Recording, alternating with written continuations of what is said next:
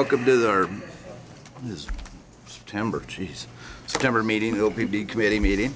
Notice of the time and place of these committee meetings was publicized by notifying the area news media, by updating the OPPD website, and by mailing such notice to each of the district directors on September 6th, 2017.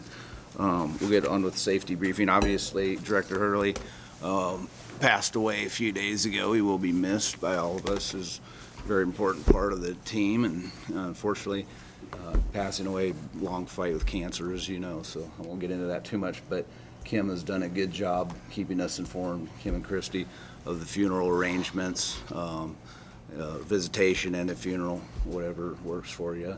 And then what are we doing? I think we should do something as a board, so let's talk after the meeting what we want to do. I know there's donations or flowers or whatever we want to do, so I will be touching base with all of you on that, or Kim will coordinate that through Kim. But anyway, keep his family in our prayers, and he will be missed, and we'll deal with that as we go. But I just wanted to say, I thought the newspaper called, and Tim, you had great comments, appreciate that.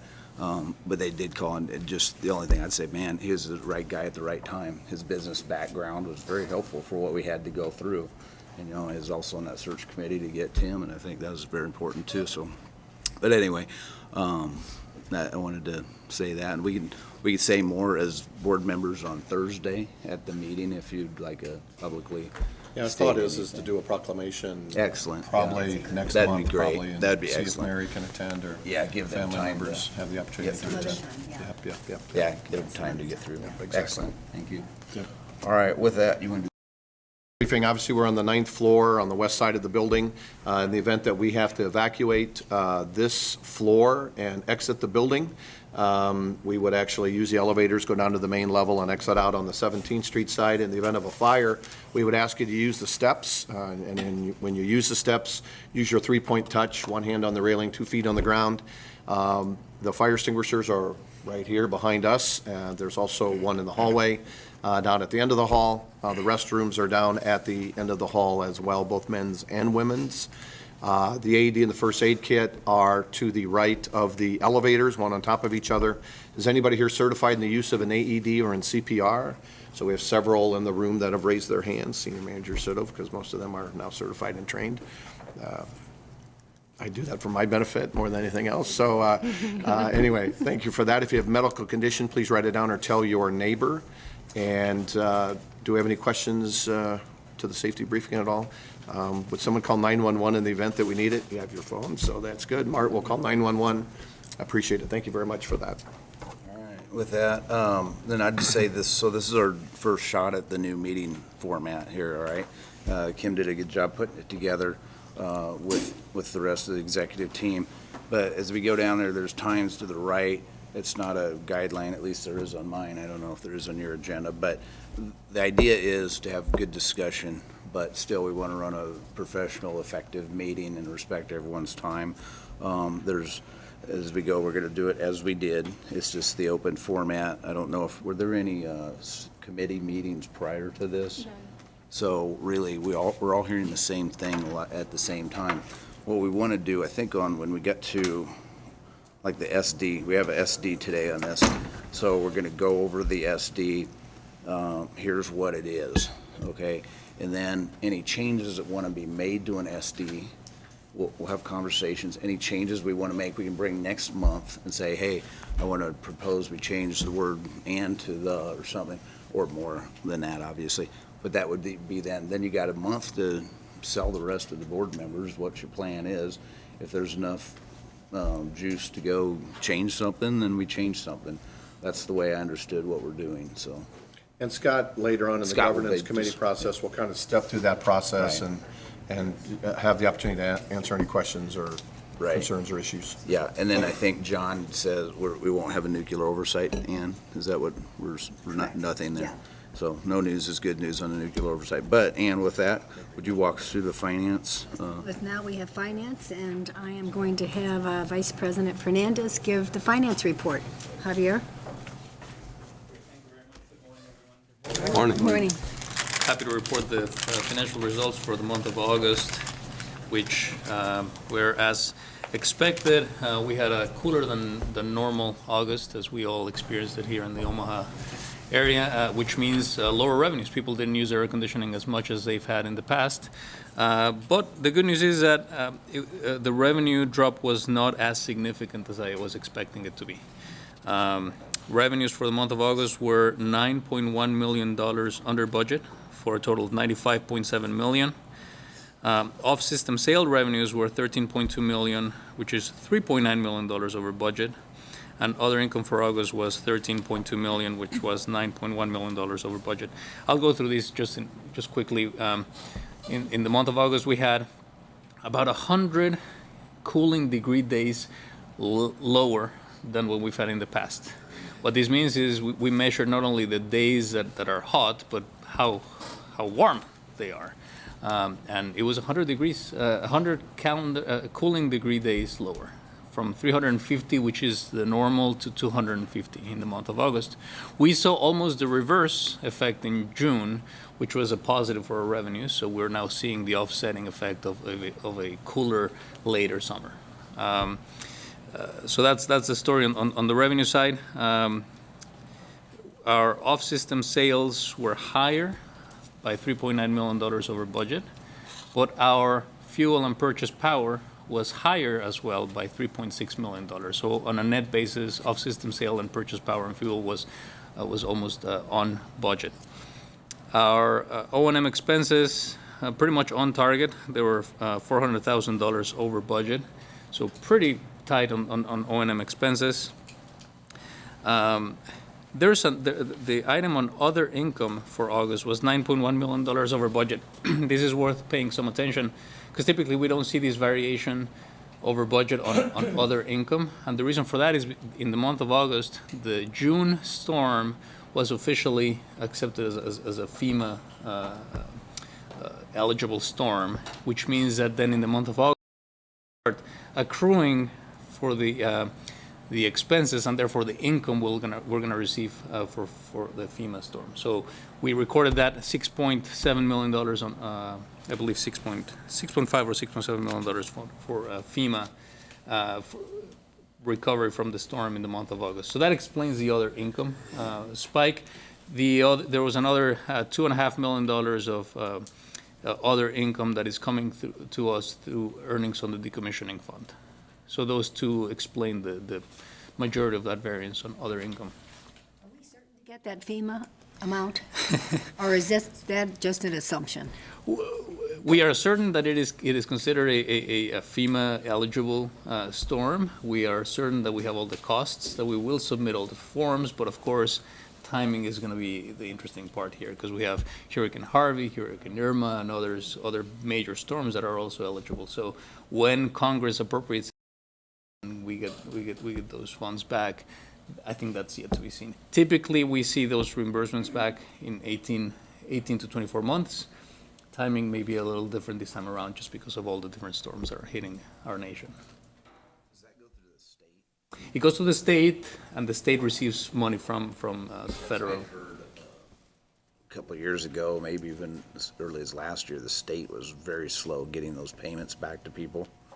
So I don't know what. And at it this was. point, I'm They're not trying even to prove concerned they had about the hearings state. on it. And I would say we have historically not had any concerns or issues, and I think it has to do with the manner in which we record, keep, and account for. And I think what the state is really good at is making sure that these are just not bill receipts. These are very clear documentation of what you did and how you did it. And that's the state's responsibility, to make sure it's accurate. And so I think we've had, obviously, in our business, quite a few storms over the period of time where we're pretty good at this. Unfortunately, we're experienced, and they trust us as we begin to put together those estimates for them and what those costs are. So. Okay, well, these were smaller communities probably that don't have as, something bad happens, and we don't do this all the time, so. Other expenses for the month of August were $2.5 million over budget. This is also worth noticing, because other expenses are typically not very different from budget. What we're doing in finance, we typically look at depreciation schedules throughout the year. Typically, at the end of the fiscal year, we make adjustments to depreciation schedules. We are making some of those adjustments earlier in the year as the year goes by. So these $2.5 million other expense adjustment is reflective of the fact that we are improving upon our processes by which we accrue and record depreciation adjustments. Net income, all of these, of course, turns into net income. Net income for the month of August was $2.5 million under budget, to the tune of $26.3 million. So it lowers our net income for the year. Aggregate net income year to date is $99.5 million, which is $18.3 million over budget. So still a good year, still good news. We're still 3 months away, at least in this case, 4 months away from the end of the fiscal year. We're still confident that we will be able to meet our $66.5 million budget for net income. As the year progresses, we should be able to give you a better idea of what that $66.5 million is going to look like. But so far, it's looking positive for OPPD and our customer owners. Capital expenditures is something that I didn't really report last month. Capital expenditures for the month of July dipped because we had the same crews working on storm restoration. And so we had to divert some of that work. Instead of capital projects, they were working on storm restoration. Now they're as that work on storm restoration continues and it's wrapped up, we're now diverting those crews back to the capital work, which is reflective of what you see here on capital spend is back on track. And our cash balances, again, reflective on the same story of net income. It's looking pretty positive. We continue to increase those cash balances, which strengthens OPPD's financial position, and it gives us a much better position to start out the next fiscal year. And that concludes my report for the month of August, unless there are any questions. Javier, as far as the office and sales, was it up because we had excess sales? Higher than forecast? It's always, we have access to sell, we have good prices, but it depends on the day, depends on the hour. We also had power to buy at some points in time, and we also had to pay higher prices. So the off-system sales of $3.9 million over budget were almost entirely offset by fuel and power purchases of $3.6 million over budget. So there are times in the day, times in the month when we have more power than we need. We sell it at higher prices, but the reverse also applies when we have to buy power. You know, one of the things that might have been delayed, how's the ash landfill going? Has that been delayed, or what's the progress on that? It's proceeding well at this point. There's some permitting process that's going on in parallel, but that's going well too. So, the work, the landfill closure projects at North Omaha and Nebraska City are nearing completion. The development of cells 2 and 3 is well underway and should wrap up about November timeframe. Okay, so that'll be done within this year as far as capital expenditures. That's the That's a plan. question. It is, and we have spent a little bit slower than anticipated on that project, but we've picked up and we should be able to accelerate. So the underspend on capital year to date reflects a little bit of the slowdown that we experienced on that project earlier in the year, but your teams have done a fantastic work just getting those back on track. Yeah, and I would just say on the off systems, I think there's a couple things that are going on here that I think the board needs to know about. One is, I think John and the power plant team are doing an exceptional job of keeping the plants up and operating, right, which is pretty important, makes it more efficient, makes it lower cost, makes us better in the marketplace. And when we do have those items, the teams have done a great job. I just sent a couple recognition emails to folks on identifying kind of outage pieces, taking them down, bringing them right back up. And I think those are important pieces as well.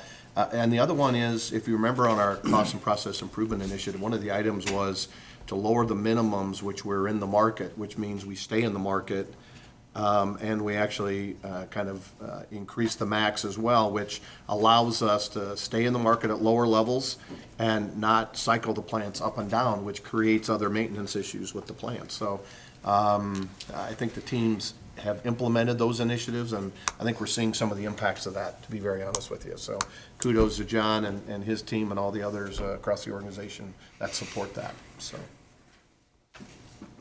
I have a new guy question. The, our sales, our off-system sales are all within SPP, is that correct? Or can they go to another system? It can go over to MISO, but typically, I mean, that's usually a pretty small percentage. Okay. So, and MISO would be the only one that it could go off to, would go down to a copy? That's correct. I think in a rare circumstance it could, but I think that's very rare. Okay, thank you.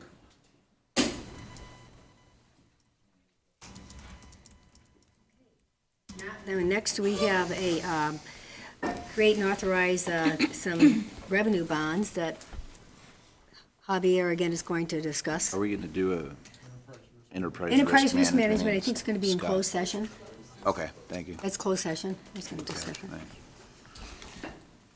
Well, so this is another set of good news, but not quite yet. As you probably saw, we circulated an email to all board members about a month ago with, it's a pretty thick packet with all the resolutions and the draft preliminary official statement, which is the offering document that would be distributed to investors when the time comes for us to issue refunding bonds. The reason we do this in advance is to give us, staff, the flexibility to continue to monitor market conditions, and when those market conditions are right, to be able to go into the market in a more expedited way. So this is a past practice that we've had here at OPPD. We share the plan with the board. Right now, the plan is to refund some or all of the 2011 and 2012 bonds that were issued here at OPPD, purely for purposes of savings. It's not to issue any new money. It's not to increase our debt load. It's to generate debt service savings. We're asking for this resolution to be valid through December of 2018. We hope and we expect that we should be able to refinance those bonds before that time frame, but it gives us the flexibility to react to market conditions in a faster way. That includes going to rating agencies, preparing the actual offering document, updating the one that you have on your packet, and my commitment is to update the board either on a monthly basis or on a quarterly basis as market conditions improve, and give you an update on where we are with the refunding candidates. On those bonds, some of us weren't around in 2011 and 12. What are they for? What were those issued for? I don't know.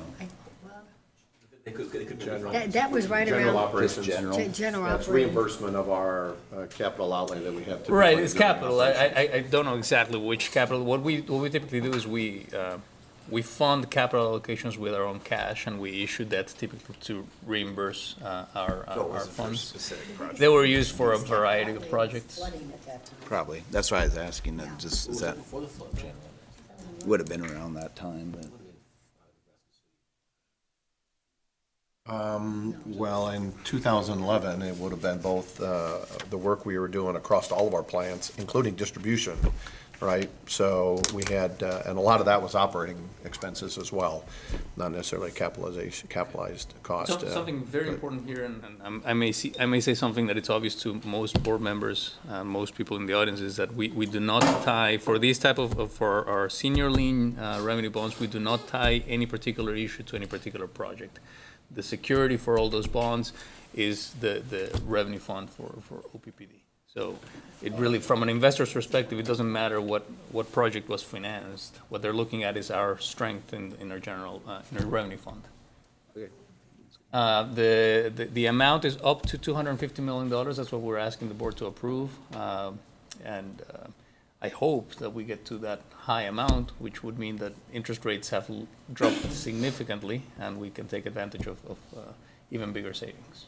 And then, so this gives you an open window to do that when it happens. Can you walk us through, how do you keep track of that? Or does it go through, you keep an eye on it, your folks are rates, and then do you go to Tim, or do you just pull the trigger? Or what happens? How's it done? Can I add a little bit more to your question, which is, yeah, I'm interested in this process too.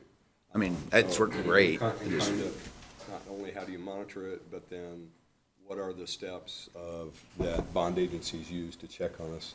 I mean, do we have to go to a bond agency as well? A bond in order rating to- agency, you Bond mean? rating agency. Regularly, yeah. So rating Yeah, so- agencies So the typically. entire process of how we Right. watch for this and when we pull the trigger and then what are kind of the steps after? Rating agencies, whether we issue debt or not, they typically monitor our credit because we have debt outstanding. So we could have years where we don't issue debt and rating agencies still monitor our ratings and they still issue just refreshed ratings on OPPD. In this case, we would pursue a specific rating for these bonds when the time comes. So let's pick a date. If market conditions were adequate for us to proceed with this refunding in May, in the May timeframe, we would approach the rating agencies. In this case, we seek ratings from 2 out of the 3 rating agencies, Moody's and Standard & Poor's. We would schedule conference calls or even a visit to the rating agencies. We'll explain OPPD's credit, what's going on with OPPD and the market, all the initiatives we have. We would expect them to ratify our current ratings. At the same time, we are updating this document, the preliminary official statement, which is a lot of work. We're updating these alongside with our general counsel, bond counsel, our staff, and the investment banking team. We're all looking at this document together, and we schedule a time for us to go into the market and we price the bonds. That's the day that we go into the market. We offer the bonds. We have a lot of investors coming in. They put offers for the bonds we have. Typically, if we price the bonds correctly, we will have one order per one bond we have to sell. There are times in the market, especially now, when there's a flight to quality. A lot of investors get excited about what's happening in the equities market. They want safety. Typically, we see more offers than we have bonds to sell. At that point, it's a negotiated sale. We sell for every bond we have. If we have 2 or 3 offers, we start lowering interest rates until we get the last investor that's willing to take our bonds for the lowest possible price. At that point, we close the sale. We ask the board to ratify the resolution. We have a bond purchase agreement. John, I'm looking at you to make sure that I have the process right. We inform the board after the bond purchase agreement. After the bond purchase agreement is signed, of what the results were. Obviously, we have internally, this is something that I'm very impressed with OPPD. Every organization has different thresholds, different rules. You don't want to go in and do all of this work if the savings are not great.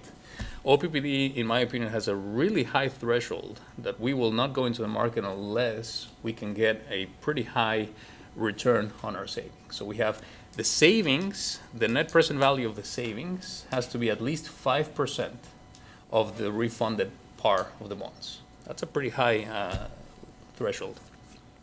And also, we need to make sure that the efficiency of the escrow is at least 60%, but we like to target 70% of the efficiency of the escrow, meaning when we put the money aside to pay off the old bonds, sometimes it has to sit in an escrow until the call date.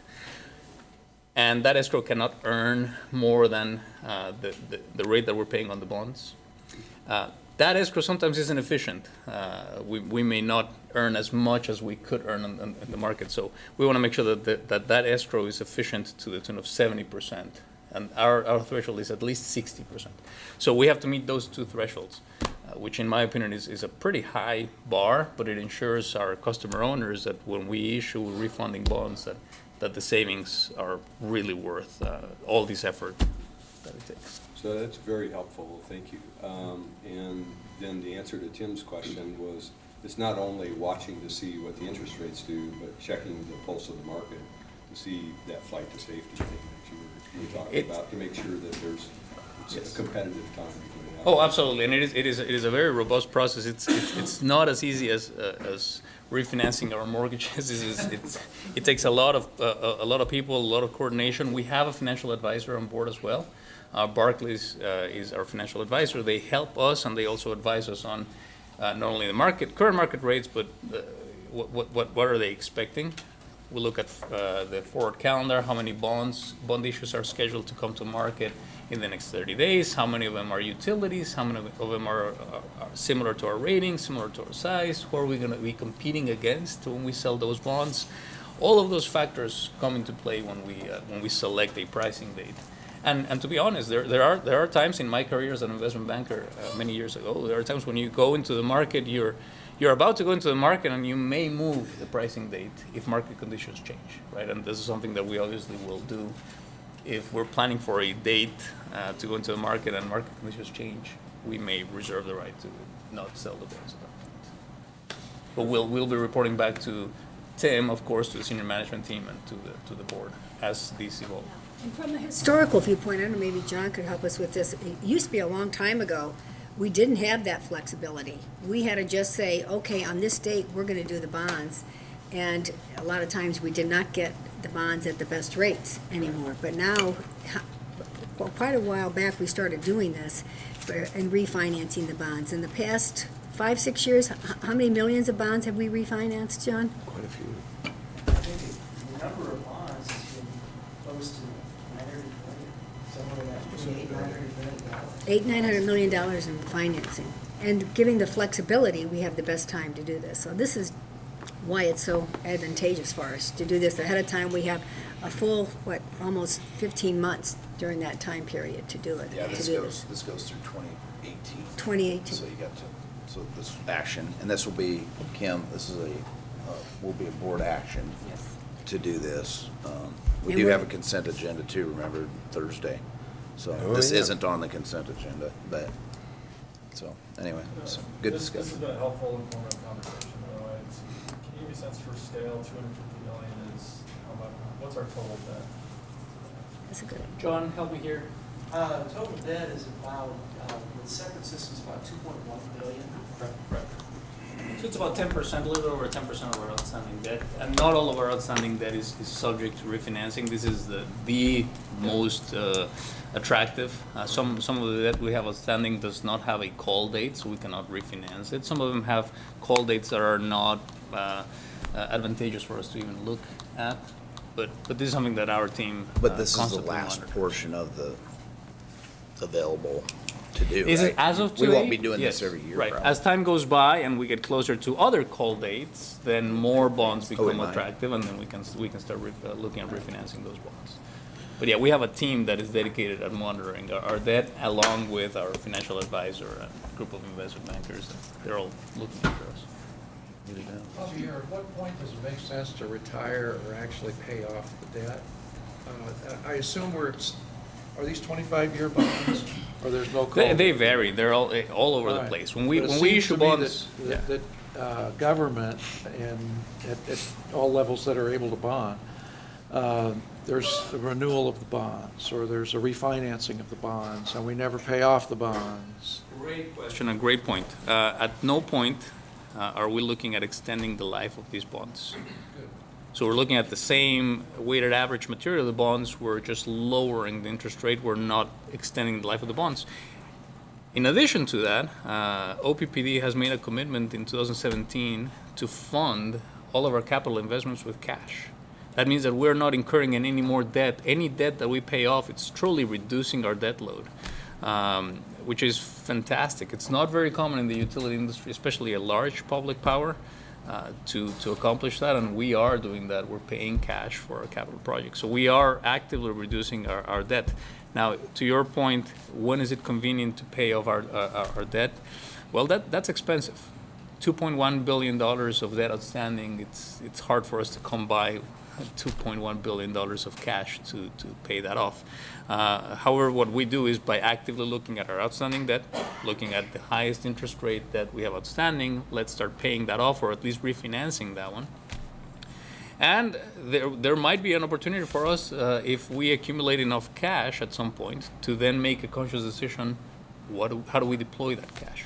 We could either pay off debt, we could accelerate funding of our pension fund, we could accelerate funding of decommissioning, we could accelerate funding of capital projects. There are a variety of uses of that cash that we will eventually bring to the board when the time is right. So going forward and all those. If we get that scenario, that'd be great. But do public entities versus private power companies look at this differently then? Yes. And why? Very much so. Well, private entities get their utilities commission typically allow them to earn a rate of return on capital projects. And so private IOUs have an additional incentive to issue debt. That is probably one of the reasons why utility commissions typically put a cap on the amount of debt they can issue. And they say you can only issue 55% of your capital with debt, the other one has to be with equities. So they have a different incentive because they can provide a higher rate of return to their investors. We at OPPD are, in my opinion, we are mimicking what IOUs have in terms of the amount of debt we have outstanding compared to the assets we have out there. Our debt to capitalization ratio prior to the Fort Calhoun decommissioning decision was 55%, which is a very healthy ratio. That means that for every dollar of assets we own, we only owed 55 cents on that. That's a pretty healthy ratio nationally. Right now, it's a little bit higher than 60% with the decommissioning decision. We did not incur into more debt, but our asset composition changed. But we are committed to bringing that back down to the mid-50s, which is, again, it's a very, very healthy place to be. Yeah, you'll have some public power that are 80-20, 80% debt, 20% equity, 75-25. The utility that I came from has a debt to capitalization ratio higher than 90%, so it's. Higher than 90%? Yes. Well, the reason I asked that, I mean, when anyone criticizes public, oh, it should be run more like a private business. Well, not in all cases. I mean, it's not what a public and private is two different things. That's why I asked the question. They're completely So- different, but there are certain parts of a private utility that I like. Yeah. Right? We want to be fiscally prudent. We want to have as little debt as we possibly can that our customers can afford. And so I believe that the current state of our debt portfolio is pretty beneficial to our customer owners. If we have the opportunity to lower that even further, we'll absolutely do that. But I think compared to the other utilities in the nation, we're in a pretty good place. Anything else on these refinancing? I just want to do a feedback loop. If this conversation had been held in the finance committee, I wouldn't have heard any of this. That's right, that's what I was just gonna say. So this is extremely helpful for me as a new It's a board. robust discussion. This is So great. your first example of why we want a committee as a whole. That's right. Okay. Good Just answers. proven. Thanks. Just I have 4 pages of notes. There's no other questions on there. Like we said, the risk management is gonna be in closed session. And see how we can, now I've gotta get out of all the bond stuff. Yeah, I So, would just exit out of there. yeah, if we just exit, the agenda pops up there and then I can't actually. shows we're going to That's my nuclear problem. oversight. Now we're That's going it. to nuclear oversight. And Mary. And Mary Fisher. Director McGuire. Good morning. Give a brief overview of Fort Calhoun. I think every month when I come to this meeting about the progress that's been made and the men and women that work there, and they're really doing a phenomenal job. So we're happy to report that our Certified Fuel Handler program was received from the NRC at the end of July, and that program was implemented on August 27th. So it took us about a month, and that was as anticipated. We could have done it a bit earlier, but we were doing our fuel characterization, and we wanted to make sure that we didn't have any issues with personnel, and so we maintained that until we felt that it was the appropriate time to do it. Okay, Mary, can you explain to everybody, certified fuel handlers, who were they? Where are they coming from? What, are they operators? Are they radiation tech people? So And we had senior reactor operators, and equipment operators. So 3 different classifications of operators. Certified fuel handlers are senior reactor operators, and we've now changed their classification to certified fuel handlers through not only regulatory, but again, the unions worked with us to be able to make those changes as well. So we have memorandums of understandings that help us to do that. The Certified Fuel Handler Program also allowed us to reduce the number of operators that we have to have in the control room at any one time. And it also made some changes for us as we look at our emergency planning going forward. So a number of different things that occurred there as we did this. What we've tried to do is we have certified fuel handlers, we have non-licensed operators now because their licenses as of August 27th are no longer reactor licenses. And so we have certified fuel handlers, non-licensed operators, and then equipment operators. We still have those. And so what we're doing is we're moving people around. We put up a posting for operators to be able to move in and out of different positions. So we're trying to give everybody the opportunity to move. Equipment operators are wanting to move into non-licensed operations. And so we're trying to maintain that program as best we can. I will say, and I'll get into the report around people, that we continue to have, I think, a very healthy, good relationship with our operations staff in that they will come and tell us that at the end of the year, for example, Wolf Creek or Cooper, they're going into their licensed operator program and they're bringing in a class of operators. And so at that time, we're going to leave and move on. And so I think that's been really healthy. And I think it's been really handled well from our operations management staff as to how we will move forward into this program, and had a lot of conversations with the operations staff to do this. So unless there's other questions. Fuel characterization, that has been the focus since the 1st of June.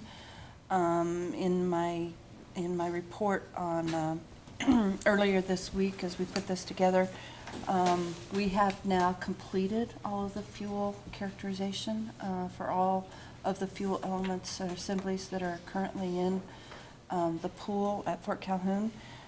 We did a number of visual characterizations as well as sipping. Sipping to test the integrity of the fuel assembly.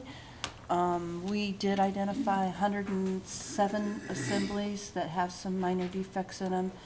And what that tells us is we have to handle those a bit differently as we move our fuel from wet storage in the pool to dry storage on the cask out of the SVC. So that number was important for us to know. It's important to know which assemblies exactly, and that will help us as we package going forward. It also gives us information to provide to our request for proposal to these cask vendors, so they have the same, as this information is important to them. We did get our request for proposal for spent fuel cask out about a week or two early. It went out on August 22nd. We are expecting those vendors to come back in middle of October with their initial bids. And as you know, you all approved for us to be able to negotiate with them. And so we'll do that probably through the end of the year, maybe first quarter of next year before we actually have a selection made. But this information is very important for them to have, so we make sure that the casks are loaded appropriately. I'm also happy to report that we've talked a lot about asbestos in room 81. The asbestos removal in room 81 is complete. The enclosures are now down, and all of the piping that has been capped and cleaned up, and we're moving on now to other asbestos removal programs. So I'm happy to report that. We continue to move.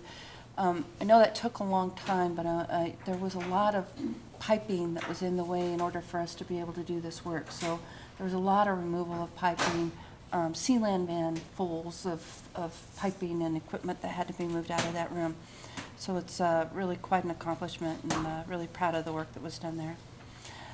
Certainly, another area where we've done a lot of work has been on the security side. We have a class of security. I think we've talked about this coming in. We're down to, I think, 6 officers now out of a class of 8. So we expect to have them on shift this month, and we continue to do that. Security has done their force-on-force drills for the year. They've completed that, and that has gone extremely well, so another positive. Sort of a big thing. Yeah, force-on-force drills are really that. We have a force of people who act as if they want to come into the facility with ill will being their intent, and then we have officers that respond to that. And so I had the pleasure of sitting and listening to all of the chatter on the radios and the things going on. I stayed and witnessed it one night, and it was quite impressive. But they just act as if there are people coming in, and that how are we going to react, and what are the right actions to take? What's the information flow? Do the radios work? Do people act appropriately? And so it went very well. So they passed. Absolutely.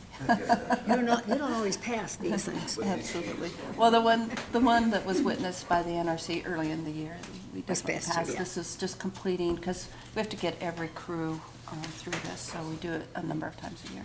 With these changes going on, are you still in contacts with all the local communities, firefighters and all that? And how long will that continue? If Yes. something, is that continually then too going on? Yes, so until we get relief from the commission on our emergency plan, everything that you're aware of is still in place. And we have requested that. It was actually sent to the commission for them to review, the commissioners themselves, this past month. So that's a good step forward. The commissioners themselves have to vote on the reductions in the emergency plan, which is quite unusual in the NRC. It usually comes from staff, but these are actually the commissioners that review this and actually make the decision to make changes to the emergency plan at Fort Calhoun. That's not untypical in the industry. They look at all the emergency plan changes, but it is something that takes a bit longer than some of our other requests. Once we have that approved, we've asked to have it complete by the time we get through our ZERC fire period, so April 7th of 2018 would be the date, and at that point, we would no longer, if it gets approved through the commission, we would no longer have an emergency plan or an accident that could affect anything off the site of Fort Calhoun. But we have told the commission we anticipate and we continue to have contracts with local law enforcement, should we need them, and with UNO Medical, should we have something that would occur on site. So we will maintain those contracts as well as fire. We do expect fire. Paying for something, or just a I don't know the specifics of those. memorandum of I'm understanding? sorry. I think it's a memorandum of understanding. It is, Yeah. that they will respond when we call, but I don't know if, I don't know the particulars around that. Mary, I have a quick question. Hey, what's been the impact on Fort Calhoun and the Blair area in terms of real estate and business closures since the closure of Fort Calhoun don't know. nuclear station? I don't know that I can answer that directly. Okay, I live there. Okay. Parties open or not? Parties are still going. No, Blair has, from the business district standpoint, we're a small community, and we continue to just struggle holding businesses downtown. But no, from the closure, Main Street is the same. Housing right now, like Omaha, is on fire. Not enough housing, all levels. So, from Blair itself has been doing fine. I can't answer to Fort Calhoun or further, Arlington or further out, but I think they're experiencing the same thing. Housing is on fire. Unemployment is significantly low. We just, Cargill just announced a big project. And there's another, like hundreds of millions of dollars big projects. So, yeah, it's. The Novozyme or? I think it's a Cargill edition. Yeah, one of them is Novozymes, the other one is another Cargill. Cargill, and then there's another one that's waste recycling. That's 50 million. Yeah, we're doing fine. We've had several of our employees that have left Fort Calhoun and are working at some of the expansions that are going on in the Cargill site. So, that talent is staying in the area Yeah, that's great. in many cases, so. And I think when we looked at this before we made the decision last June, that the majority of the workforce lived in the greater Omaha area, so we didn't expect a whole lot of impact on Blair, on the community of Blair itself. If I remember, of the 700 employees, 150 lived in Washington County. Yeah. So most of them are from around. Right. And Mary, one quick question. Both of you, I know you were brought here because you had experience in plant closures. How do you feel overall, how the closure's going? Is there any negative spots or any positive spots that you can say, or is it going, well? Is there anything that needs improvement? You know, before you do that, let me say, that's not why she was brought here, by the way. No. So I think it's very clear. No. She was really brought here because of, on the corporate planning work that we were doing from a portfolio and perspective. She had that experience, obviously, with Excel and some of the work that she did in Colorado, certainly with some of the Boulder Smart Grid expansions and understanding of all that in her roles previously with Excel. But in her background was this work with Fort St. Vrain. So just for the record and Okay, for I the public. apologize. No, that's fine. No I just problem. thought it was important to say that, so. So it's interesting, when you talk about decommissionings within the industry, and I'll just talk about the industry. Typically, you have two things that happen. One is that the plant will shut down very quickly and destaff very quickly. So they will go down to 200-ish employees very quickly. And as we did our benchmarking and went out and talked to people about that, they all cautioned us, saying that they had done it too quickly, that they didn't have the forethought about some of the other activities that they were going to have to accomplish, and then they had to bring contractors back in. So that was the one thing that we've paid very close attention to. The second, I will say, is that a number of entities will bring in a decommissioning contractor. So they'll actually go down to 100 or less, and really just become an oversight party and turn it all over to a different contractor. And as they've done that, they've also said, be careful about doing that, because you lose all of that knowledge and expertise about the plant and the facility itself. So we had a number of people really caution us about that road. What I will say is, and this is really a testament to the senior team and the decisions that were made here, is that we are a bit different in that we've kept the majority of our workforce is still focused on the decommissioning. We've really worked very hard to get that mindset shift that we need to, and I talk about it's kind of a 180. I think we've made the 90 where people are now accepting, they understand that we're in decommissioning, that this is the path for them going forward in terms of that facility. But now we're making the shift to, we're actually going to cut this thing apart. We're going to get rid of the radioactive waste. We're actually going to be, for lack of a better word, deconstructing this facility, and headed down with that focus. And that, again, these are people that have worked very hard to maintain this, to make it operate, and to say, I've repacked that valve 20 times over the course of my career, and now just to go in and just cut it out and throw it in the trash feels kind of bad. And so it's that second shift that we're working on that people are starting to really get excited about. They see more freedom, more flexibility. We're loosening up on some of the activities because we no longer have equipment that is running and operating, so we can be a little more flexible. And so from that perspective, I think we're just a bit different. And the industry, I get phone calls, and the industry overall is saying, how are you doing this? And I really think it's two things. One is a testament to the senior management team and the support that they have here at OPPD. And then I think just to the men and women of Fort Calhoun who are capable of making this shift. They're very talented people, and I think they rise to the occasion, and they're showing that again. I think there's a difference when we toured last month. you could see that it's the OPPD personnel are running the show again. It's not the Exelon people anymore, you know. Energy Solutions, I didn't even meet an Energy Solutions. The past 3 times I've been up there, I haven't even met an Energy Solutions person. It's always the OPPD personnel that have a stake in this and feel they have a stake in it. That's made a difference. And the other thing is that you've been able to sort of cross-function stuff as far as, you know, you had them certified in asbestos removal, so you didn't have to bring in a contractor, and you kept more people on there. You know, that type of stuff you're always thinking about. And you're thinking about, okay, this radioactive stuff, let's start chopping that up and get it ready to go now rather than later. You know, 20 years later, let's get rid of it if we can, as far as getting these casks or getting it out of there. So I think there's a lot of proactive stuff that's being done, a lot of good communication between the OPPD personnel amongst one another, and that's why we're saving money. I mean, we're below budget still, correct? That's the bottom line, too.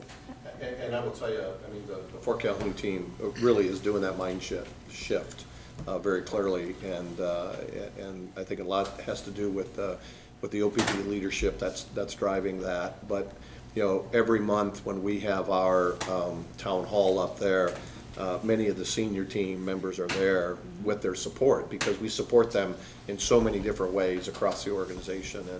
And I'll be honest with you, I don't think that's ever been done at Fort Calhoun before, that, right? Which is a whole different kind of issue, but it's how we're thinking about the organization today. And so when we're insourcing for some of the asbestos removal, we're also insourcing with those support on John's outage, on the Nebraska City 2 turbine replacement, where we're trying to insource, not outsource. That gives you incremental cost.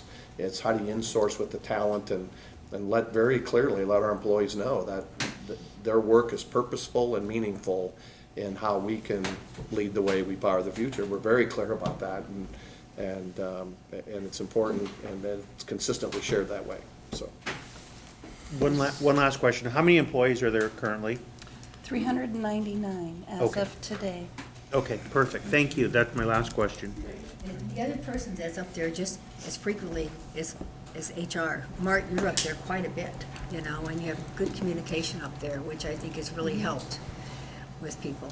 And as far as their, you know, if those who are leaving, you know, you're assisting them a lot more than a lot of other companies ever have. Yeah, and my team's done a great job up there, too. Yeah. They've been very actively involved with people and making sure that they're addressing issues as they come up, so they've done a good job. And corporate communications is up there daily, you know, so they have great support. Yeah. It's truly teamwork here, which is good. Nuclear oversight, the good news is John Hanson has no report for the first time in how many, 2 years, 3 years? And I think Mo always had to give a lot of nuclear oversight. When he was on the nuclear for about 4 years, Mo always was very, very busy with nuclear oversight. And so this is all good news that we have no, I'm sure hopefully next month we probably will. Well, and there are audits going on, but nothing noteworthy, I guess, Which is amazing. which is good, which is good. So, does that wrap it up then for That nuclear? wraps it up Then for- I see there's no public information on the agenda. It Correct. just happens to be this month that there is none, so. He's doing such a great job, there's just nothing on there. With that, system management, and we'll go through that. We got some contracts. We're gonna talk about the Elkhorn River Valley. Right. The SARP and Southwest. I see a lot of guys around here for that. Right, so the first, I think we have Julie Comstock to discuss about the excess and over 500,000. Right, thank you, Director McGuire. We have a contract that is over 500,000. It is for approximately 547,000 to Van Meter Inc., and they are providing some LED lighting and control system materials for a customer project that OPPD is managing on the customer's behalf. And all of this will be reimbursable by the customer. Okay, any further questions about that? And next, and I don't know why I'm having so much trouble trying to get into my actual systems management one. We have the discussion with Mr. Dogman about the Elkhorn River Valley Transmission Project, Foundations and Ducts contract. Do we go ahead Go and ahead, cover? Mo. Sure. Good morning, everyone. This is for the Elkhorn River Valley Transmission Project. It's mainly for the installation of substation foundations, control cable, power cable, duct lines, also some of the precast concrete cable trench and transformer foundation. I think we have some pictures up there, as you can see, the duct line sample pictures and some of the auto transformer foundation pictures, as you can see. Just as a reminder, this is the 23-mile transmission line that we partnered with Fremont Utilities to build. The in-service date is October of 2018. Things are progressing very well and no issues. We did have 3 proposals, and they were all legally and technically responsive. And we'll be asking the board to award the contract to the lowest and best bid, Thompson Construction, in the amount of $595,661. And we have used them at least a couple times before, and they've done a really great job for us. And they are from Fremont. So, yeah. And it's under the estimate, too. Correct. The engineer's estimate, I believe it was $700,000 or $750,000.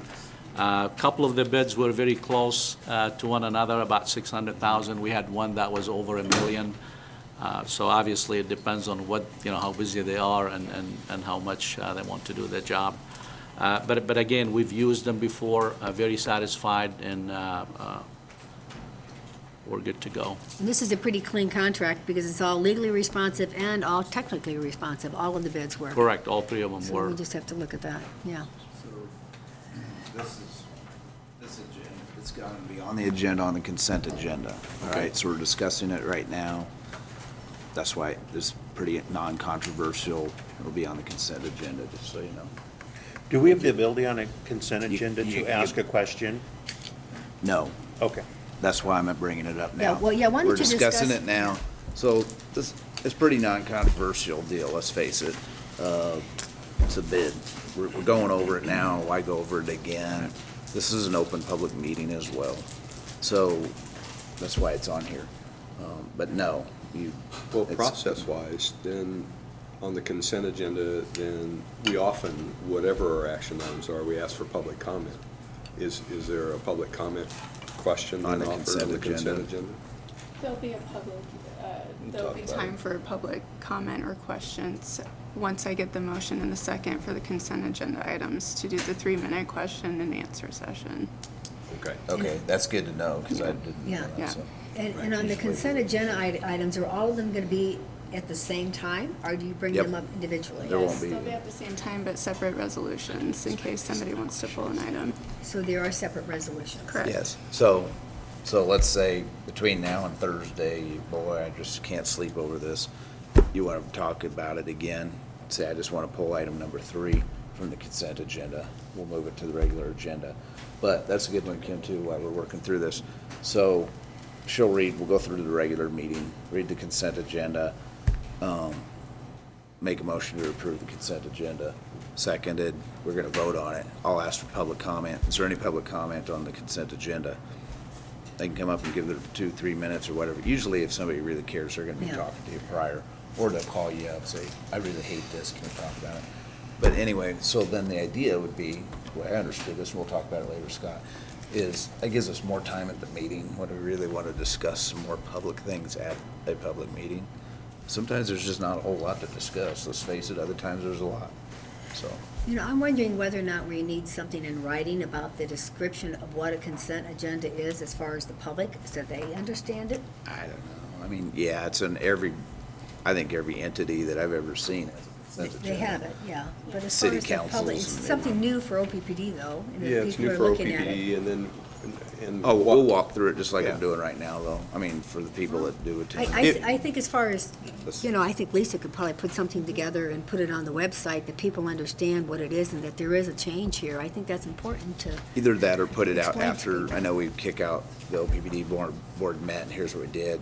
Board met with their new agenda format, do something like that, we could do that. That'd be Well, fine. I'll pile on with Ann here. I Yeah. think on our website where it talks about the board meeting and the process Yeah. of the board meeting, the agenda, to say, you know, some items are covered by consent agenda, here's what And here's what a consent agenda is. This is a change for OPPD, and I think any change should be communicated in writing. Can't hurt, that's for sure. Yeah. Yeah. It's not gonna hurt And it. the actual agenda itself, they can hand out to people if they want, and we'll say consent agenda, and then I'll list the resolutions, right?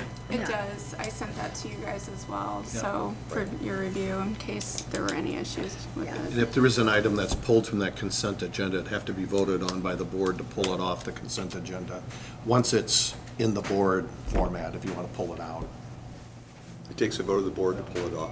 Yep, the consent Majority agenda. vote. They can just ask to pull it off. No, any member can pull it off, anything. Yeah. Not at the I meeting. You can't, you won't be able to change the agenda at the meeting except for items of an emergency nature, okay? Yeah, but Steve, So, but you certainly could change it ahead of time, you know, as a result of this meeting or up until Yeah. 10 a.m., not 10 a.m., but 4 p.m. on Wednesday. but if I wanted to pull off every single thing on the consent agenda, I could, as a board member. I'd say I want every single thing on the regular agenda.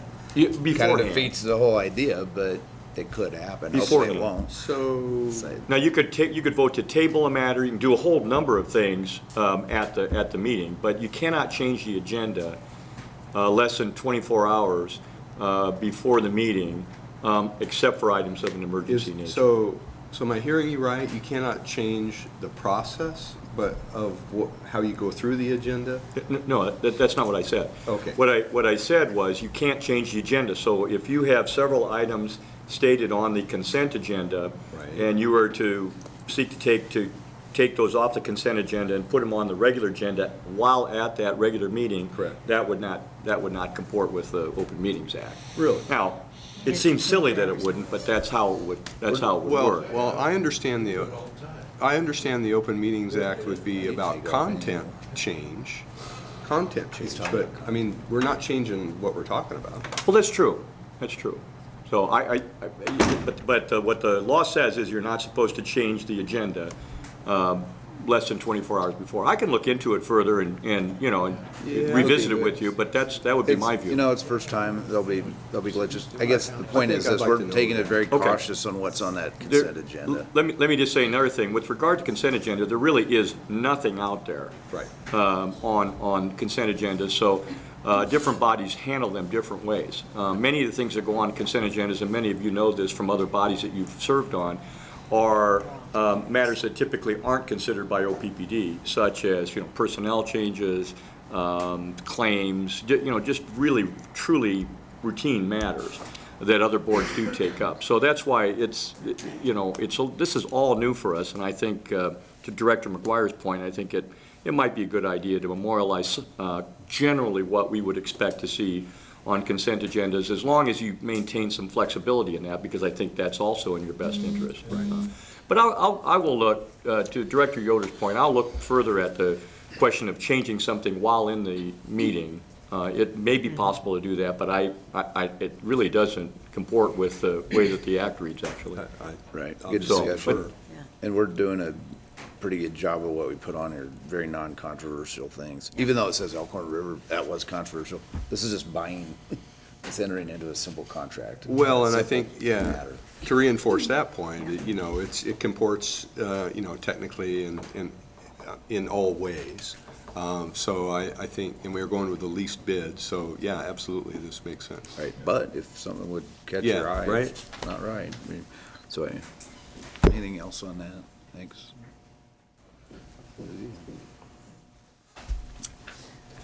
Okay, and we'll continue to the next.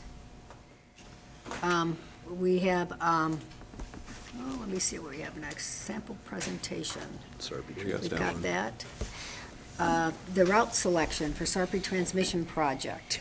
I think Tim Nissen's? Yeah, we have our Director of Engineering, Tim Nissen, going to give us an update on the route selection. And I think all of you have met morning, Tim a ladies and couple gentlemen. times before. So. Good to see you again. Thank you for providing me the opportunity to give you an update on Sarpy Transmission and the process we went through to select the transmission route.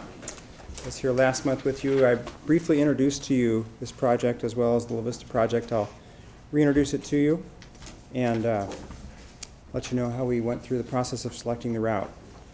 I did want to acknowledge Jake Farrell's in the room. He's a responsible of land management area and this portion of the project.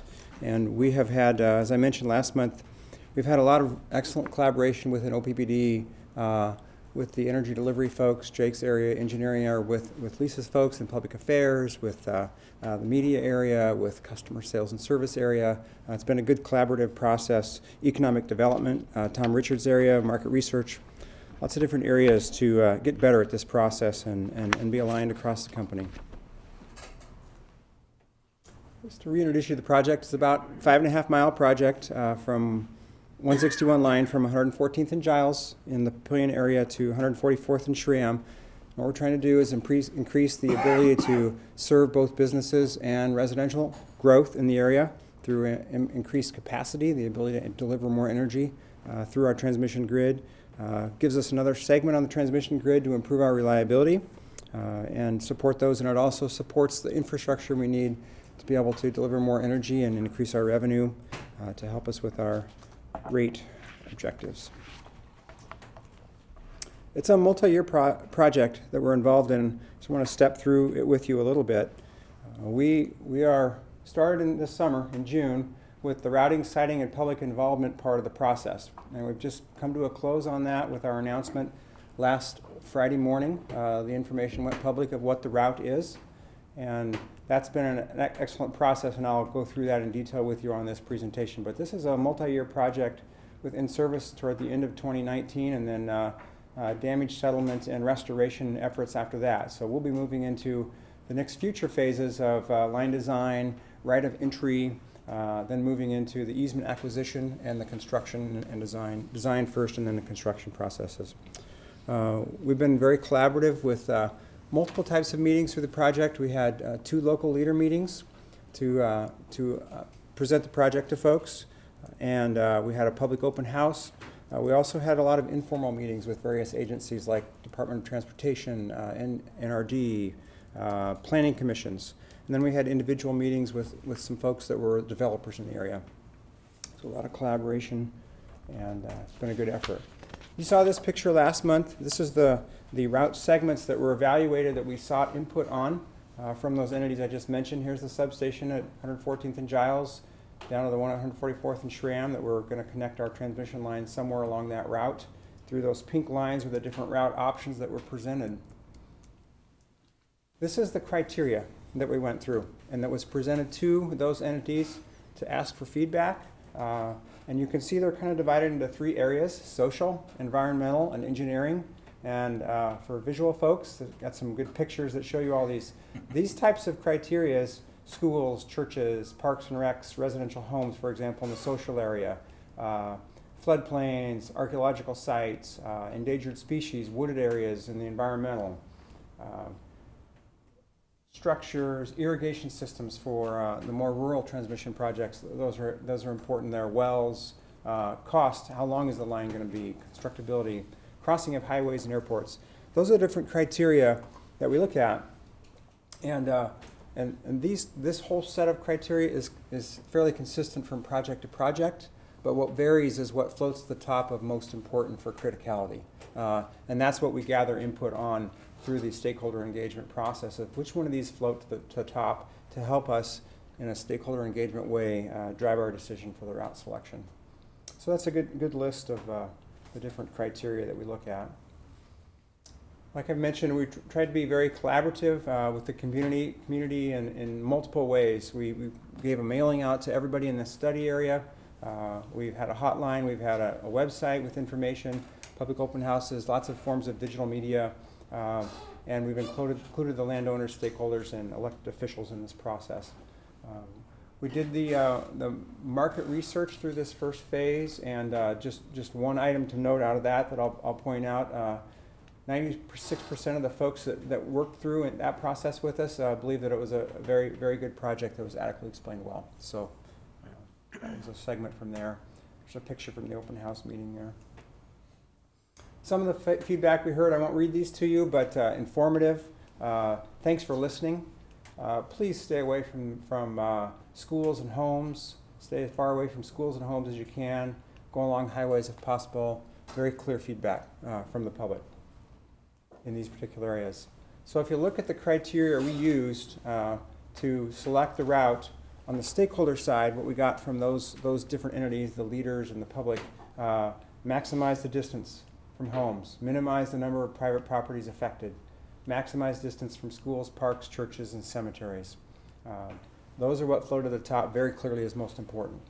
And then on the non-stakeholder input side, from maybe more the engineering side or the other areas, cost of the project was important, a key criteria, minimizing the number of federal and state lands affected. If you can imagine, sometimes with the stakeholder engagement, they might be less worried about whether we're affecting a wetlands or how expensive it might be if they can encourage us to move it a different route away from their home or their business. So you can see we take all of these together and make the best overall route selection using that criteria.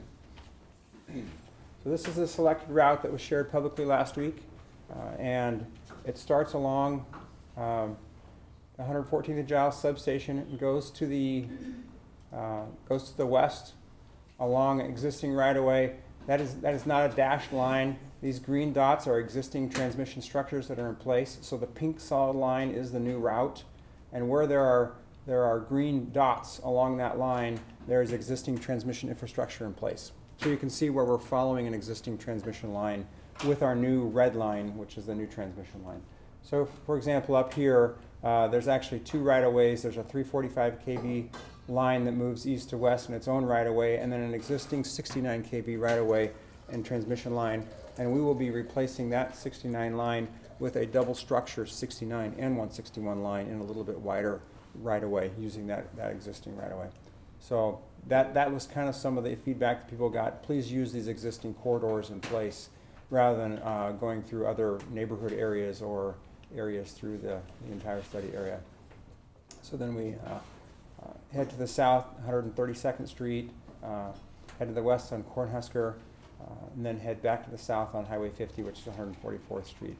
This little jog here, I'll point out a couple things about roads and interstates and so forth.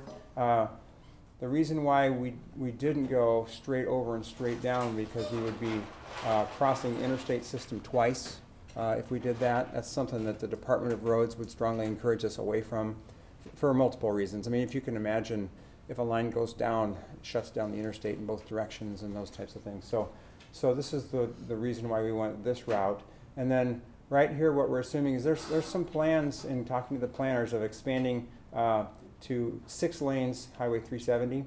And if that's the case, then we might have some issues from a distance of a structure span to another structure getting all the way across there. So we've conservatively showed that we will back a little bit further away and then across this way. But it's possible as we get into this further, we might be able to go straight across, but that's why we've shown it that way. So that's the new route using those criteria, and where we wound up. Couple pictures, like I mentioned, we would use a double structure transmission in these areas where we have existing right-of-way.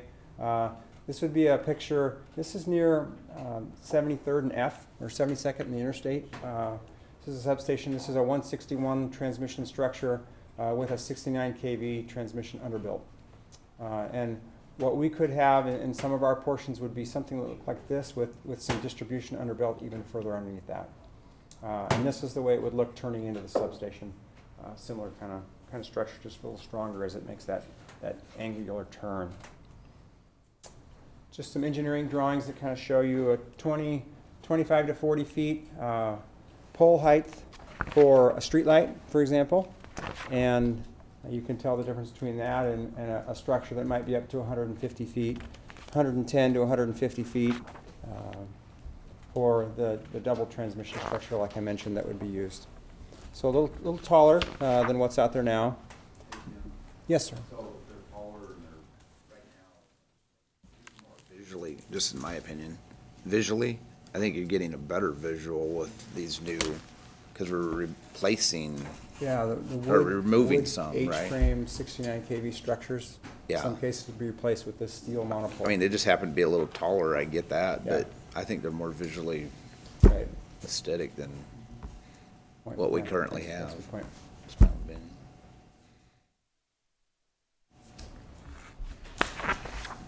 So that's just a picture of, from an engineering perspective, what those would look like. Again, the taller ones might be 115 to 150 feet, and they would be the steel monopole, like you mentioned, Director Gay.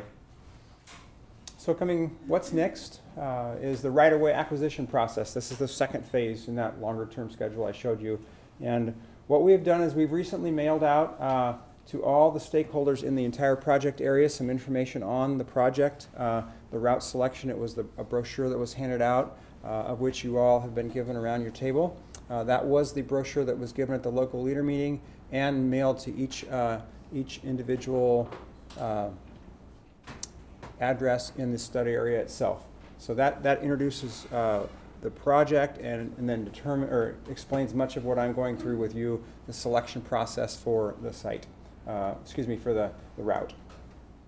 So we're mailing that to everybody in the stakeholder area. Then we'll be making some phone calls with folks along the route, directly on that pink line, that will be directly impacted. And then we'll be having some meetings later this fall with those tabletop meetings with our right-of-way agents to discuss lots of different things with them. Of course, they're able to contact us at any time, but that will be the interaction that we begin to have with them in October and November to talk about those different items, all about the project, all about easement acquisition, all about their legal rights, how it'll all work. So these have been very, very good tabletop meetings. And then finally, into next summer and beginning next year, we'll get into the easement acquisition process, which will be another phase after that. So that's kind of a big picture of the next particular phase, and we will be interacting with folks along the route. We're continuing to try to make sure we stay very linked with all the folks in the study area and along the route. We're giving Jake's email address and his phone number out to everybody, so he'll be able to hear all the encouraging and comments and the questions about the project. The project hotline will still be inactive, and then OPPD Listens, which has already been updated with this information, will continue to be used. With that, we have a flyover video to show you that shows this. Now, this is, I know. So if you get queasy, please consider looking away. This does not have any existing infrastructure on it that's seen very well, because again, this is a future transmission line route, but there are some things already. So this is the 114th and Giles substation, where I mentioned. Oops, did I just do that? Just by pressing the light. Okay. You started in. Thank you, Christy. I'll get my other pointer that I know won't do that. Okay, so this is the existing substation, 1255, 114th and Giles, and you notice I said we're first going to go straight to the west along existing right-of-way. You can see some of the 345 kV structures a little bit here from the Google satellite imaging. So industrial areas. Back to the right at the very beginning was Oriental Trading Company. So this is the existing 345 kV, and this is the existing 69 that will be replaced with the 161 69 kV stacked construction. I believe that was 132nd Street that we just passed. And again, I'll mention that we're going to need to buy a little wider right-of-way than we have now along this pink line. And the reason is we have a higher voltage transmission line that's up higher in the air, and the conductors can swing out further, and so we need to be able to protect a little bit wider area underneath it. So just because we're using an existing right-of-way, we still are going to need to expand it width-wise a little bit. We're about to turn to the south. This is some of the NRD areas. You can see the dam there. We're working with the NRD on this. I haven't mentioned some of these areas. We know at this point which side of the road where we'd be on. This is one area where we do not know yet quite which side of the road we'll be on. That's a normal part of the process, is to oftentimes announce that we're just going to be somewhere one side of the road or the other, and then continue to work with the entities to determine that from a collaborative standpoint and a design standpoint. Here we're turning back to the west. This is some commercial development area here. We're heading toward the interstate, kind of angles across here. So this is another area where it's not certain yet which side of the road we'd be on.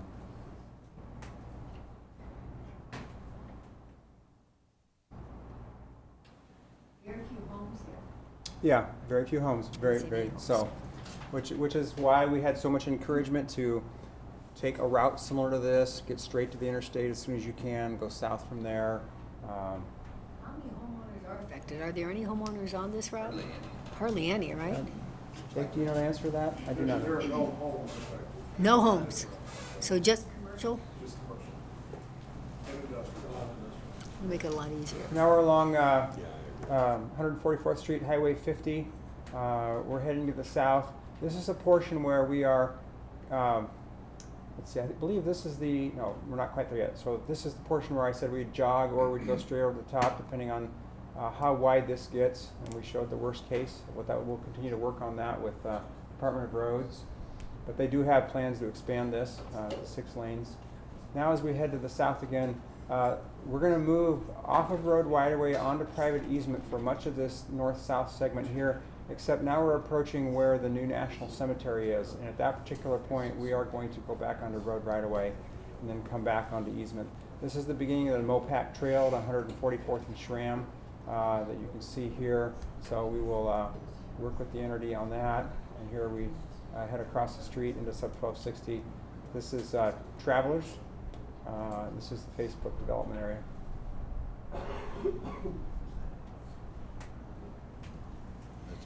What's the rationale for moving off of the cemetery? That's an area where we would prefer not to require private easement from the cemetery themselves, and so we'll move on to public road right-of-way in that area. The big picture is the higher the voltage we are, the more we like to avoid being on public road right-of-way, because if something happens with the road system that creates a need for us to move our structures, that's on our cost. And the higher the voltage you get, the more expensive that is on our ratepayers. So we try to get on easement where we have a clear contract in place and we can control what happens there.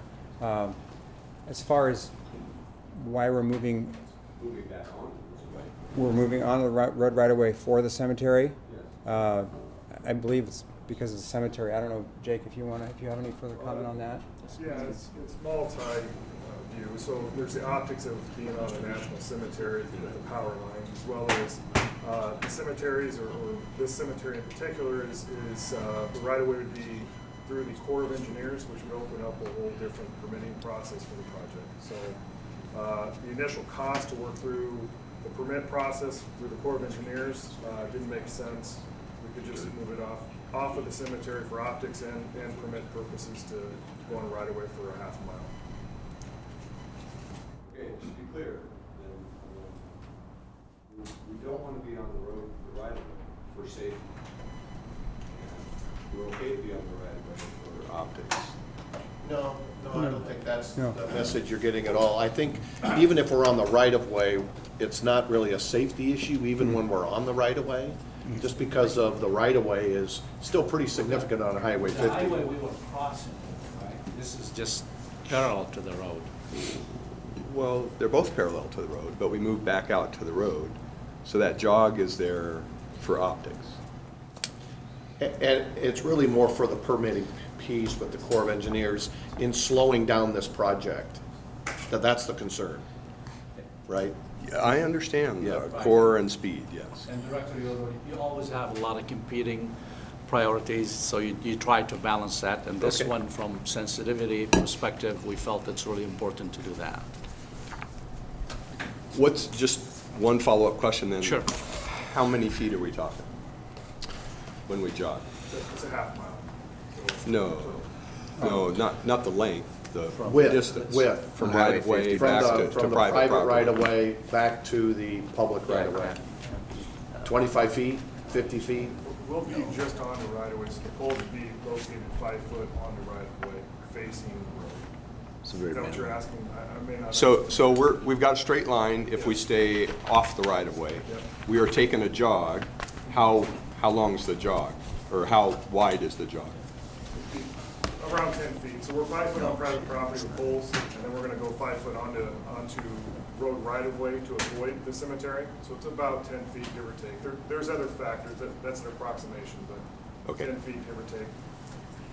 Thank you. Jog. Yeah, the jog is around 10 feet. It's not gonna cost any Okay, so about your slide presentation? Yeah. And so, I really like, by the way, the picture of, rather than the engineering drawings, I think, of the scale. Yeah, so I think that's a great addition. Glad you've got it there, because the next slide, I think it's hard for most people to get a visual of what it's going to look like along the roadway. So that's fantastic.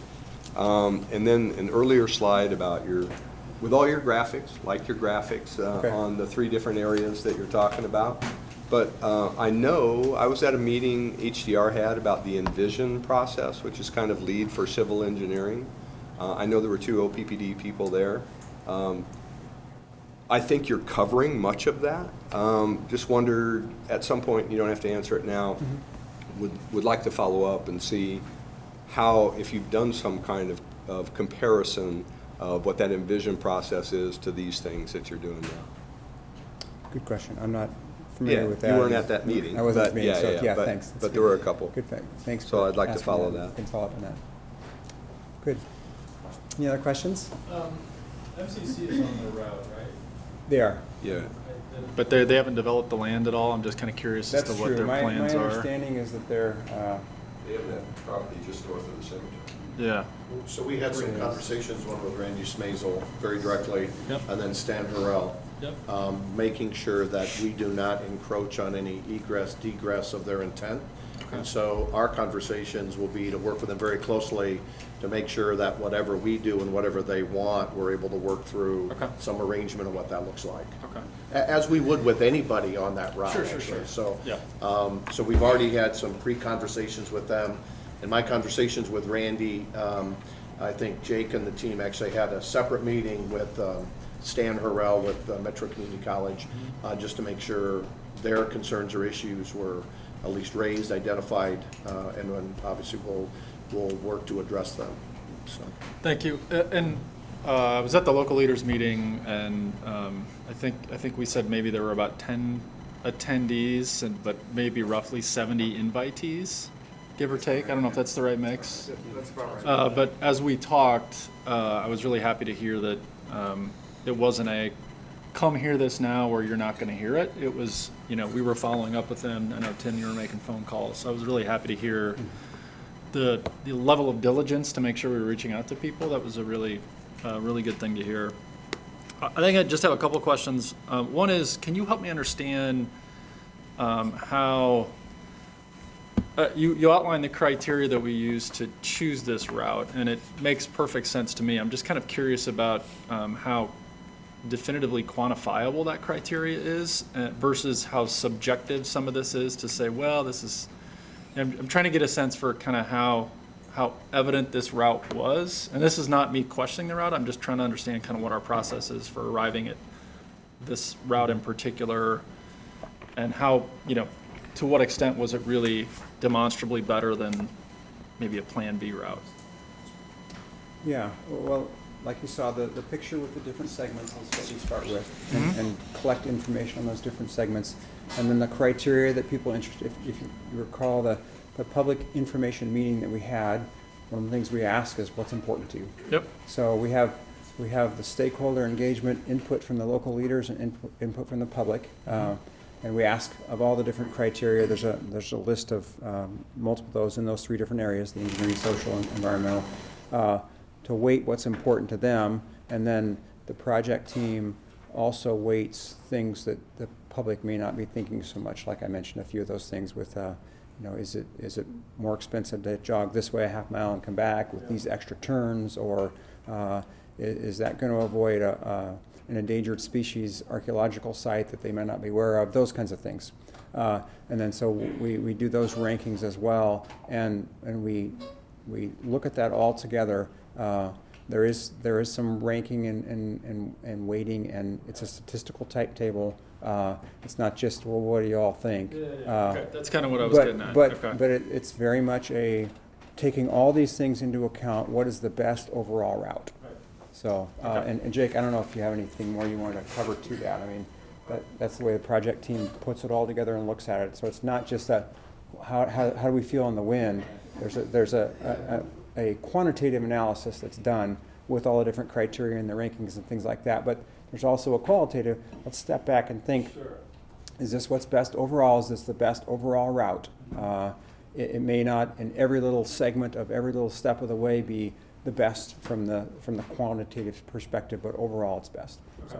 Thank you for explaining that. That's helpful. I'd love to say that we can take 100% of the subjectivity out of this, but Yeah. No, and you should throw this down. So we work on many projects, so we have our normal weightings of what we would say homes is weighted at, or businesses, and then we do that internally, and then we do the external one as feedback, and then we compare and adjust if needed. And then, as Tim said, there's a spreadsheet that runs these all through and equalizes and scores them out. And then it kicks out, and we look at the top 3 that come back and compare, and then that's when some of the comments come into play. Okay, this is what really is the pulse of the community, and we really need to try to avoid these types of things. Right. Okay. Good question. And one thing I think is important to reiterate again, I mentioned this in the past, is we go into the process, our decision is not made. We are collecting information, we are collecting input, we are looking at all these different things. We're learning as we go. Each new person, each new contact we talk to, like MCC, for example, we're learning, bringing data inputs in as we go. A lot of times folks will feel, oh, you already have your mind made up, I don't know why you're even asking me. That is not true. That is not true. But we get to a point where we have collected all the information, and then from a project perspective, we put it all together and select the best overall route. Thank you for explaining that. My last question is about our feedback mechanisms on our process. So kind of reflecting on Elkhorn Valley a little bit and thinking about how are we going to ensure that we are learning from and hearing back. I don't know if you want to talk about that, but I'm interested in knowing more about that. These projects are very unique, right? Yep. But what we're doing is breaking it up into phases. So we're just finishing up the analysis from phase 1 and building what that research should look like for phase 2, since we have a little bit of time right now in between. The phase 1 and phase 2 components. Right. If you want to go back to that, please. Thank you. So phase 1 was really about the outreach. Were people getting the information they needed? Were their voices being heard? There were data points that we were asking through that, okay? So we're analyzing that right now to say, do we need to change our way of how do we do outreach? Or sending, for instance, one of the changes that we made was, we're following back up this time with what the actual route was. We haven't done that in the past. So that was from the feedback that we received as well. So you'll be hearing about that feedback during probably the next few months in that regard. And then the next phase 2 is the right-of-way and engineering. That will help us with the baseline with the Elkhorn, because the Elkhorn Valley project was in the rearview mirror, right? So this will help us with that baseline of, are we doing that portion of this phase 2 correctly, or are there inputs that we need to address going forward? So. And same with phase 3, that will look completely different, because with the easements and so forth, that will be completely targeted, right, with the individuals and listening to, were there concerns heard, and were adjustments made, and so forth. So. So thank you for explaining that. I really appreciate it. It's very much on my mind, as I know that we're kicking around refinements to SD5, which is our customer service. So I appreciate you walking me through that as well. Okay. Tim, I just say that, this is one of the first ones I've seen from start to this phase 2, I guess. So I wasn't engaged in the Fremont one or whatever, but I'm very familiar. When I heard 2 transmission projects in Sarpy County, Lewiston, this, it's like, oh no. But I gotta say, you guys have done a heck of a great job.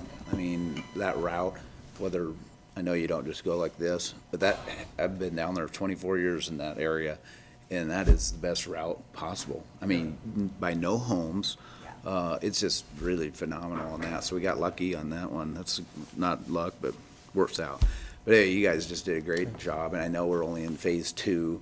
I know Director Moody and Director Yoder were at several of those meetings. Appreciate you going. I couldn't make those public meetings, but I got calls on this, and I think we've done a phenomenal job so far. There's other things still yet to go, but man, I've heard all good things from people. You know, the phone calls and follow-ups. I mean, Tim made personal calls, I made personal calls, Mo did. I mean, so the whole project team. So we're over-communicating. And we're early. There will be other things, I know, you know, on maybe your restoration, and you got to get through, Jake has to get through the property and the permitting. But anyway, so far it's been just excellent. And I think that route, boy, I'm very pleased on this and the La Vista project too. I know we're not discussing that today, but you guys have done a phenomenal job. And I know there's more to your team as well too, but, and some of these graphics looking through here on this presentation, I like the routing criteria. That's amazing to look at all those.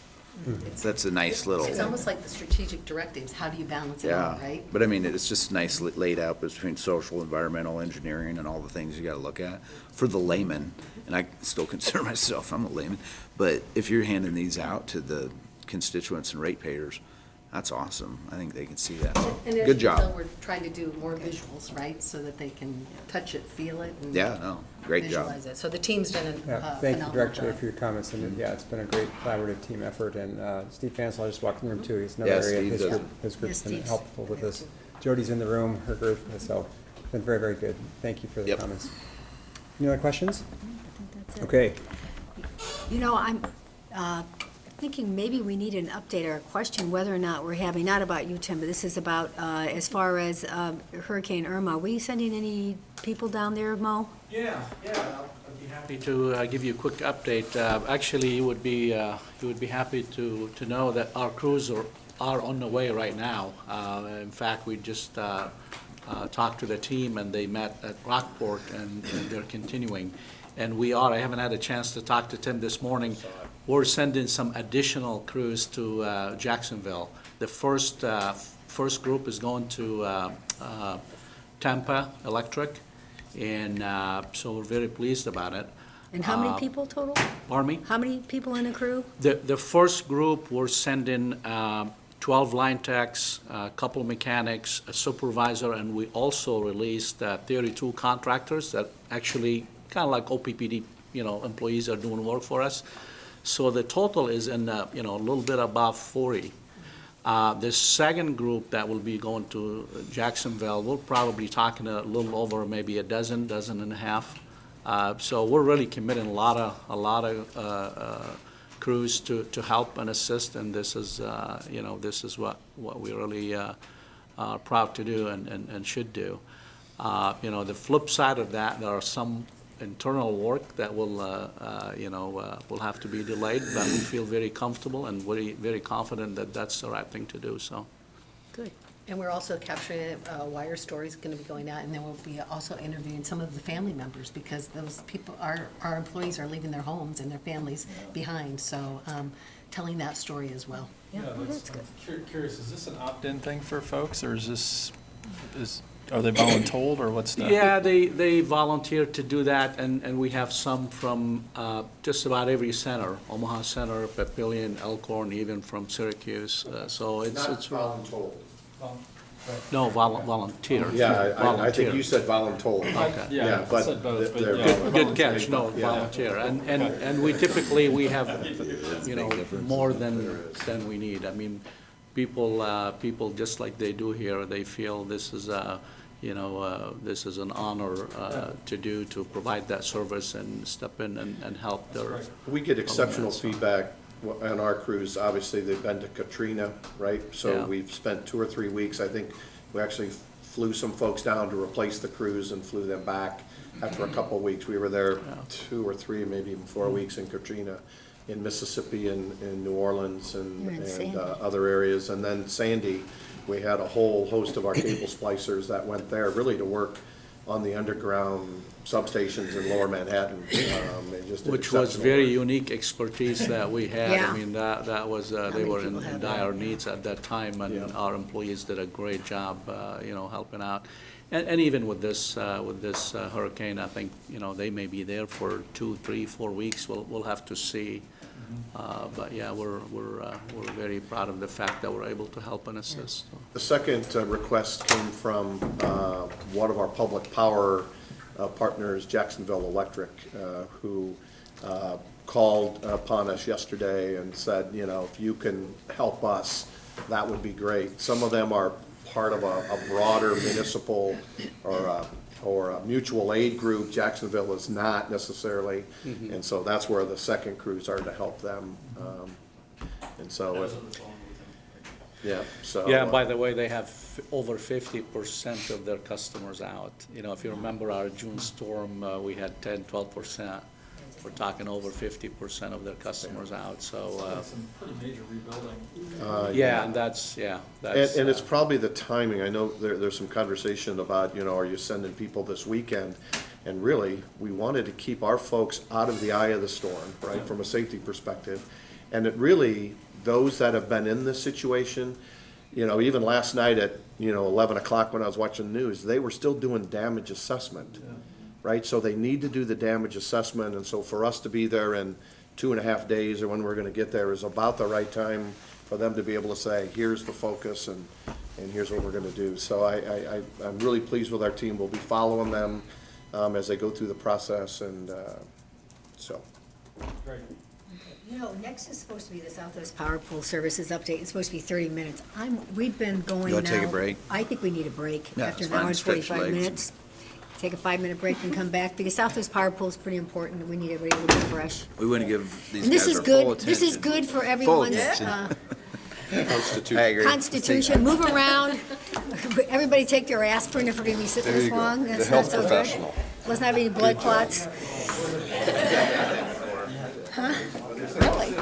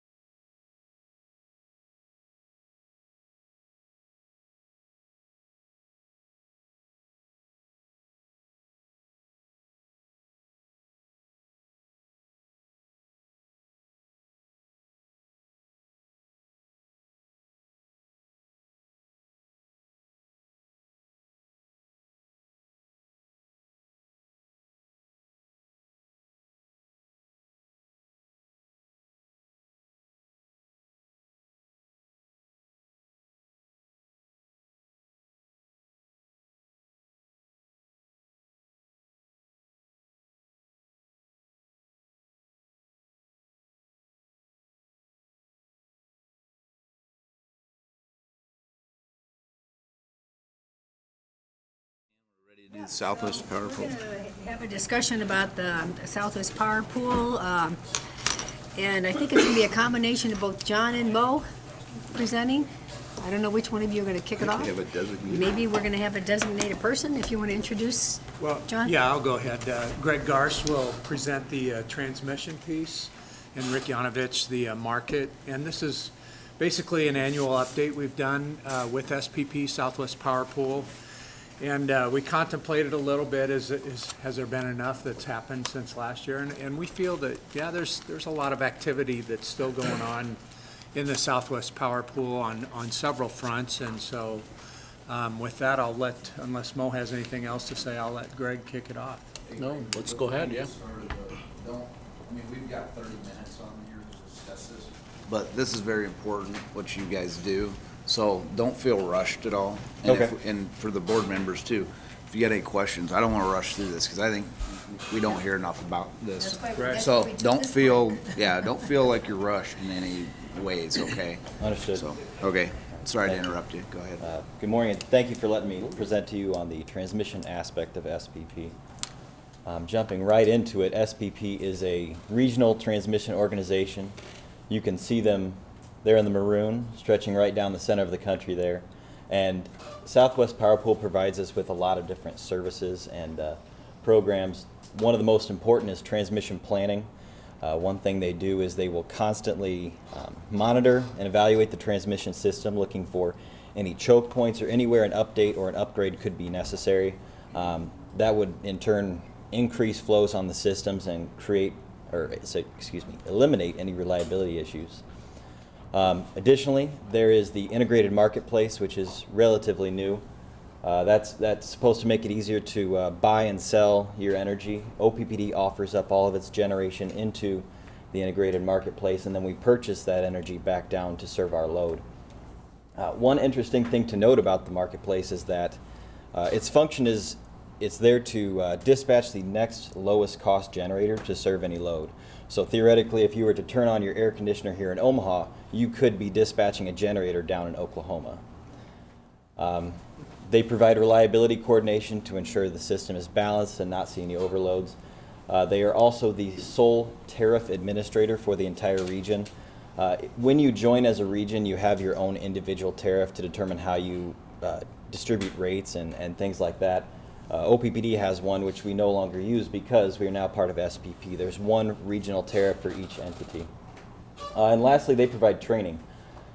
Just last week, or excuse me, not last week, a few weeks ago, they were in town over at the Omaha Center providing training to a lot of system operators, all from around the SPP footprint.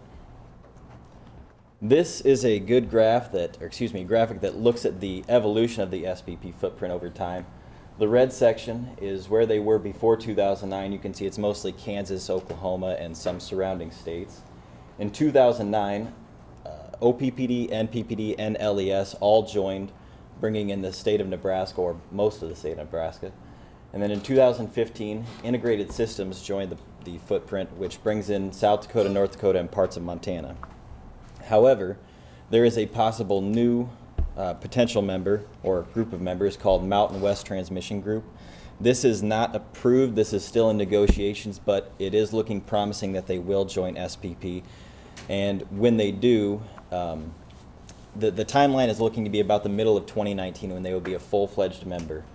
They are, as you can see, they are most of Colorado and Wyoming, as well as the surrounding states of Arizona, New Mexico, Utah, and Montana. They're made up of 8 different entities that total 16 gigawatts in load. If that 16 gigawatts is combined with SPP, that they would come up to be about 22% of the total new footprint. So they would be a very, very sizable addition to SPP. They provide 16 gigawatts of load. So SPP is about 55. If they combine, they would be about 1/5 of the new SPP footprint. And in those numbers, that's existing generation, right? That's their existing load. Their generation is much higher than that, yeah. Okay, thanks. And then are they with anyone right now, or how are they? They are not. They actually, these 8 entities decided to make sort of a mini regional transmission organization just within themselves called Mountain West Transmission Group. What's the benefit of taking? Creating additional load for SPP can it can benefit them in a lot of different ways. It can add different types of generation. And Mountain West Transmission Group provides a very diverse generation as far as solar, wind, hydro, coal, gas. They've got a very good mix of generation. So this would add a lot of load for SPP to kind of grow their footprint and become a larger RTO. It also would give them another set of load on the other side of the eastern and western interconnect. So right now the country is split down the middle with the eastern and western interconnect. We would be one of the only RTOs that has that split. Oh, so you can go. That's nice. Greg, who might the utilities be in this group? Could you just share that? Yeah, there's, excuse me, let me grab it here. And So- while he's doing that, from our perspective, that would take the cost and spread it even, Okay. more. So it may lower the cost. We don't The know cost quite that of- yet, but, pardon me? The cost, Administration fees. Our cost. our cost. Yeah. Oh, a big part Administration participating. fees. You're Yeah, right. 'cause why would we want to take them in? It's Yeah. no benefit to us. Yep. So some of the entities are Basin Electric, Black Hills of Colorado, City of Colorado, Platte River Power Authority. There's a section of WAPA which already belongs to SPP. Another section of WAPA belongs in Mountain West Transmission Group, and then Tri-State. Those are some of the major players that make up Mountain West Transmission Group. So Estelle's, in their next months, they were gonna retire 2 coal plants out down by Pueblo. Comanche. Units, not plants. Units Units. and Pueblo, Okay. and Comanche. Comanche 1 and 2. And then I just rode through there and visited with longtime residents that are between 2 coal-fired power plants.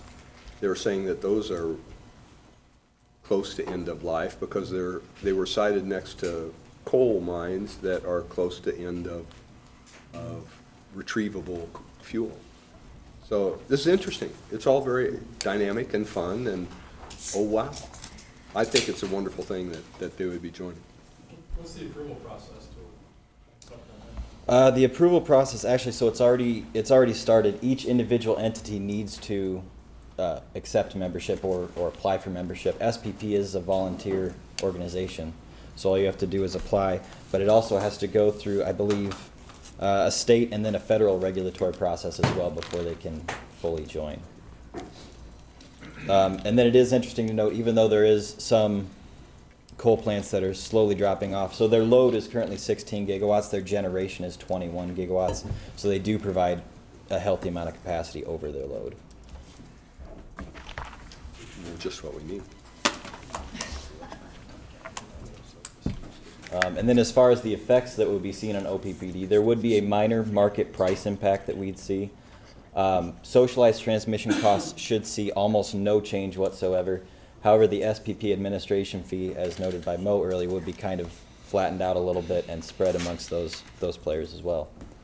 It's too big of a shift. Say? It's told not to get into it too much because there are still negotiations Okay. going on and not all All of right. it's public. Fair But it, And is some of that because of the interconnect too? that's correct, It's yeah. really 2 separate, functions separately. Yeah, this is blazing somewhat of a new trail in terms of creating an RTO over, sure, okay. over that. You know, interconnect. there's only so much transfer capability between current SPP and West SPP. Mhm. And I believe in this, there's no new plans to building a DC pipe yet. Not currently, no. Right, so it's the throughput to go back and forth between markets, so with not much pipe space to go back and forth, Yeah. there'll be much pricing. Interesting, okay. Where is that interconnect, as far as the transmission, the transmission interconnect? So it stretches all the way up from Canada all the way down the country. There are, on But what- SPP, there are 7 different interconnecting points. Right. 4 of those points touch with Mountain West Transmission Group. Okay, that's what I'm wondering. One in Sydney. Say that again? There's one in Sydney, Nebraska. There you go. One in Sydney, one in Scottsbluff. One in Omaha. And you gotta remember, these are critical infrastructure that we try not to share specifically Right. where these items are. Okay, sorry about that. Just note to But there's a self. lot of them there. Okay. Sorry. I thought about it. No, thank you, Dan. That's really, you're right. The next slide goes through the projects that SPP has seen since 2005. As you can see from the map on the right, there is a lot going on. That that is a graphic of everything that has been done since 2005 and also projects that have been approved. The tables on the left show that clearly SPP is putting a large investment into building out a large transmission system. Really what they want to do is they want to create one large region rather than a bunch of local different entities. Because obviously when you join, you have just covered yourself for years and years, and now you need to be part of one larger blanket. Another reason that you see a lot of projects is that wind penetration is becoming a bigger deal. With dropping wind prices and the soon expiring production tax credit, wind developers and transmission owners, they've really seen a good reason to build out wind, and often wind-rich areas are located very far away from your load centers, and so you need to build out your transmission system, ensuring you can deliver that generation to your load. And that's all within the RTO that you're talking about. It's not a national view. What do you mean that? Well, you said projects? wind is long distance from the load, but that's a national observation as well. That is, yeah. But realistically, we're only talking about distribution or transmission within our own RTO. Within our region, that's correct. There have been some generator retirements over the past 5 years. You can see this graph breaks down the different types of retirements. From 2012 to 2017, there have been about 3,400 megawatts of generator retirements. I will note that 500 of that, as shown in the red, is Fort Calhoun. That happened in 2016.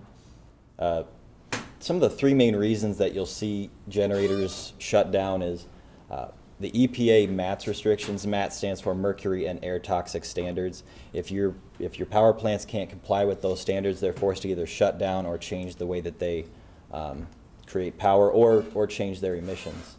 Another reason is low natural gas prices. In 2015 and 2016, you can see that the orange bar, which represents coal, saw a large uptick in generator shutdowns. With low natural gas prices, people are kind of forced to relook at how they want to create their generation. And the last reason is the same reason there's so many projects being built. With a large amount of cheap wind out in the footprint, it can kind of force you to reevaluate whether you want to use coal or if you can use wind going into the future. This next slide is, there are a lot of projects going on in SPP constantly, and these three are kind of the big ones going on in our region. And I know Tim already talked about the Elkhorn River Valley project, so I'll kind of just touch on it real quick. One of the main reasons that, I'm sorry, Tim didn't, that was Mo. One of the reasons that we are connecting that line, we're adding a transmission line from up north over to Fremont. Fremont has seen some load growth, and with the addition of the Costco chicken plant, they need additional reliability. If you move down south a little bit, you can see that there's a substation at 108th and Blondo. There's an auto transformer currently located in that substation that it's created a bit of a choke point for flows across our system. So by upgrading that transformer, you can increase transmission capacity, increase the flows across your system, and you can help yourself out that way. The last one on this slide is the Midwest Transmission Project seen down at the bottom. That stretches a transmission line from Nebraska City all the way down to Kansas City. Now this project was driven primarily by economic reasons. There is a lot of cheap generation up in OPPD, and down where prices are lower, we struggled getting a lot of our transmission down there. So if we can create this new line, which is already installed, we can get rid of some of that cheap generation and sell it down south. And the interesting thing about this slide is that it represents a diverse set of reasons of why you would put upgrades on your system. One is additional load growth, one is just to relieve a choke point on your system, and then another is for economic reasons. That Elkhorn River project, though, we had already planned that before the Costco plant was up. I don't even think the Costco plant was even in the makings at that time, were they? I don't think so. I'm not sure on the timeline. Yeah, I think you're correct. However, Fremont has seen a large amount of load growth. I think that decision was made ahead of time. Fremont needed that before the Costco plant. Yeah, it certainly helps. Yeah, but it helps it now, yeah. What's happening with the R line and MPPD? That I don't. So it's kind of interesting. So we met with some of the senior leaders at NPPD. They're kind of they're behind their time frame. They're still working through several matters. So they are still planning on having the R line completed. I think 2019 is the plan still. End of year 2019, and they're about 6 months or so behind as they're stepping through. They had some regulatory kind of impacts, and I think there, at least from their perspective, there was some communication between some of the state resources kind of giving wrong information to property owners and people involved in the process, and I think that's now been corrected, and they're kind of able to move forward again. So that's important for our operations as well. And I would think if we join with the Mountain West Transmission Group, that would be important for them too, as far as a connection. I think it is important, yep.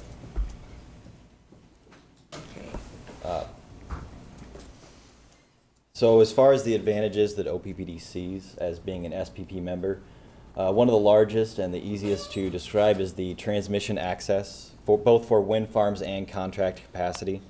So I'm gonna create a hypothetical. If OPPD were not a member of SPP, the price to get our wind farms and contract capacity just to our zone would be $36 million.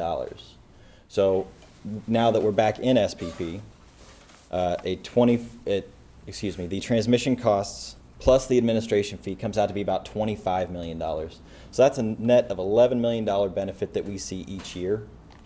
Additionally, there's wind generation balancing. So we have a lot of wind in our zone, and one thing that does is it can kind of change and create fluctuations. Being part of a larger entity like SPP has given us a larger market to put our wind into, and they can better withstand those changes and fluctuations. Lastly, SPP provides generation reserves, assuring us that if a generator does trip, there's sufficient generation behind it just to ensure reliability on that transmission system. These advantages provide us great assurance that being a member of SPP is in OPPD's best interest. What do you mean contract capacity?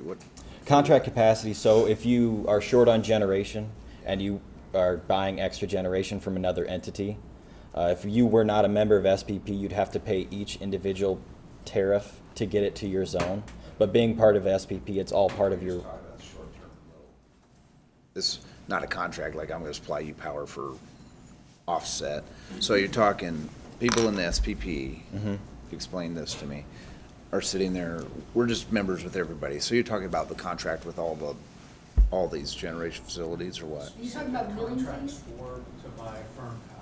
Do you still do that? Have a contract to sell to a big company or something? I mean, We don't have very many bilateral contracts. Yeah, that's right. But we do have some capacity contracts that we enacted with the shutdown of Fort so like with Fremont, Nebraska, is that a capacity contract? No. Is a capacity contract, so I'm guessing on this too. Is a That's why I'm capacity asking the question. I don't contract like understand. how we divvy up where the power goes from NC2? This is what we're buying to serve our load. Correct. So an alternative for a capacity contract is to have a ton of generating plants behind. Right, which we don't want provide that. capacity, right? But as our generation fleet has diminished, we have to go out to the market in a much more economical way and buy that capacity from the market as opposed to providing your own capacity with a generating plant that may not be running all the time. Right, so the question, I guess, so the benefit of being an SPP then is we don't have to have all that excess generation, or they're balancing these loads and all that. So these contract capacities are coming from 100 people, 50, 200? Anybody in the region. It could be anybody in the region at any point in time based on how we might do an RFP. And so when we did an RFP, it may be a gas production facility south of Kansas City. There could be a facility out of Oklahoma that we would buy capacity from, right? So we would go out with RFPs and get what we believe is the best price for the best resource, and then understand we had transmission capability to get it into our market. So today, we still have to have that capacity in excess of our load, right? 12%, Right. reducing in the future to 10%. I went from 13.6 to 12. 13.6 to 12. And so we still need to have that, and some of that we own, and operate, and some of that we may go out and buy from the market, because it's more economical than to build it. But you have a today. long-term legal contract with somebody. That's Or- what you're or a talking about. short-term So when you contract, right? balance, when you settle up, let's say, you always gotta settle up with these contracts, Mhm. right? You have a legal contract with 20 people, 50 people, 2 people? Yep, That's today. it? Today, yep. Oh, that's what I was getting at. I The just wasn't- capacity contracts, we have a couple bilaterals that are toward the end of their. Okay, I just didn't know if it was period. hundreds or, No. And I'm in the same boat here, it's just, so we're looking at the difference between, when we're buying this, it's like a spot market price contract. You're buying instantaneously, or is it a long-term contract? No, see, and I think we use, and I'm gonna look to Rick, but the spot market, we use that a lot in the past. I mean, now it's SPP administers that. It's a clearinghouse now. So they basically deal with the buys and sells and, on a daily basis. You bid in day ahead with the best estimate with the weather, how that's gonna look the next day. And then there's hour by hour or every 5 minutes, they're adjusting that economic dispatch to match up with the actual load as you go into the day. The real-time market then makes up some of that difference in your forecast and what reality is. So back to the previous discussion, yeah, that's the near-term market. The longer-term market, like Tim said, there's 2 ways to satisfy your capacity needs. Either paper capacity, I buy from you and we submit it to SPP that you're going to cover me if I need it, or I have my own generation. So SPP, and I'll go into that in my slides, is very flush with capacity, and being part of that, you can go in and, it's cheaper to buy the capacity currently than to build something new. Right. And being a transmission member, maybe an upgrade here or there might be zero cost transmission. So that's one of the other added advantages of being in that pool. yeah, and forgive my ignorance. No. I've been on this board for 5 years. I've never been on the Systems Management Committee. So that's why this is a good, and I question Rick every now and then. I should ask more questions, Rick. But anyway, so Rick and I have talked and Mo and here and there bits and pieces, but you need to understand this And stuff. then- So okay, so dumb that- question, I know. So but- that has to do with the advantages of generation. There's also advantages of transmission. If somebody can explain the difference between now, the old-fashioned wheeling fees versus what the wheeling fees are now and how we're saving money on that. If one of you can explain that to everybody. Yeah, so Yeah. that cost benefit was solely transmission. That was solely transmission Yeah. wheeling fees, because explain how how the old wheeling fees used to be, just with OPPD. Every time somebody went through your territory, you were charged, that other person was charged a wheeling fee and vice versa. Right, I mean, let's say if you want to move generation from point A to point B, you have to make sure that you have transmission there, and you have to pay for that. As a member of SPP, you don't, and that's why, Right. Greg's saying, Yes, the difference it's a big between difference. 36 million, and actually I've heard numbers as high as even 50, while our cost, our fees are in the 20s, so we're really benefiting quite a bit from being a member from many different perspectives, but from the transmission, we're saving quite a bit of money. When you buy wind, if we were not member of SPP, you have to pay for that reservation for transmission to get your wind to your load. In each different company, you'd have to pay a wheeling fee. Yeah, for it. I mean, yeah, the whatever building. those Wherever points you A go and B through, are. you would have had to Correct. pay for that. Right. It's like Grand Prairie is a 2 legs. It was in WAPA's balancing authority, so you had to get a WAPA leg and an SPP leg. So it call those $4 each, 400 megawatts, and they might not go in through the planning process to get it achieved for you. With SPP, you say, I want this transmission, they will do the study for you and say, yeah, we can grant you this transmission if you have these upgrades or it costs this. So even in the old methodology, you're not even get that chance to get those upgrades and things done. So. Yeah. Yeah, in addition to that, I think that's where you're going with this. That's assuming that we have the transmission. If we don't, then you have to build it. Right now, when we build like the Midwest Transmission Project, this was 100% shared costs with SPP members. Our share was about 5.2% or so, instead of paying for 100%. The Elkhorn River Valley Transmission Project, of course, Fremont is paying 60%, we're paying 40%, but out of that 40%, we're getting a third from SPP. So there are a lot of advantages from so many different perspectives to being an SPP member. So right on the heels of that, it is in SPP's interest then to invest in transmission capacity. Correct. Is it also in their interest, or is there a program for modernization of the grid? Is there some movement there within SPP? So when you say modernization?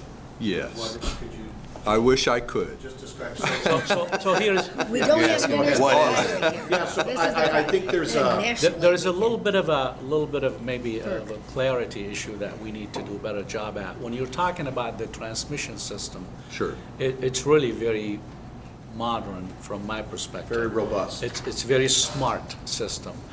If you're talking about the distribution system, and that's the wires that you see in your neighborhood, that's the distribution system.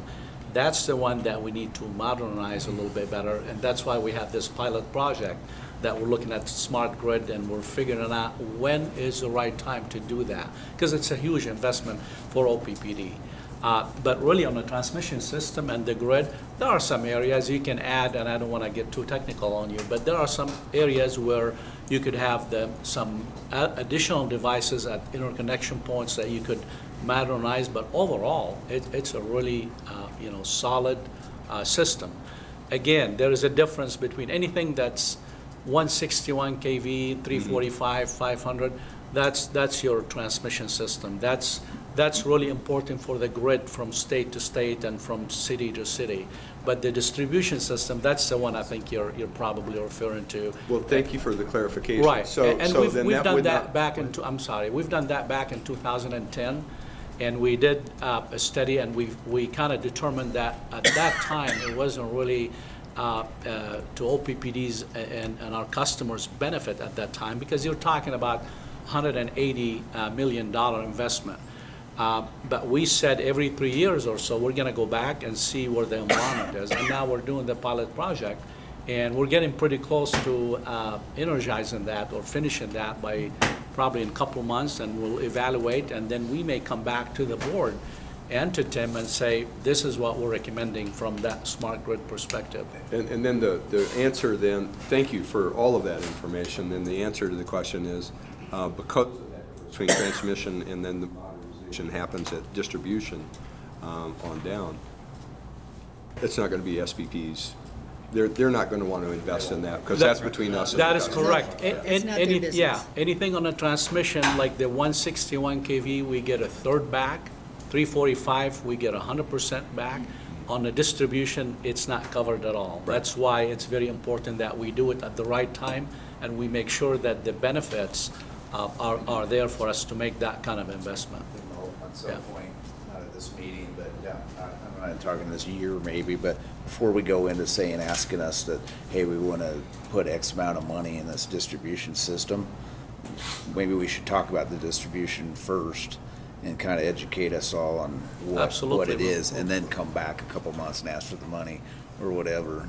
That's the whole, you know what I mean? I'd like to hear more about that too, and I think that's your concern, right? Yeah. In the rural areas, you think you're not getting as good a distribution as. I think it's an issue for all. For all of us, but I know it's Yeah, been kind of like your. And we're It is, definitely yeah. looking at that, and Julie and I and many others on the team are really looking at that, and we'll come back to you, and like you said. Yeah, we'd all like to be informed. We'll get on that. everybody up to speed, and we can have that discussion at that time. So, Can we go one level higher, and can you talk a little bit about the federal regulation and the FERC, NERC, as far as who oversees all this, and who's the one who said we needed a power pool, power pools and that regional power pools? Okay, there's a little bit of a difference between the SPP and the regulation piece, and maybe what you're referring to. We have to sort of look at it. Right, we are part of the Midwest Reliability Organization that report directly to NERC. Right. And we have to be compliant in so many different things, and I think we made a presentation maybe early this year. That has to do with distribution, sort of, right? Is that what you're referring to? Yeah, I'm So- also talking about FERC But so let me go back. and When the we long-term decided to history. go into SPP. Right. So this goes back to I'm going back to that. 2002, when it was very clear that the way we operated under the Mid-Continent Area Power pool, from a reliability perspective, things were changing, and different utilities were thinking about joining MISO because it was advantageous for them. And we looked at creating an entity between Mid-American and the Nebraska utilities, and maybe even Kansas City Power and Light, and those kind of fell apart. People didn't want to take, it's a lot of risk in a small region, and you're, from a reliability perspective, from a market perspective, you're better in a bigger region. And so what we did was the analysis of, do we go alone? Do we not do anything? Do we join MISO? Do we join SPP? And so we went through that business case scenario and said, just as Greg represented from a transmission side, from a transmission perspective and a market perspective, we're better off going to SPP, which has shown kind of its colors in a valued OPPD and moving power north and south, and now with the addition of the Mountain West, potentially more east to west as well, because we're on the border, the east border of the SPP in the north region anyway. Yeah, no, great point, and I know where you're coming from. And at that time, I mean, John and I were heavily involved in that, with Tim and others at that time. And to Tim's point, we had three options, and it was very clear after the analysis that SPP from the cost perspective was better, from the benefits what we were going to get were better, and there is a third piece that was really important to us, that they are kind of a member-driven organization. So we have a vote. We have at least 20 people from OPPD employees that are very involved in a lot of committees. John is on the board. I was on the board. The whole process on how they make business decisions, it's much better suited for a company like us than MISO. So we still believe it's a right decision, and it's been proven to be very valuable to OPPD, so yeah. It was, yeah, very much so. It took time to make that decision. You went back and forth for a couple of years. It was a big deal for us. Yeah. Well, and in 2010, I think what Mo's referring to also is when the cost sharing came into play, transmission. That's when you guys had to start of sharing, and we considered pulling out at that point, because that wasn't necessarily what we signed up for. But I think over time it's proven to be okay. As Mo says, it helps us when we build, but conversely, we help others when they build too, right? So, but the generation reserves, that's kind of the linchpin. That's a huge piece in that if we lose a large unit like a Nebraska City unit 1 or 2, everybody else in the power pool pitches in and covers that loss of generation until you get back on your feet at least. So the requirements. You are, that's correct. But it's there. But it's there. It was 13 and a half, it got dropped to 12, right? The requirement capacity over peak. That's right. And I keep hearing rumors that it's gonna potentially go down again? It's something they're looking at and studying. Okay. The membership, they'll take it in small bites and kind of see how it goes for a while. They get a little bit concerned when you start nipping away at that, just because you can get into trouble real quick if you go too low. And I think I heard one of you guys say that when you look at the system as a whole, the generation capacity is much higher than the load. Is that right? Yes. I think last I heard, it was like 28% is the last number I heard. And that might be a little bit behind, but. Well, there's the first slide capacity of the marketplace, so. Well, are we ready? Are we kind of getting into territory you want to get to? So we're going to move from transmission to the market side of SPP. We can go ahead. Let's see if it gets covered with Rick, and then hold them, and then let's see if these guys cover it, and then we'll come back again. Great job. Thank you. Thank you. So we'll go to the marketing side, the update, and I will talk about how the market's evolved since March of 2014 when the integrated marketplace started. We'll talk about the wind and how it's grown, and some prices at the end. I have a few slides. So this graph here is on the left is the integrated marketplace start, March of 2014 to current as of June. So when the marketplace started, there was 74,000 megawatts of generation. Now we're at 83,000, and the big jump is in wind. So in that little over 3 years, wind has grown from 7,000 megawatts to 16,000 megawatts in the footprint. And to go back to previous discussions, the peak load set this year at SPP was 50,000 megawatts. So a 50,000 megawatt peak load, 84,000 megawatts of installed capacity, there's a lot of excess capacity. So we were able to benefit from that and purchase that and bring that in. Yes, John? Rick, help me understand, in the group, the wind is not Wind is not accredited. fully accredited. Right. Wind at day one, it has to build into it. So over time, they give you more accreditation. So there's 84,000 installed, and there's a little less than that, actual capacity. So go correct. over that again. Okay, so when you first install your wind, your nameplate is not fully accredited for capacity. Because it's not, like Grand Prairie, for instance, 400 megawatts, it's accredited, I think, at 5% right now. So you only get 5% credit for that capacity.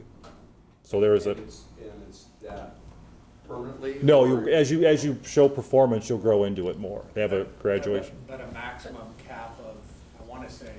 15%. 15. So it's- So what they'll do, Right. so remember a couple months ago, I think in the July meeting, we talked about, there was one day in the spring where 51% of our generation came from wind. But on a July day at 4 o'clock in the afternoon on a board meeting, only 2%, right? So what they look at is how much is, in this example, wind or any of the resources contributing to that peak. And it may be that they'll take that average of the wind portfolio relative to that peak load and determine what that capacity kind of agreement is going to be on that generation that we'll get and be able to use as part of our capacity equation that we'll be able to put together. On your most peak day. Right. At the RMEL conference, I was in the audience and I asked Lanny Nichols a question about, how much wind can we have and where are we going to sell it all? And he used a metric there that we're 20-some% in wind. Overall, we're 20 generation capacity, or was it wind? Is 20% above our minimum load. It was wind, is above our minimum load. So I find that interesting. I like the fact that Colorado's moving in because the wind doesn't always blow, but it always blows somewhere, so you gotta have a better geographic area. That's wonderful. But we're working on wind capacities here. We're calculating the maximum amount we can get based on minimum load, is what I heard him say. Not sure. You don't remember that? Well, I'm not just, sure. we're talking, I don't know. We're talking, when we present the information, we're talking about maximum load, right? Mhm. Yeah. So I'm wondering. Maximum output. Maximum output. Generation, yeah. This is out. Yeah, you're right. So I'm being confused a lot today.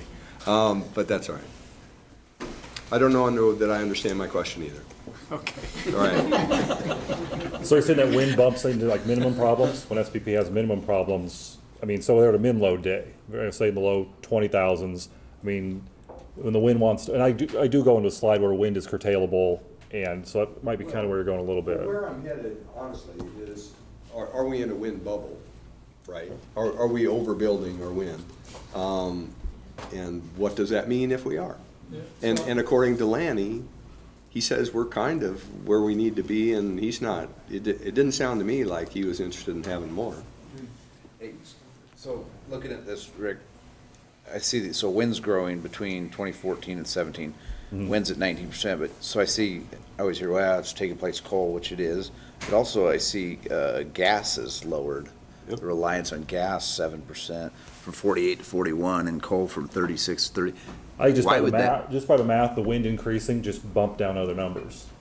I So gas generation wasn't taken off, because Greg went through what's been pulled offline. It's It's just just a the sheer percentage. volume of wind had to make Okay. other pieces of the pie smaller. Okay, so we're using less gas. There were some units retired, but not to the magnitude of. I see what you're saying. We didn't lose 7% of all gas generation. Right, it's just not we running. lost a little bit, but the wind was just the magnitude of wind had to push the other pieces. So those generators are cycling down, right? This is installed, this is an output. This is just what's at steel in the ground. This Okay. isn't what actually was generated. Yeah, but if you do the calculations, then there is less coal. but not a lot. Right. Yeah. And what's the 3%, is that, some of that's solar in there, what else is in there? Landfill and? Yeah, it's Is the solar, majority solar landfill. though, out of the other? Which- Out of which that ones, Steve? 3%, is the majority solar? I would say solar, yes. Okay. Primarily in the Kansas, North Texas, New Mexico area primarily. And that goes into, yeah, the next slide here, the potential of the resources. So, yeah, wind, you know, here's Nebraska here, so high wind potential, high solar potential across, you know, the southern parts. But the green is sort of the sweet spot, where is the wind solar potential at its best. And so you're seeing, yes, this part in Kansas here, down Oklahoma, up in Texas here. So as we talked about national growth and we're gonna build too much and where it's all going, I mean, this is where a lot of projects are going in. SPP presents on this, and even some of the RTOs, we're looking at potentially building what they call clean lines to try to get that wind solar out to other areas. Because like I said, there's not a lot of load in middle Kansas, middle Nebraska, where the wind is good or where the solar and wind are good down here. Well, that was my question to Sure. Lynn. It said with 75% of the nation's population within 100 miles of the coast, you know, hurrah, we've got all of this energy, but if we can't get it to them, then what's the point? And that's when he came back and talked to me about it, and I can share that email as well. But, so we're bounded, right? We're bounded by who we can sell to when we're within the SPP. I mean, essentially, that was the question I had What you're asking earlier. is, can you go east or west as Yeah. far as the transmission? You could contract out. I mean, you could contract out and, you know, sell to MISO or sell down into TVA, but at your border, your tariff stops, then you have to buy this piece here to get. Wheeling fees there. Okay. Right. Now to Director Yoder, your point, there is conversation about building transmission from San Diego through Utah, through Nevada, Have an through interstate. the north central to capture solar and wind resources to the East Coast. There has been those conversations that have occurred in some studies that have been discussed about what that may look like. So, And does this tie back to Director McGuire's FERC question? That's my first question. Maybe, maybe not. It's all depending on the business case. How can you make that work from a business case perspective? But there are folks that are looking at those kinds of very high KVA load impacts on how do you capture and move energy across the United States. There's a lot of implications to all of that. Well, and the Yeah, cost too, because if you're talking about reliability, it's similar to the interstate highways. We don't have an interstate highway right now for utilities, for electricity. We are all. No, we do. We have We do interconnects sort of, between but they have to MISO pay, and and you gotta pay, PJM. you know. We're limited to the west, right? Yeah, with- So we're limited with to the the DC mountains. tie. I think as Rick talked about, the pipe is relatively small. You're probably county roads, maybe a small two-lane highway. But from that point east, we're all interconnected. If you remember the outage that occurred in New York or in Ohio that impacted transmission, we felt that impact here. So we felt that impact on the highway very clearly. Okay. So we are interconnected, and as you saw on the previous presentation on the transmission projects occurring, those same transmission projects are occurring in MISO. Those same transmission projects are occurring in PJM to interconnect and to interconnect north and south and east and west. And actually, you're seeing a lot of the SPP energy move to MISO in many cases because of the low cost. Can we go back a slide? Yes, sir. So you said peak in 2017 was 55? 50,000. 50,000? Yes, in July. Compared to 83. Any sense for what it was back in 2014, 3 years ago, give or take? I'm interested in the gap between load and generation capability. Sure, and since this point, we've added WAPA last October. Yep. So I think the load, if you peel back a couple years, I think was probably in the 40s, about 44. Yes, that's where the hydro influx came, was with the integrated systems, WAPA up north. So roughly 44,000 was the peak during this time. So is the difference between those two numbers, is the percentage difference, is that relevant to the 12% number that we have to have in terms of capacity? I'm really, let me back up. I'm super interested in the fact that the load seems to be dramatically lower than what the generation capability is. Correct. Like, and just the, the very little that I know about economics suggests that like demand and supply are completely out of line. I know it's different in this industry because we have to have reliability, more demand and reliability, right? But just on the surface, that gap seems to be huge to me, and I'm interested in like what the down. You have to look at the margin you're talking about, 12 Yeah, to 15 right. and a half percent. You have to look at all the maintenance that you have to do, all the plant outages you have to do. So all that is included in that decision to raise that up a little bit. To raise the Now, could it- generation could- up based on the load? Yeah, I mean, Yeah. the experts are here, but could you bring that down and make it more optimized? You know, that's. Yeah, I don't know. I mean, I'm just curious about, will the market drive that? Will that just sort of happen, or will SPP play a more active role in driving that down, as you just described? I think the market is driving Yeah, it the today. market is Okay. driving it, but. What's missing in this conversation is this is nameplate capacity. Yeah. This is what it's capable of producing. Mhm. What's accredited is much less. So if you look at that 19% of wind, you only get accredited capacity of 15% for every megawatt that goes out. So what's our accredited So capacity credited in this case? capacity is much less than this. So when you're talking about load versus credited capacity, Yeah. there's not that much margin. Okay. You have to be at 12% today. Right, right. We're probably somewhere in, give me the numbers, maybe 15 to 18%. It's not this whole nameplate capacity piece. So that's the difference. And that accreditation varies by the type of generation. Generation resource, The yes. entire pie were wind.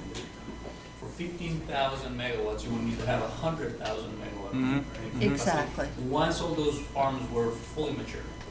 Yeah, so that's the It would be difference. very in- different if you have coal or nuclear. So at an That's SPP all they level, wanna then win. what's the accredited capacity? It's not the 83. Pretty much 100%. I'll get back to that. I don't know the Okay, exact- just, I'm just kind of curious as to how, when you zoom all the way out, if there's a 12% target, where are we at with You're respect to looking the at how much SPP? we are over that. Yeah, Which is just not kind of, this number. yeah, okay. Yeah, SPP Thank you for explaining the difference in that, that's helpful. And on the SPP look too, at any time, let's say in October, there'll be 10 to 12,000 megawatts offline for maintenance. Right. So they'll factor in that. There'll be transmission outages. So they bring that whole, reliability piece, coordination piece of, how it'll all still work. And that's why the transmission builds and redundancies and whatnot. So just to go back a year. So the recommendation that we made was to cease operation at Fort Calhoun, to only replace 40% of that capacity in a variety of different ways, typically in contract demand, contract capacity with other companies and other providers, because we felt, one, we had too much excess that wasn't competitive in the marketplace. So we essentially, had some opportunity for growth, but we did not replace 100% of Fort Calhoun in that example. So to John's point, the market did play a role in that. We saw excess capacity, we saw low cost in the marketplace, low cost in the contract capacity, and it was a better and more optimal for our customers to be able to reduce that high cost base load and look at a variety of other alternatives, including additional wind that we've committed to and that we're executing, and other contract capacity arrangements that we've put into place. So the market has played a role in that very clearly. So any more questions on the potential? So to back it up a bit, let's talk about wind and SPP and how it's grown since 2008. In 2008, there were 460 megawatts of wind nameplate installed to, as the end of 2016, 16,000 megawatts of wind. So it's been a monumental growth in the past 8 years of wind penetration in the marketplace. In April of 2017, SPP set a record of wind penetration of 54%. That means SPP's full load at that time, that hour, was served by 54% of wind. And their wind peak was 13,342 megs back in February. And to the point, SPP actually put the brakes on wind. They estimated they could have had 2,000 more megawatts of wind, but reliability of the system, the way congestion was, they actually had to back off wind. So SPP feels they have the potential to bring this up over 60%, to push almost 15,000 megawatts of wind out at almost the full amount, but they will put the brakes on if they have to, and they did on this day. We both have the same question. Okay. And it has to do battery storage. Okay. Or any storage. or any storage, or any kind of storage, in 5-10 years from now, is SPP going to welcome that? Yes, into I'm on the market working group, and they're starting to look at that. It's in the infancy stage, and so they'll go through a revision to the tariff, how they'll handle it, how they'll model it. So they'll put rules around that, like they have with the wind resources, hydro resources. So they're looking at, it's in the infancy stage in SPP, but they are actively looking at storage and how it'll fit into the grid. So Even we like, don't- go ahead. Sorry. We don't know what the market model will be, whether they will invest in it or whether they're just gonna. SPP won't invest in Right. it. Individual utilities may Right. to meet their capacity needs, right? But we don't know what the But the model whole is. nameplate capacity would change based on that battery storage. Yeah, it depends, yeah, is it a load reducer? and How we would do with load and everything. it would And how change. SPP would model it and use it in the quote black box, how it dispatch Right. the system. Right. But on the battery storage, it's not like everyone has batteries and changing the whole system. So it sounds to me like it has to go through some bureaucracy, through the SPP and accreditation, and does it work? And so You probably have what's the speed of something like that? multiple generations of technology that will have to occur to make it a system-wide capable resource. But those generations aren't 10 years any longer, right? They're 18 months, they're 2 years, they're 6 months. So there'll be a speed of that generation of technology to get it to where you really will look at it differently. So what takes its place today is, in some places, you would say storage is more costly than a natural gas peaking turbine for capacity reasons. Right. Right? And so that's why you see some natural gas continue to play in capacity development. And so today, even in our area, we would say gas is a cheaper capacity addition, or contracting for gas is a cheaper capacity addition than building storage today. Yeah. Now, whether it's there 3 years from now, or 18 months, or 5 years, could be a whole different model that we would certainly look at. Yeah, we still don't know what the technology is that's gonna win out on that. And, I mean, the last ASME journal was a good example of that with the electrofuels. Greg, did you want to say something? Yeah, I'd like to jump in real quick. So on the battery storage, this has already gone in through. The public needs to know. Indianapolis Power and Light already did discuss whether or not battery storage should be something that's used, and it has been decided that it's not only going to be treated as a generator, but a transmission asset.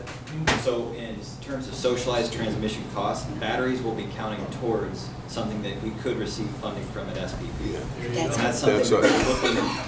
So currently, in our group, we're looking at if we were to put in battery storage, what would SPP compensate us for, and how could we reduce that cost putting in a transmission asset as battery storage? That's what we asked. Yes. Those are things I couldn't know as a marketer. That was your so. specific question. Great question, yeah. My question had to do with load. Yours had to do So with then back to SPP and wind, you say that they've throttled down. Yeah, on that, I mean, on the that day. expansion, but, so I did, Well, on that day. I mean, on they're that day. still, they're still welcoming expansion in the, in the grid and the footprint with wind. Just on that day, wind could have produced 2,000 more megawatts, they feel, but for system reliability, on that moment, they curtailed Shut it wind down. at that I'm time. gonna have to revisit that email. That peak right there, is that 16,000, is that Nameplate installed in the ground. Okay, and so we know that we've got more coming on in 2018. Do we have any sense for, if you look out a year or two? No, I don't want to, I mean, in the SPPQ, they've had of upwards of 30,000 megawatts, but those are people put in their request, take them out. I mean, so to say there's an official number in there, it's very fuzzy, but I would say that number will increase as as the tax credits are shrinking up quickly, or what's going to happen with them. So yeah, I would say that number would rise. Okay.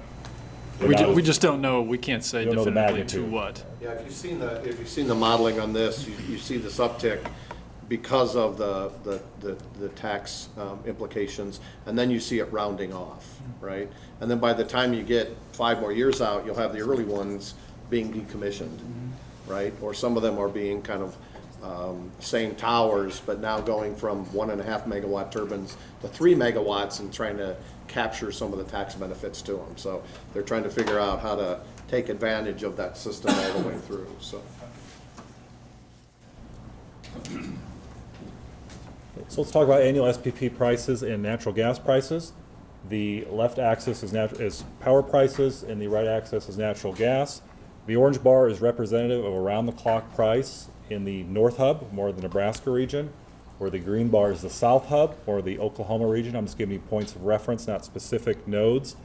As you can see, at the start of the integrated marketplace, the polar vortex came in, natural gas prices, if we took the bar out several to the left, natural gas was up here, and it's trickled down over to stay between that, $2 to $2.50 range of the past 3 years, compared to around $4 in the start of the marketplace.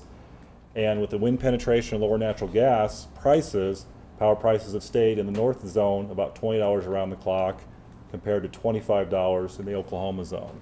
So there's a difference in price, but it is down from the start of the marketplace. Lower gas, more wind penetration, makes the prices lower. Yeah.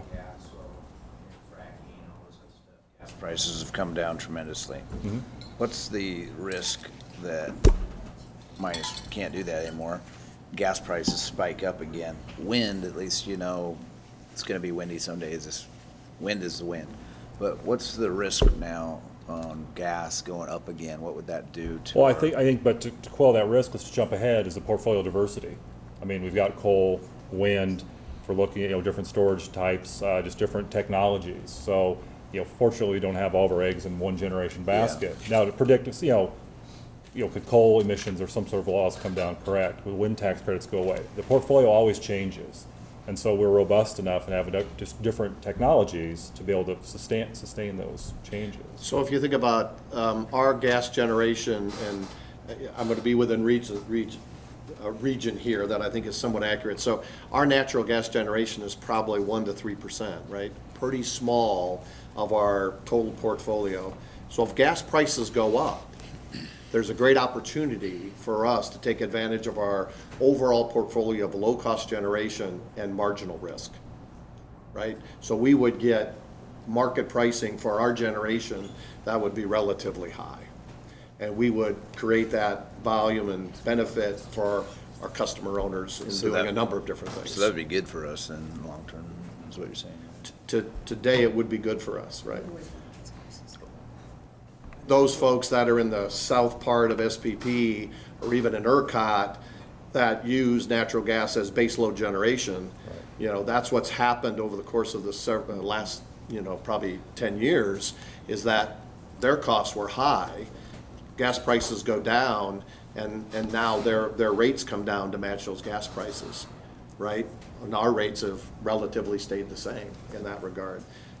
So that's been the benefit. If the gas prices go up, you'll see a variety of those utilities, rates will go up because of gas prices, because they baseload natural gas generation in many of their portfolios, primarily in the South and even in the West Coast for that matter.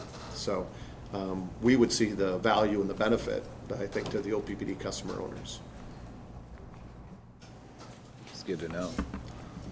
So we have further questions for Greg or I? So, can I build on that? Sure. One of the things that just crossed my mind is I'm trying to think, I'm interested in thinking about this through the lens of our customer owners. What are the benefits that they are tangibly seeing as a result of our membership in the SPP? Reliability is an obvious one. I think this is keeping our prices low. What are the other, and we don't need to go through a long litany of things, but I'm kind of curious about what maybe the top 5 above and beyond those two things. What are the direct impacts to our customers? I think it allows us access to market of our low-cost generation. Because we're a public power entity, because we have low-cost generation, and that's maintained and very well. We have an access to a market that would be more costly if we weren't part of SPP. Right, so that benefits them. Those economic impact, those off-system sales come back and help our customer owners in that regard. It's the bottom line. Those would be really transmission, as we talked about earlier. Sure. Ease of I don't want to say free transmission, but the flowing of our power. Yep. And the tariffs have changed favorably for us. So yeah.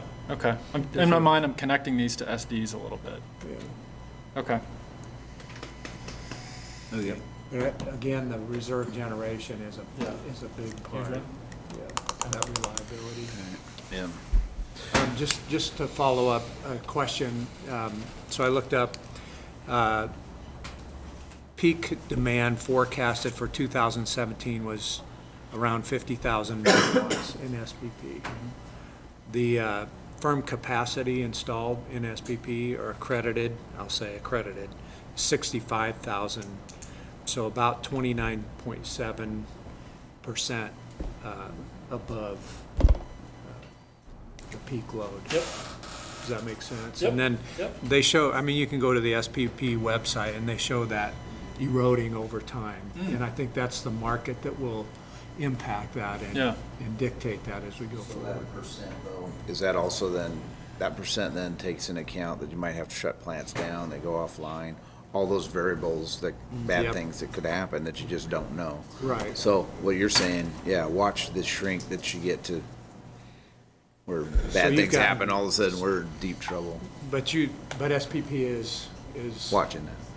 has a lot of excess capacity. is Yeah, kind I of the get bottom that, line. but not as much as you might think is. But relative to other RTOs, I think they're probably in a more excess capacity Oh, okay. position. SPP is? Yes. Probably one of the highest. I will also add too, the question that Director Yoder and Director McGuire asked.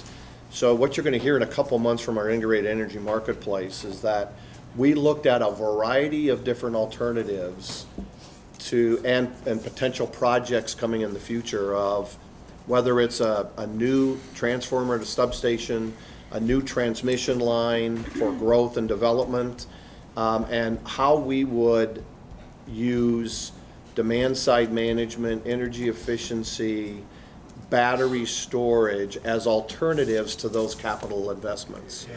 So we're kind of going through that framework about how we would look at doing that. And the team is kind of stepping through several scenarios around what that would look like on projected capital projects kind of in the next 5 years and what that would look like.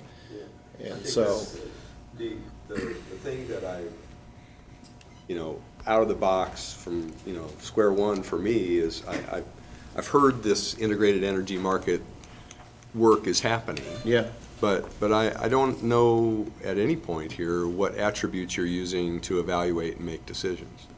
So when I listen to, I think, thought leaders out in this field, they talk about resiliency and they talk about flexibility, and so and so I'm sure you've got it, but those are the, I don't think that either of those terms necessarily fit in with this discussion. On the transmission, it does. On resiliency, very clearly. Okay. Very clearly on the transmission. It's the reason why those projects are occurring in the Southwest Power Pool, is a broader footprint resiliency of transmission. Well, Now, there's some other work we're doing that gets below that transmission on substation equipment, substation transformers, that you're going to hear more about, because we're having those conversations, the industry is, but also we're having those conversations with a variety of utilities in the Midwest about what that looks like. Yeah, and there's resiliency at the distribution level as well. Sure, right. And so that, I think that's where what would impact are the people who have been talking about solar installations, for example. Yes, no? Don't know, you'll hear more about that. We're kind of going through that analysis right now from a resiliency side, yeah. So, some would say, and you've heard it in this hurricane conversation, right? Those with solar may have energy during a hurricane, but it doesn't change the utilities need to have peak capacity for that customer. Doesn't change that at all. And it doesn't change it for us, because the peak capacity of solar, unless it's tied with a battery storage or some other alternative, doesn't change our peak capacity requirements at the utility level. Right. So, there are different kinds of customers. My Yeah, and in-laws out in Colorado I are think, on their yeah, I think you're sort of thinking of people who have microgrids, like maybe, the idea and with hurricane and that kind of stuff, hospitals, banks, or, campuses would set up microgrids to handle that situation, and that may or may not involve us with a microgrid. Yeah, and What do you think? most don't today. Most hospitals Right. have their own backup generation that they operate independent of us. Now, Right. sometimes we use that for lease generation. Sure. For capacity reasons, right, that we need to, and we have a lease generation agreement with those customers. But in many cases, they have their own critical generation, just like many data centers do, right? So They have Yeah, within their have their own facility little their own microgrids. grids. I wouldn't even call them microgrids, but Yeah. it's their own self-reliance, their own self-resiliency. All right. I'm sorry, I am scheduled till December 10th. I think that's planned December, Scott. Oh, Yeah. that's good. Okay, then we'll wait till then. So then, thanks, Greg and Rick, thanks. Yeah, that was We'll get great. going. That's Thank very, you. That was fantastic. very informative. And we did need a Appreciate break it. because that took an hour. I know. Well, speaking of that, so that gets We me need to, that's good, but this is We what's, kinda planned this is it. what's gonna We happen. We've did. got six We more did. things Yes, we on did. governance, or five issues, a couple action items and presentations, that's fine, and then a closed session. So it's 11:30 now. You're just getting a time for what it takes. You skipped your pre-committee meetings that you might have had to do on Monday or earlier. You're making up Thanks, for it. guys. You're making up for it now, but everyone gets to listen to the same thing. So time-wise, I'm not at all worried. I don't know if anyone else is. So did I, but doesn't mean we'll have to be here all day. I want to clarify about But- the agenda. The yeah. times were for the presentations, but not the question answer. Oh, okay, thank you. Well, I thought Kim was gonna come over and kick me, and that's why I'm bringing it up. I will not kick you. Good job with your questions. Can I give a quick feedback on that? It's Yeah. not just good because we get to hear what was going on in the other committees, but it's public as well. So I Yeah, think there's a absolutely. lot of the Totally public agree. that gets a chance to listen to this that Yeah. they didn't hear before. Well, so I'm just throwing that out there. I'm not going anywhere either. I'm just saying, just watching the time. I'm glad you said that, because I was getting a little worried. I was like, Kim's gonna kill me. But anyway, so that's good. So, Director Mines, we got 5 things heading your way. You wanna?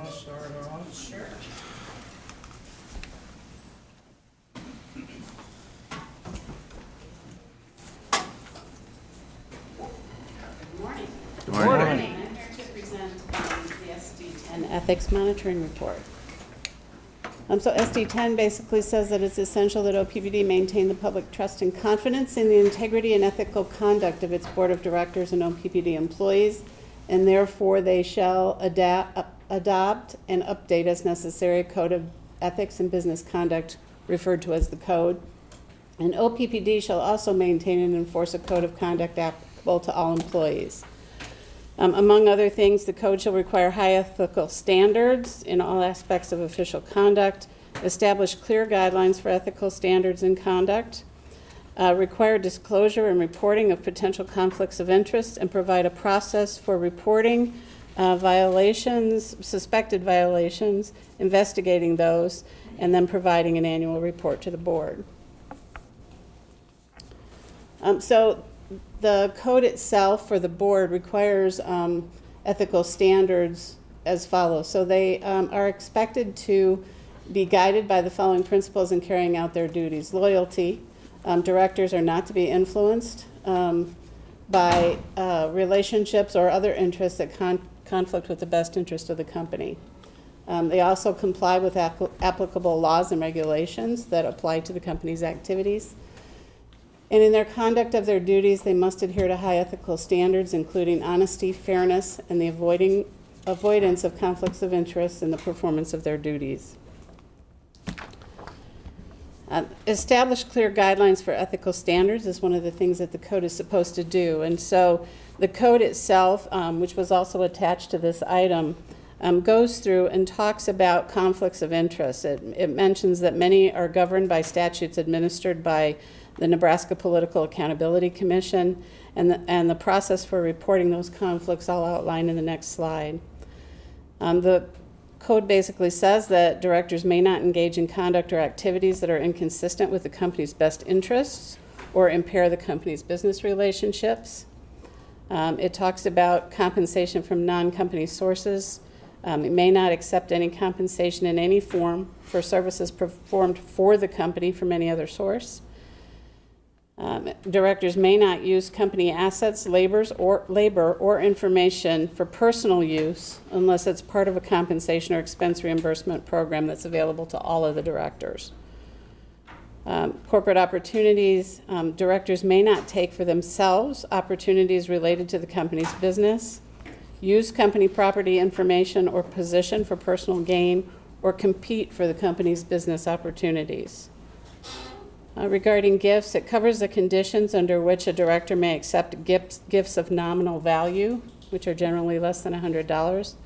And it also addresses business courtesies. So it outlines the conditions under which a director may accept payment of expenses incurred while participating in business-related activities or events. Confidentiality, it addresses the fact that directors should maintain the confidentiality of all non-public information relating to the company, its business, customers, contractors, or suppliers.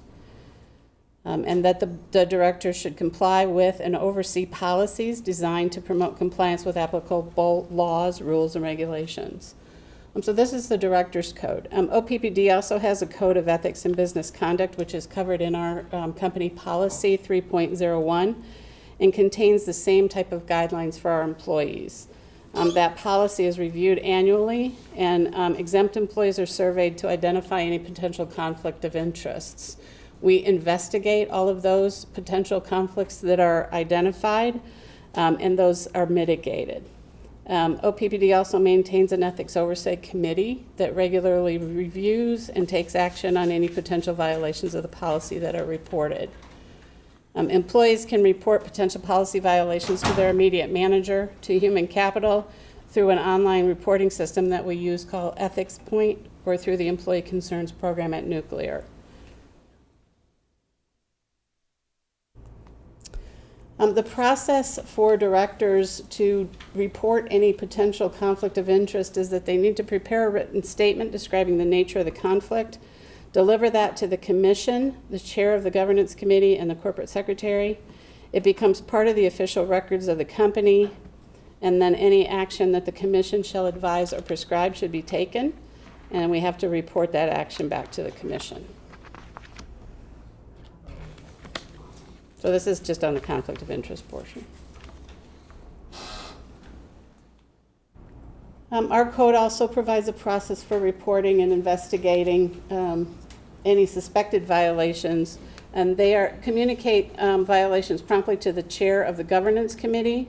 Those are then investigated by the governance committee or a person designated by the governance committee, which could be legal counsel.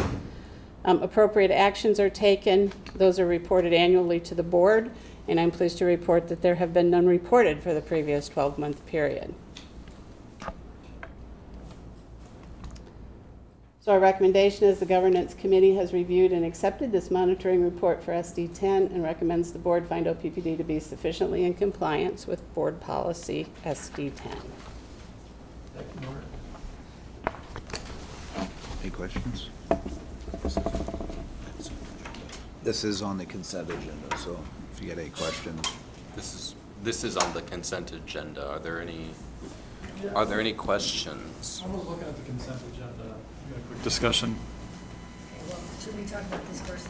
Yeah. Yeah, at some point I'd like to better understand. Yeah. And I'm just personally not sure that any SD compliance should be on a consent agenda. I will say It just feels weird to me, but. I will say that I did some research around this, Yeah. especially with SMUD, because we Mhm. use the Yep. same person, and they put everything regarding SDS on the consent agenda. Interesting. Because they discuss it Yeah. in committee. Okay.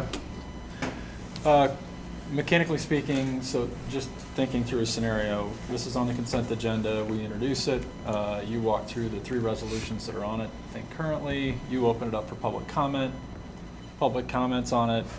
I assume that we, at that point, don't have any opportunity to have a discussion as a board after the public comments? It would occur here unless you want to move it to a discussion item before. Right. Yeah. So as it stands, we would have no I opportunity. guess right now, so the way I'm understanding is right now, this is a monitoring report of last year. Are you good with what we did last year? Any changes will be next month. So questions now, why would we ask, this is a public meeting too, by the way. Yep. So I guess why wouldn't we ask the question now, right now then? Sure. And then just, that's why it's on the consent. And then now changes on any SD would be public comment. But now, the thing in my mind is always, hey, anybody that's really interested in this is gonna call me up, or you, or whatever, and say, hey, that really sucks, change this. All right, so I work to change it, and if I get enough votes, I can change something. If not, then But that's the way I kind of see some of this input going. Not everybody who wants to show up to a meeting continually asking questions. You know how that would go. SD 10 did take a while to formulate.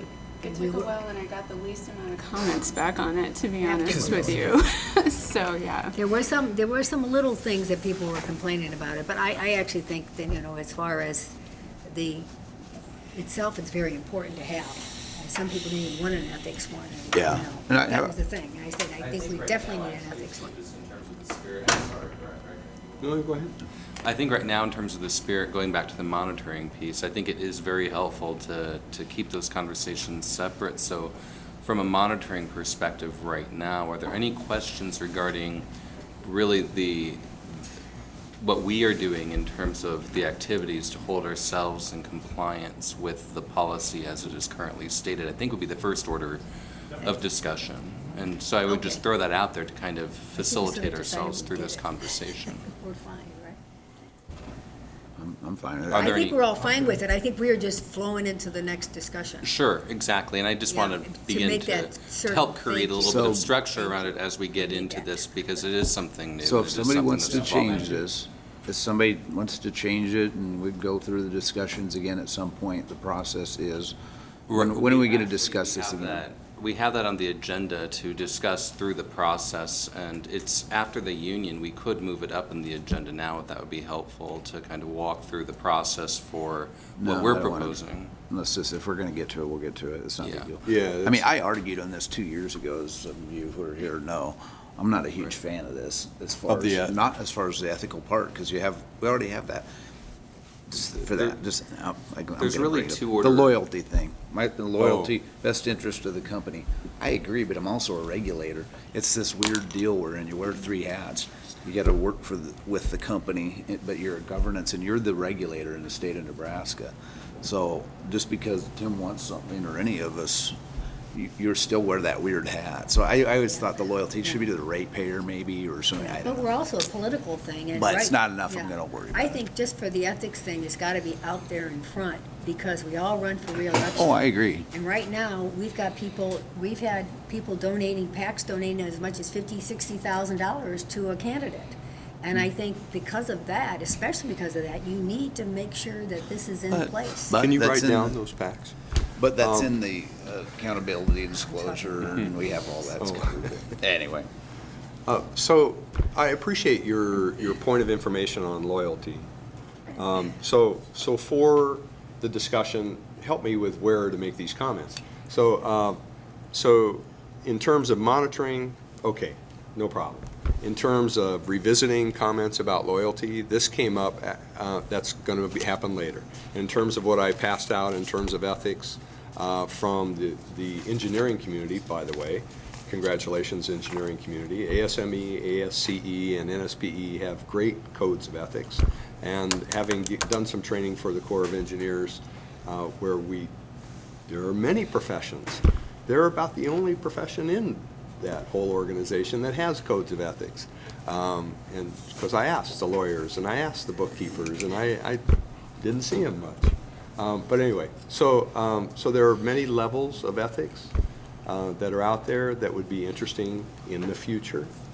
But for monitoring, it's right now. When are we going to then talk about?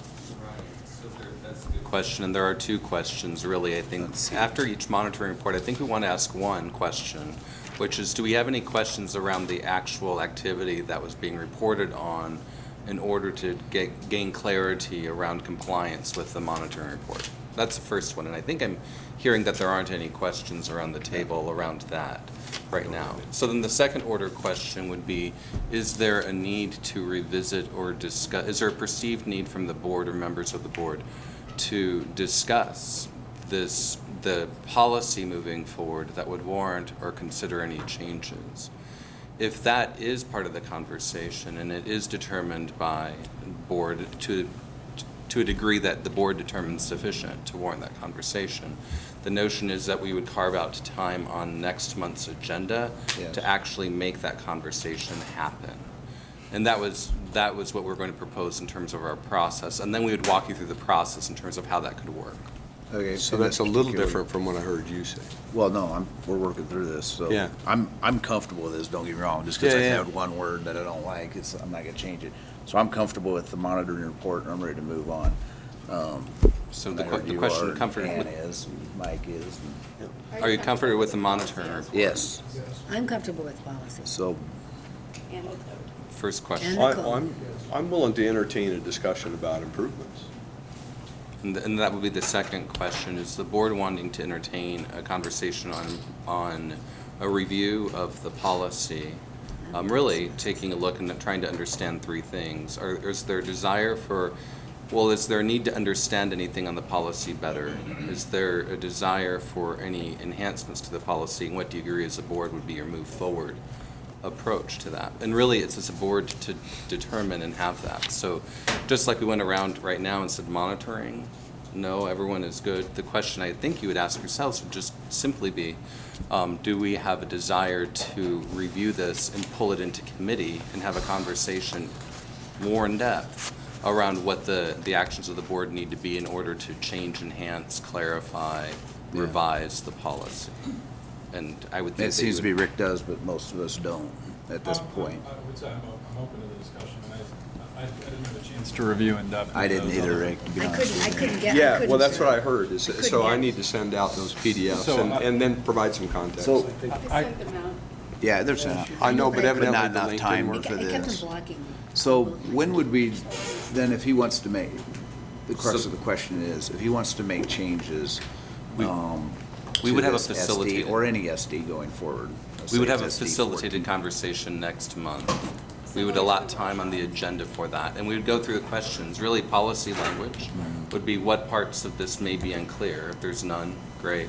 What parts of you might you want to change? There'd be discussion, just like we did at UNO. Yeah. And then figure out what the enhancements are, and then it would be assigned to committee. It may be actually much better just to go to the. I think it would be beneficial for staff to go through this presentation. Yeah, because what we're got to is there. Yeah, we're on it anyway. We're on it We're anyway. here, let's go. All right, let's we- jump to C, is that okay, mate? President, that any changes, that whether it's Rick or me or. Yeah, You and me. That those changes would be specific changes, wouldn't be general, we need to think about doing this. Specific changes that each board member can go A or nay. Yes. Rather than a agree. broad-based discussion about a whole host of things. Mhm. Specific changes, I think, would be the best help in committee or even in this committee as a whole. I agree. So Mike, is it okay, we'll go to Sure. this presentation? C. So I think a visual of that will actually help the conversation too, because we are speaking about it a little bit conceptually now. This is the process we're proposing, and actually we're outside of step one. We wrapped up a monitoring conversation today, and we're asking again 2 questions. Any question on the monitoring report itself? And seeing none, do we determine that we should be entertaining refinement as part of this process? And it gets to really your point here. So the board next week or next month, there'd be an agenda time carved out, and we would literally go through the policy to get as specific as possible. Is there any part of this policy that is unclear or requires further clarification? And the board would have a discussion really about what it had intended, what it meant as they developed that specific policy. Are there any potential changes that would need to be made to the policy? Anyone recommending changes?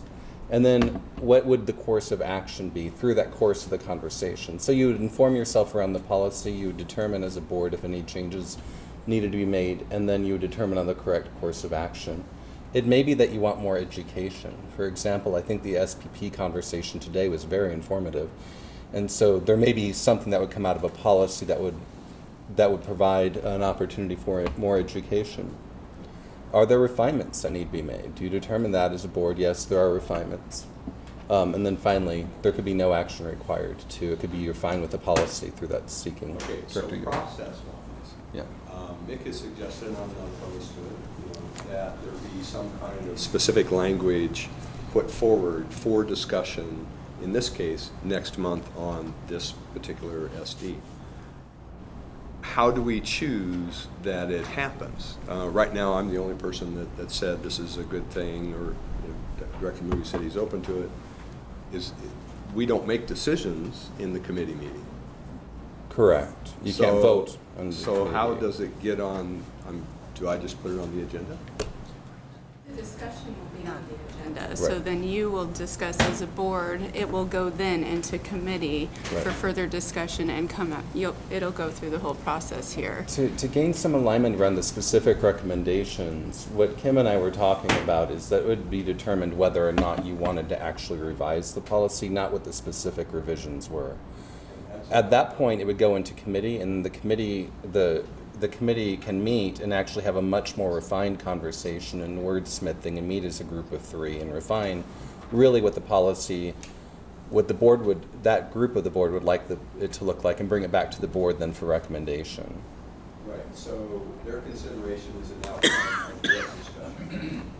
The consideration that the committee, so for example, if Today's in this discussion case, or next month? let's walk through ethics. If this were determined that you wanted to revise the policy next month, you would have a conversation and you would determine, okay, is it clarifications to the policy we don't need to revise?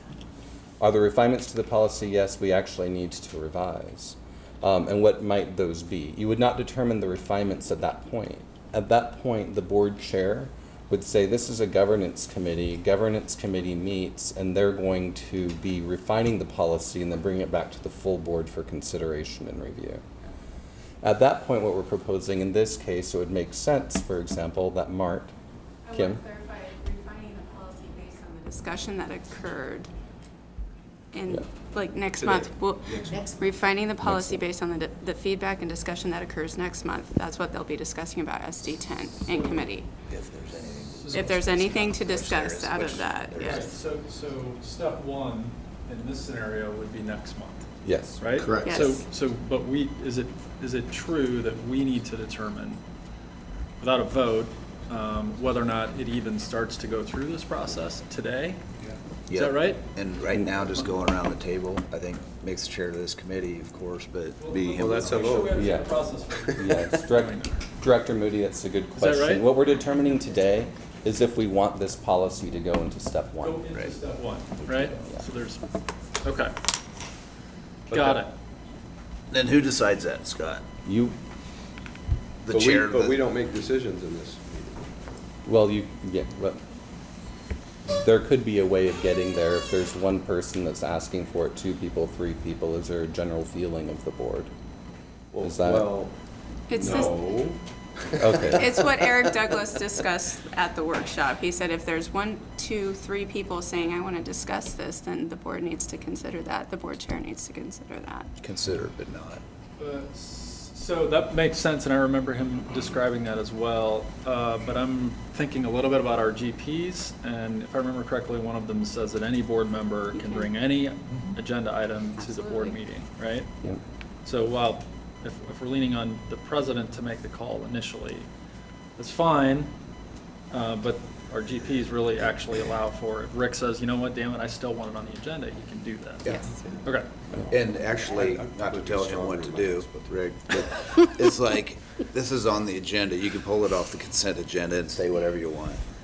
But the rest of us won't agree, we're still gonna probably vote for it unless you make a heck of a good Well, compelling no. argument. Well, you're But talking I don't about- see Someday there's I enough, will. I don't see there's enough, but you know what I mean? Yeah. It takes work or time. I don't see enough, like, gosh, we gotta change this today, that we would go to step one on this. So I got, yeah, and. But we're just sorting out Right. process here, Right, is what and we're I'm doing. just- Yeah, I'm just yeah, talking yeah. out Yeah, loud, yeah, so you're- I get it, This yep. is process.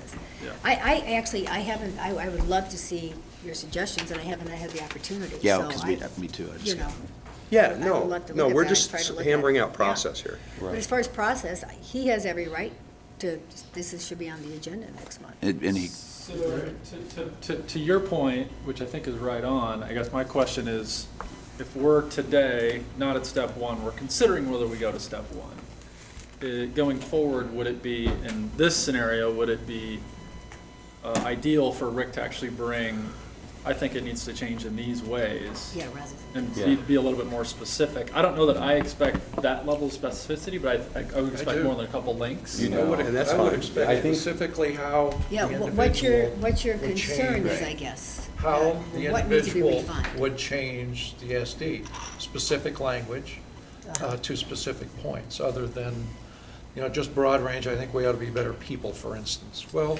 No. Well, you're two ends, That just feels you're good. two ends of the spectrum. Yeah. Right? But I think we want to have a little bit of latitude to bring something that's that's pretty baked, right? But still allow us a little bit of latitude as a board to refine that. I think Yeah.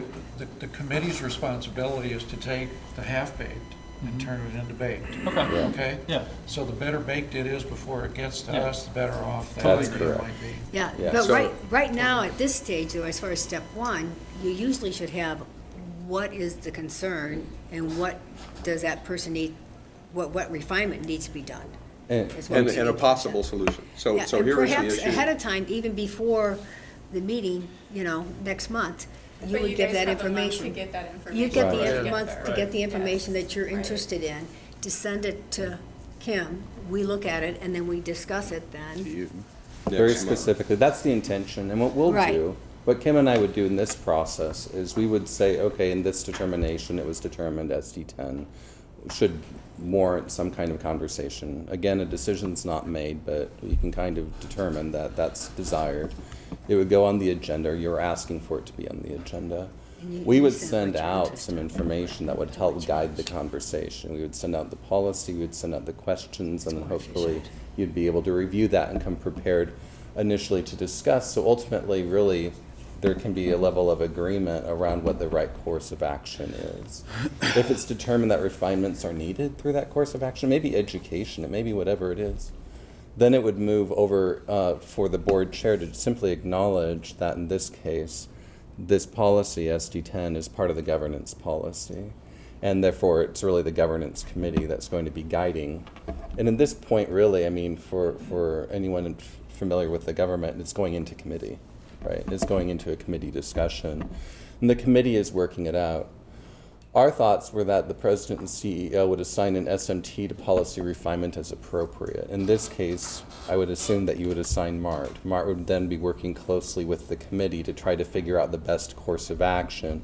It may be going and drafting and redrafting based upon that initial feedback and coming back with a draft. The committee would work that out really with Mart. And at this point, there'd be an engagement of subject matter experts as appropriate as well. So then the committee would become informed around whatever the issues, concerns, questions are. There would be development. Ultimately, you want to be able to get full agreement from the committee of a recommended change that then would be brought back to the full board for review, discussion. It may go back into committee. It may come back out of committee. I mean, the entire notion of getting to a resolution from the board with a 5-3 vote on a policy change does take a little bit of time and discussion and thoughtfulness, as we're learning really as we're looking at SDs 2, 5, and 13, which are all in committee right now. In fact, we have a meeting on the 29th of September to really review and discuss those, which hopefully would lead then to those coming out to the full board for review, at which point the full board may have feedback and it could go back to committee. So the committees are being used to. Yeah. They're working on the SDs, right? Yeah. Having this committee as a whole thing. Yeah. Right, this is good. The nice thing with our committee structure and the policies that I believe is different than SMUD's is that the policies have kind of natural homes. Whereas I think in SMUD's case, I think if I understand it right, they have a policy committee and they spend a lot of time just focused on the policy side. Here we actually have committees devoted to areas of the business that make it easier for us to navigate through this process. I believe it will make it easier. But also to your point earlier, Director Yoder, I think as we work through the process, we will be refining that and making sure that it's as efficient and as effective as possible, really for the full vote, for the full board to be heard and ultimately get to a vote of 5-3 or greater, hopefully unanimous, right? Yeah. From a process perspective, does this make sense? We would have this conversation today, SD10. We would say, does this warrant as a policy additional consideration? If we were kind of seeing yes, it would go on as an agenda for the next month. Kim and I would provide some information that allows for you to prepare ahead of time, really those very specific things that you were talking about, Director Mines. As we go through that, we would be able to provide enough guidance to the board committee assigned to it to actually work out the conversation and revisions of policy. They, in turn, would bring that back to the board once ready for feedback, draft. It could be revised again. public posting, which is really step 7, and then approval of the final committee recommendation through a board vote. And again, these errors are here because it could spend some number of cycles. We can't predict how long it would take, but that's what we were thinking in terms of just a basic governance process on this discussion. I think we heard from Eric is to get a routine that we feel that with every SD we'll have this conversation. And one is to say, is there enough to go to step 1? The other side of it was the following month, we would just go to step 1 and have that conversation. Yes. If there's nothing that occurs, then you just move on. Yep. Or I'm fine, I don't have anything to add, whatever that may be. But if there is, that's where that discussion would take place. The board chair would say, in this example in governance, you know, Mick, based on the conversation, I'd ask you to get your committee together, come back with whatever recommendations based on the discussion that your committee would have, which could be to incorporate all the items in the discussion, or on the other extreme, not incorporate anything. Say we think the policy is fine, come to the board, make that approval or vote, whatever that may look like in that process, but we would have a routine that we could then be comfortable that we would go through every SD. That's the concept that we were trying to do without trying to make it too rigid, but yet still allow that opportunity for feedback and input and just continuous improvement. Go ahead. Here's what I'm hearing you say, Tim. That next month we talk about this, and the talk may be, we don't need to talk. That was the other option that we talked about. This one is there enough of a discussion here today on, yeah, let's talk about it next month and let's move forward. But here's, I don't even think we need to talk about it next month. You want to say something right now. So why wouldn't you just spit it out No, now? I don't have all my information. And I don't have the information. Then now here's the deal. You're going to be penalized for not having all your information that you want. You sent us all that yesterday. We didn't get a chance to read it. I don't want to do that to you, but I'm just saying at this point, is it worth there's so many other things coming up. But right now, I'm not hearing, I think we're good with this. It's pretty in-depth, actually. But if you want to tweak it, you almost have to wait then. A month. A year. No, because you won't get. I think in this scenario, because it's the first time out of the gate, I want to give him some latitude so that we can bring it back next month, and then if it's nothing, then it's done, but in terms of whether or not it goes to step 1. I'm not sure the governance committee, Mick, is, but I would suggest this. Once you run it, we'll take a look at it here, and if there's something, and then if the governance committee says, hey, we think we got something, we'll give you that opportunity. Yep. But going forward, these aren't supposed to be changed just like this because 1 or 2 members has an opinion. Yeah. You got to go Requires convince. 5 votes. Right, you got to go convince, or at least 3 or 4 to start talking about it. Otherwise, we'd just go Well, around. what it takes is ahead of time, and you weren't aware that people have to be prepared with what needs to be changed. Absolutely. As Mick says, what specific things you're concerned about. Yep. Present your case, sort of say, this is what I'm concerned about, this section I think needs to be discussed, and that type of thing in the next month. And have it ahead of time, and, any materials you want to provide, that's fine, and then have the Socialize discussion. the idea ahead of time as well. Yeah. Right. Individually socialize it. Have the specific changes spelled out. Or, yes. And that's the whole idea of presenting it the next month. So this has been brought up. He'll look into it. You'll bring some specific things that you're concerned about, what you think need to be refined. You'll spread it out via Kim, and we'll have the discussion next month. Governance will meet. We may.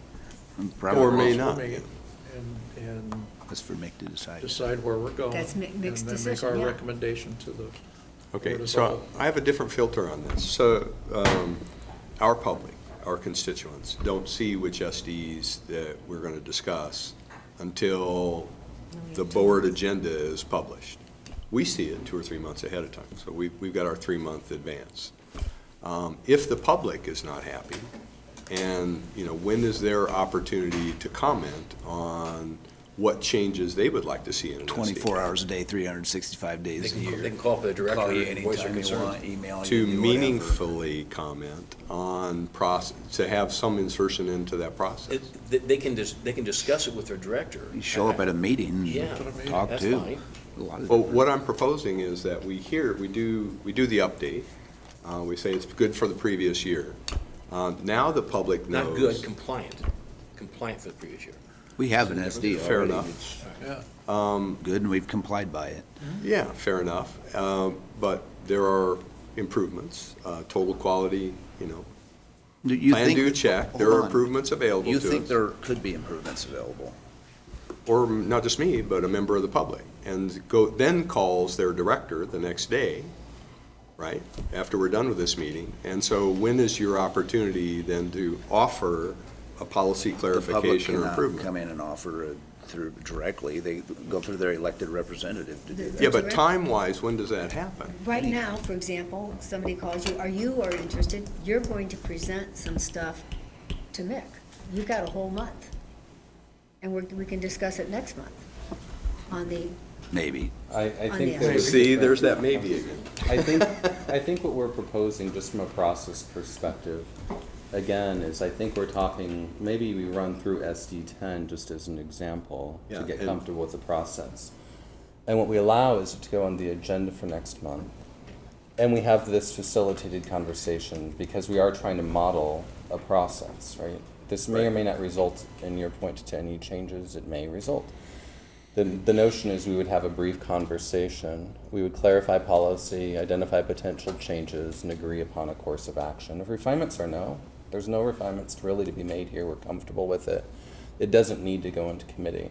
The entire notion of a committee process actually does take some level of time because the changes proposed should be so significant that you're wanting it to actually require that kind of time. So the hope would be that through that conversation there'd be real clarification around that as a board.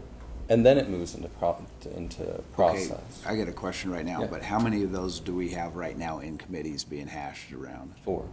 4. Do we want to add a 5th? And I'm hearing no. Discuss it. We don't know. We don't know, we haven't don't discussed know it what the yet, that's issue not is. till next month. Jim, I think we should probably bring that one into governance, just, To listen to it. just as process. But it's the governance You may committee's not decision to. get what you want, or you may. That's not the point. I Yeah, think that's it's the point. establish the process. No, I get that. He could do that at any time. All he has to do is call up or go to Yeah. the committee, have a meeting on it, and discuss it. Putting it on the agenda. And then kind of go from there. But what I'm saying, this is very important too, that we start following our own rules. Otherwise, Absolutely. I might have 20 things I want to put on guys. And then these meetings will go for days and days. Because that's the whole idea. Yeah. A minority doesn't push the majority. I see this as a baseline It's policy. yeah. This is the way it happens. Yeah, we're just gonna try I to. know, but I want to put it out publicly that we can't have No, we every can't. single thing that somebody wants to change. You got to build a majority or consensus. That's the way this works. Mm-hmm. Okay. I'm just putting it out. So, there. so what I hear is that we'll have and bring step 1 to the board committee next month for a conversation and dialogue. And then based on that, determine whether it goes to step 2 and continues down that process and comes back to the board. As an example. But we've got 4 already cooking and stewing committees, guys. it'll just so you Just know. relax, it's okay, Do it. let's have the discussion. I know. Okay, is that it? Yes. So I'm not on any of these committees, it sounds good to Director me. Gay, It's Director all Gay, you'd PI. asked if this was it. I just want to confirm at this point in time, from a process where we are ground, we're comfortable with trying this on for size and Let's see if try it it. works and then evolving it as we need. Yeah. I love your recommendation. Got it, great. Where are we now? Back? Okay. Now we're gonna go to lost. IBEW, I think. Lost in Okay. translation. Thank you very much. Now, Thank you. so Thanks, now we're Scott. on B, I think. Nick. And you can leave, yeah. Lucky you, Scott.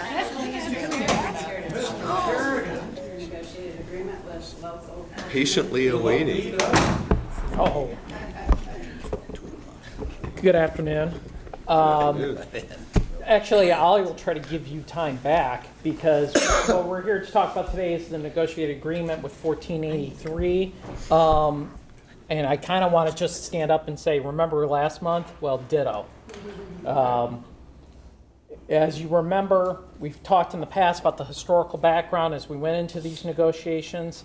Once again, this group, 1483, represents approximately 480 workers, a wide array of group ranging from engineers to security at Fort Calhoun to instructional techs to a lot of clerical office staff worker all across the district.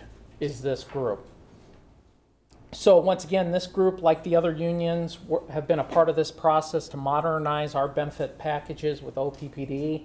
And we've seen those changes over the last 10 years. Once again, this is familiar. Our goals in this negotiation: health insurance savings, pension, showing our commitment to stewardship of the system, competitive but comparable wages. We talked about our approach last time. Once again, same cross-functional negotiation team we used for 763 and 31, and it was a company-wide collaborative effort working with senior management on this process. The tentative agreement is the exact same package, economic package, that we discussed with 763 and 31. So we'll talk about the health insurance, pension, and wages, and then talk a little bit about the other items again, very briefly. The health insurance, if you'll remember, we are moving from our current PPO 300 high deductible health plan of $1,500 to a PPO 750 and a high deductible health plan 2,000. So that means increased deductibles, increased out-of-pockets for employees, and increases in drug co-pays for our PPO participants. How many people are in the PPO now as comparison to the health savings account? Approximately, I want to say it's about 40% of our workforce, and that number continues to dwindle because of our negotiated agreements that all new employees across the board, beginning January 1st, 2013 approximately, have to take the high deductible health plan. So those numbers are dwindling. But we are now at the point now where we do have more people on the high deductible health plan than the PPO.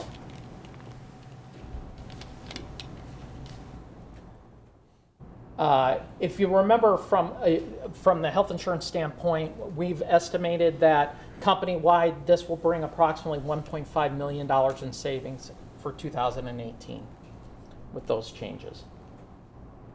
From the pensions aspect, if you'll remember, we've negotiated with this group and with the other groups an increase in our pension contributions from 6.2% to approximately 9% at the end of 2022. With savings to the system on that for approximately $4.9 million, pension system that is. That also shows our commitment to continue the viability of the pension system, and both for health insurance and pension. If you'll remember, we negotiated the reopener language for both of those issues beginning January 1st, 2019. Wages, length of contract, the wages, once again, 3% wage increases each year for the next 5 years. Those match up with comparable utilities, and we believe those will continue to maintain us at a competitive standpoint. The length of contract for this agreement, a 5-year deal, retroactive to June 1st, 2017 for this group, going until May 31st, 2022.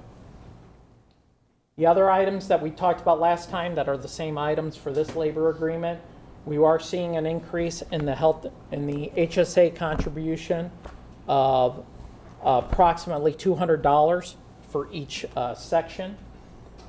The company match on 401k, 457B, and the HSA will increase from our current $3,500 to $4,000, so a $500 increase. You remember the discussion we had on sick leave, in that we wanted to change how we used our sick leave so that our employees didn't feel penalized using sick leave, but at the same time ensuring management had the ability to control in those unique situations any sort of fraud, abuse, or excessive use of sick leave. Once again, for this group, we renegotiated those parameters. We did increase the call-out pay from our current 2.5 to 3 times call-out pay. That was our previous standard and is pretty much now the standard in all utilities. We increased the meal allowance from $12 to $18 just to reflect that the meal allowance hasn't changed for a number of years and to reflect how much it costs us to get a hamburger. Extension of probation, that was a situation where we have new employees coming in. We currently have a 6-month probationary period for those employees. This language will allow us to extend that probation in those times where we properly can't review that employee's performance, and allow us more time and work with the employees to ensure that the investment we're making in them is the right decision. We added some job abandonment language in those unique situations where employees just never show up back to work after an extended period of time. And finally, we created the Labor Management Committee, as we did with the other unions. This committee will work on cleaning up our contract booklets by taking all those memorandum of understandings, or as we call them, the MOUs, and shifting them into the actual contract language itself, so that we have a living, breathing document that both our supervisors and our employees can use on an ongoing basis and be up to date on the rules and procedures from the contract. Can you affect a call-out pay? Sure. When does that start and when does it end, if you're called out? It's under some very specific parameters. Yeah. So it's in a situation where so the employee's not working, we're calling them out to come in before or after a regular shift, and then we set a minimum standard of payment for it. A lot of times when we do the call-out pay, because they work, especially during storms and things like that, the call-out pay actually goes away and they just take their straight overtime because it's more money. So this call-out pay is just kind of a minimum base that an employee would get if they have to be called out from home and come into work. Like if they come in and work, say, 2 or 3 hours, and it's not at the start of a shift, Yep. and not at the end of a shift, it's basically standalone on an island. Yep. So instead of a guy getting called in for half an hour and say, oops, never mind, go home. Yeah. Exactly. Okay. Yeah. But Yeah. if it's in conjunction with your shift, it's not quite the same inconvenience it would be as far as, say, on your day off in the middle of an island. Even if I call somebody, Saturday or Sunday, Mhm. and they go to the substation or anywhere, and they're done in 45 minutes, we pay them for 3 hours. Okay. And that's why you've seen the standard across the utility. A lot of times that work that they're being called out for, it's usually not a half-hour problem. Usually just switches straight into overtime. Because the length of time will be enough to. Because 3 hours, yeah. Because instead of 3 hours, it's usually 4, 5, 6, that sort of thing.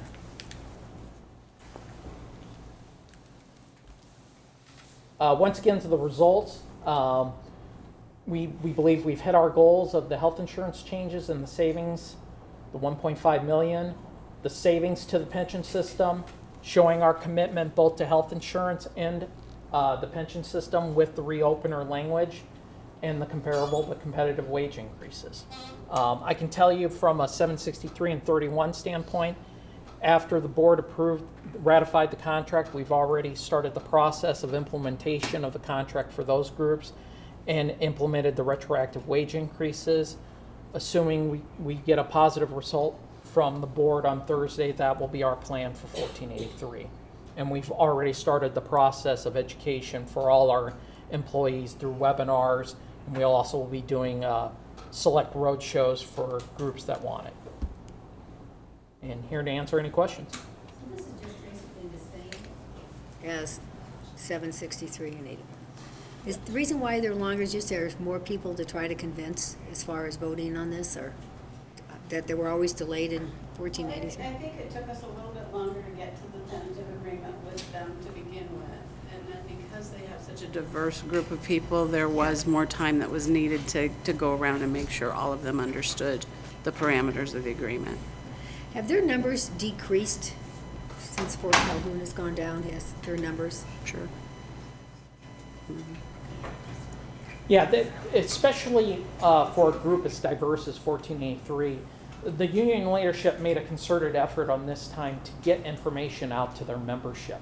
So they had probably a little bit more informational meetings and things like that than they've had in the past, where 763 and 31, because they're stationed in crafts, it's a little bit easier for them to get the information out. But once again, much like with 763 and 31, it was a very collaborative process during these negotiations, true partnership, a lot of very good discussions, And we're happy with the results that we've gotten. That's good. Now, this is sort of a sidebar. It has to do with the cost of health insurance. Are their payments going to go up next year? Is everyone's health insurance costs going to go up a little bit higher as far as what they pay every month? For the premiums? For the premiums? We believe that we may have a slight decrease in the cost, and we're still working with Ann to finalize that.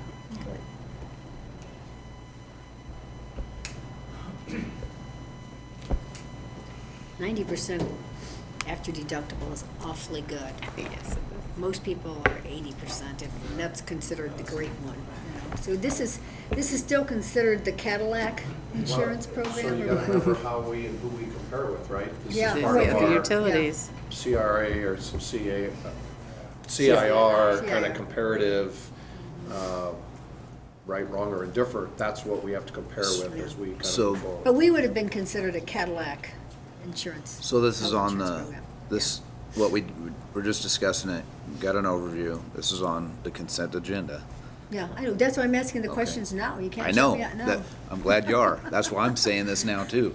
Because we're trying That's to why I'm refine discussing the it now. process best we can, but give us a little break here. As we go, we'll figure out what's, but We're gonna have a these are fine things we've hashed over and over, and really, wrong with that? everyone kind of looks at us and, okay, sounds good. I mean, we did this last month when we had the unions come up and discuss this, so now we're just ratifying something we just talked about in the last month. So I'm just throwing it out there, trying to. Yeah, well, that's why I hadn't asked that question about the health insurance, so I wanted to ask her. Okay, all right. Now we're on. Okay. Julie, are you ready? I am ready. Please do it. All right. Thank you, Director Mines. So last month, you may recall, we talked about SD5, customer satisfaction. And in that discussion, we talked about how J.D. Powers is measuring our overall satisfaction with our customers, and we're doing really well with regard to our overall customer satisfaction. And that there's been this general lift in the industry, utility customers have given higher ratings overall.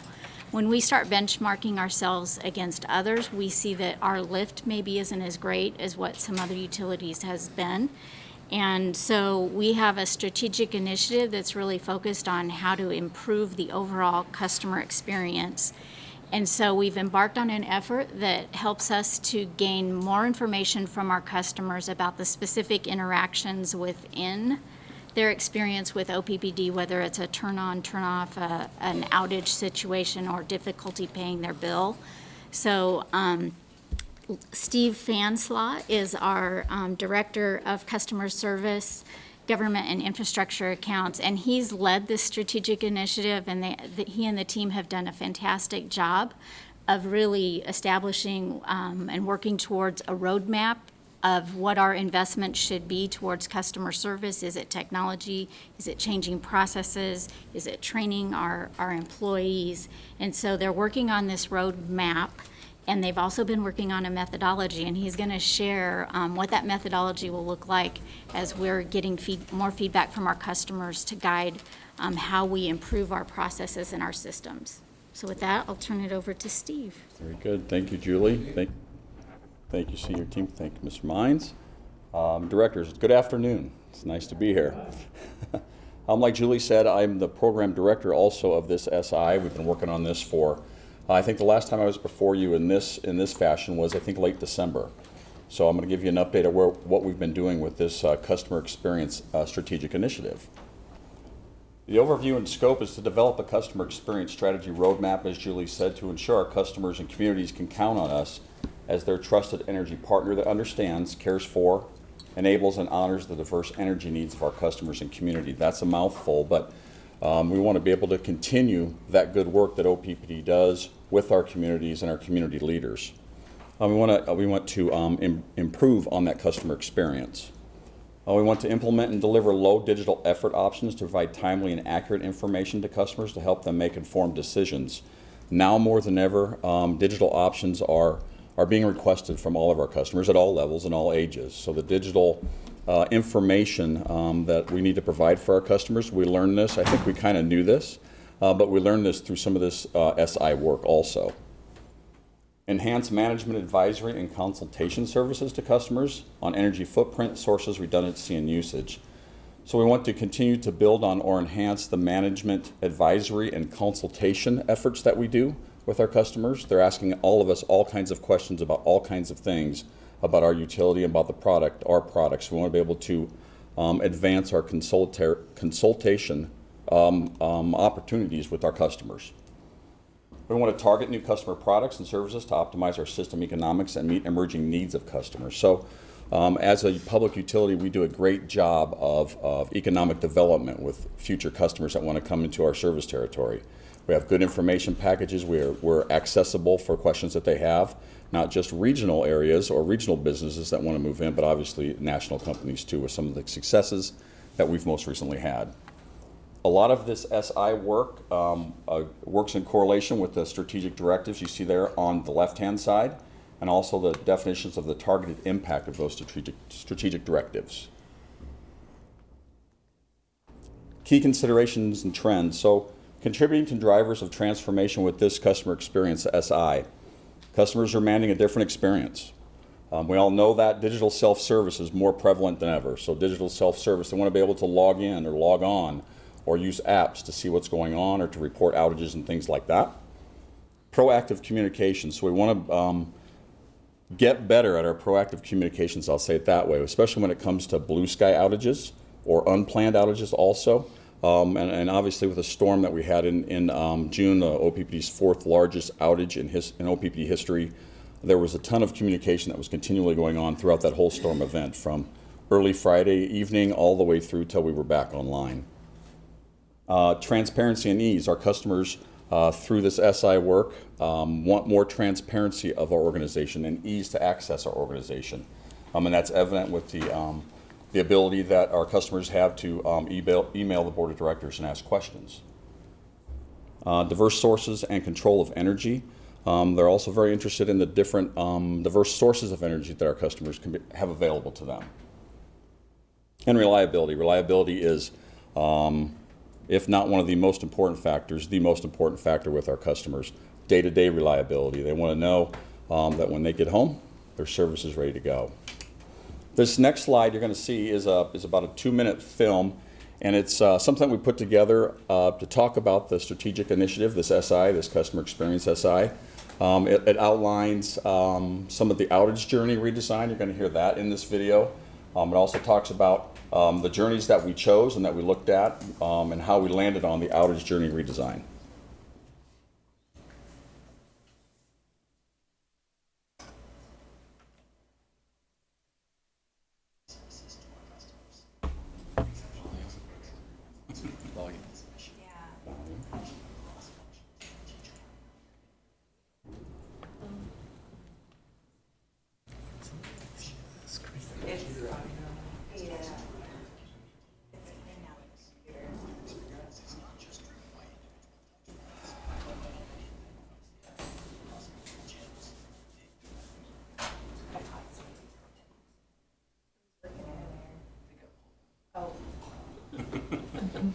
Sorry.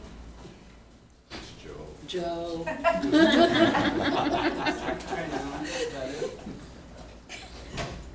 Or weeks. These are called journeys. At OPPD, we are leading the way we power the future, providing affordable, reliable, and environmentally sensitive energy services to our customers. Exceptional customer experience is critical to this mission, so we've launched a cross-functional strategic initiative to reimagine it. Customers interact with OPPD in many different ways. Their experience is not just driven by individual touch points, but by how many of them come together across multiple channels over days or weeks. These are called journeys and are the heart of how we think about customer experience. To create consistent, simpler, more personal and proactive journeys that keep rates low for all of our customer owners, we follow a design thinking approach, starting with what matters most to customers, surveying and observing our customers and employees, combining these insights with what leaders across industry, like Amazon, Apple, or even the Henry Dorley Zoo, are doing to raise the bar, sprinkling in designers, creative employees, and experts to reimagine and iteratively prototype the new experiences with customers. We are starting with the outage journey, Our customers recognize our heroic OPPD crews and want help getting out of the dark and into the know sooner. They also want this info digitally. Fortunately, we have great work underway, like the Notification Center, and can build on it with new concepts like a digital outage tracker with real-time and personalized updates, enhanced tools for our troubleshooters, better visibility for our call center agents into why outages are happening, special interventions for customers with frequent outages, improved coordination with local news and restoration partners. We are excited to share with you some early successes and hope to get more of you involved. For over 70 years, we have powered Eastern Nebraska. We have a passion to serve, we honor our community, we care about each other. And with your help and continued customer focus, we can continue leading the way we power the future, providing affordable, reliable, and environmentally sensitive energy services to our customers.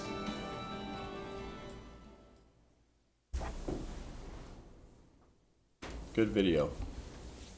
Good video. Questions? No? Okay.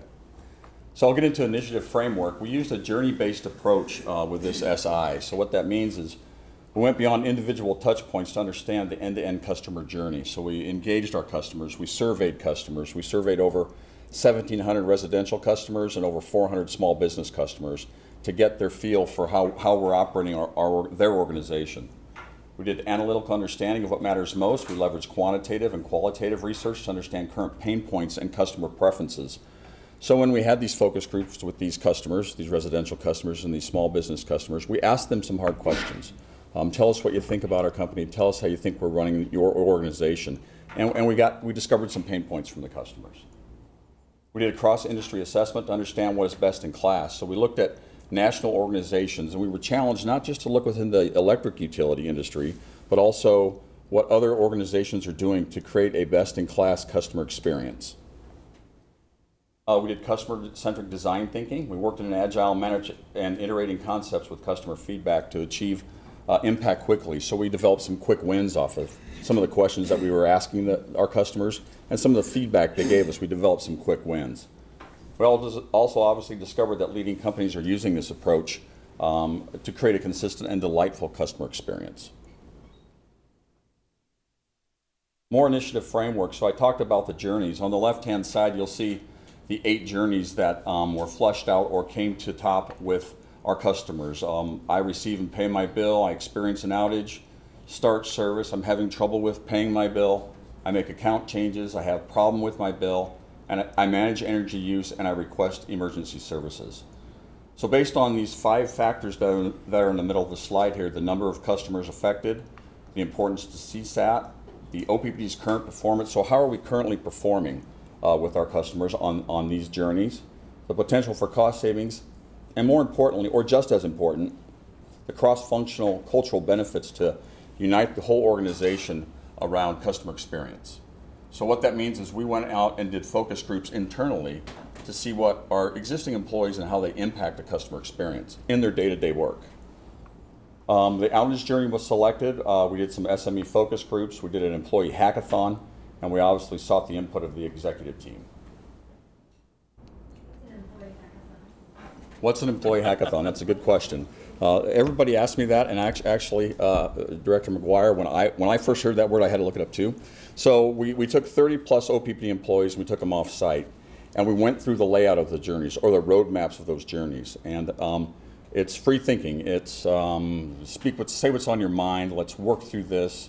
A hackathon, I believe, is computer-based type word for hacking in, but hacking into ideas. So we took employees off site and then gave them a good environment and said, start thinking, tell us what you're thinking with the employees. So that was really successful. Progress to date, this slide, I won't go over every bullet, but you can see we started in April we analyzed some of the qualitative survey results from the 1,700 plus customers, residential customers that I explained, and the 400 plus small business customers. And we did some other research. Like I said, we had 6 employee focus groups down here, and we did 4 customer focus groups. So we took customers from, we researched them or contacted them via an email and took them out to UNO and had focus groups with them, actual customers.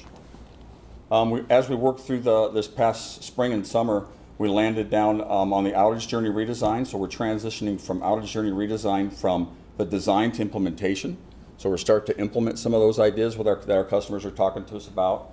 Up here, we completed the execution of 3 quick wins. So small business account merges, start, stop service button, and increase my account login attempts. Those are some of the things that were really important to our customers that we learned that we could implement them without a lot of effort.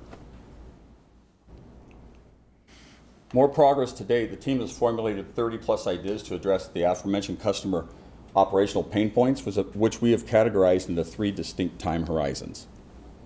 Time horizon over here, a quick win. So the definition of a quick win is a concept that will improve customer experience and are quick to execute, but don't require large prototypes or heavy BT investment. An example could be sending emails to customers who experience outages. So we know that they're having an outage, or we can get to them and tell them, here's what happened and here's why you had an outage. Another one, a quick prototype time horizon, where concepts that we can implement within 12 months with the help of a mature visual prototype that we can be tested with our stakeholders. So what we did with that, an example concept of that, is a simple tool for our troubleshooters. So in an outage, our troubleshooters are the first folks that roll up on the scene and see what's going on. We engaged with our troubleshooters and gave them a digital option that they could report immediately what they're seeing. That obviously would help in outage restoration time.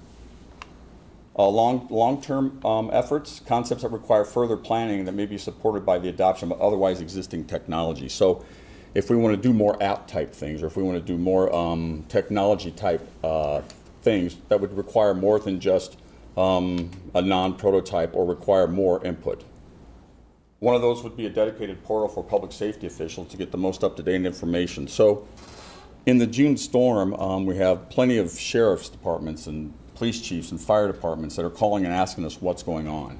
So a concept might be give them a portal where they can access that information as quickly and as safely as we can. The next steps, we're going to develop a long-term customer experience roadmap. I'm going to do that before the end of this year. So with all the journeys that you saw, I'm going to develop a long-term customer experience roadmap to lay out the rest of those journeys. Outage implementation phase, Todd McLaughlin and Stacy Bryant are working on those. Those are our journey architects. Those are OPPD employees. That's ongoing work. Billing journey design phase is starting by Ashley Art. She's also one of our journey architects. So out of the 8 journeys you saw, 4 of them were billing related. So Ashley's going to start working on those design phases by the end of this year. And then next year, probably the first part of 18, she's going to start working on implementing some of those billing journey phases. Any questions? I got a comment. Whoever's putting these things together, Pardon doing a me? great job. I mean, whoever's working, I know it's a big team you got, for that video and then these presentations you're giving us all day, actually. Yeah. Excellent job. I mean, these are very, very good. It's like, I see a lot of this stuff as you do too, but this is top notch. You know, I see Thank with you. this customer service stuff, IT is being used more and more, you know. Have you noticed that, Kate? I wonder if you could comment. She's feeling Hey, that. are you as well. feeling that? She's here. You know, that's why she we're changes glad in you're her here. phone. She's very quiet, but I think there's a lot of stuff going on there. And I was just wondering, as far as the communication between IT and you and how that all works together. If Yes. Maybe, I don't know if Kate needs to talk about that. Steve can talk about it. It's been great. The feedback we've been getting about bringing these teams together, the way that they've come together. It was at first a little strange for them. Now they are, my goodness, they are just knocking things out. They have great communication, collaboration. We're building all sorts of that across the enterprise. That's what our goal is. We all are Right. partners in this in the end. Right. So what we did, Director McGuire, on that is we had a 4-day digital concept sprint. So we had a bunch of talented OPPD BT IT folks, and we sequestered them for 4 days with some other folks, and we started doing like a hackathon, a BT IT hackathon. And you're right. Kate's area is we're continually asking her, can we do this or can we have this resource? Right. So, but there's a great relationship. So myself, I've met with every one of our senior team members to talk about this SI and what we might need, the resources that we might need from their business units to accomplish some of the stuff we're doing. And obviously the great support that we're getting from Scott Foch and his team is I can't fail, so. Yeah, it looks like it's gotta be totally integrated for it really to work, you know?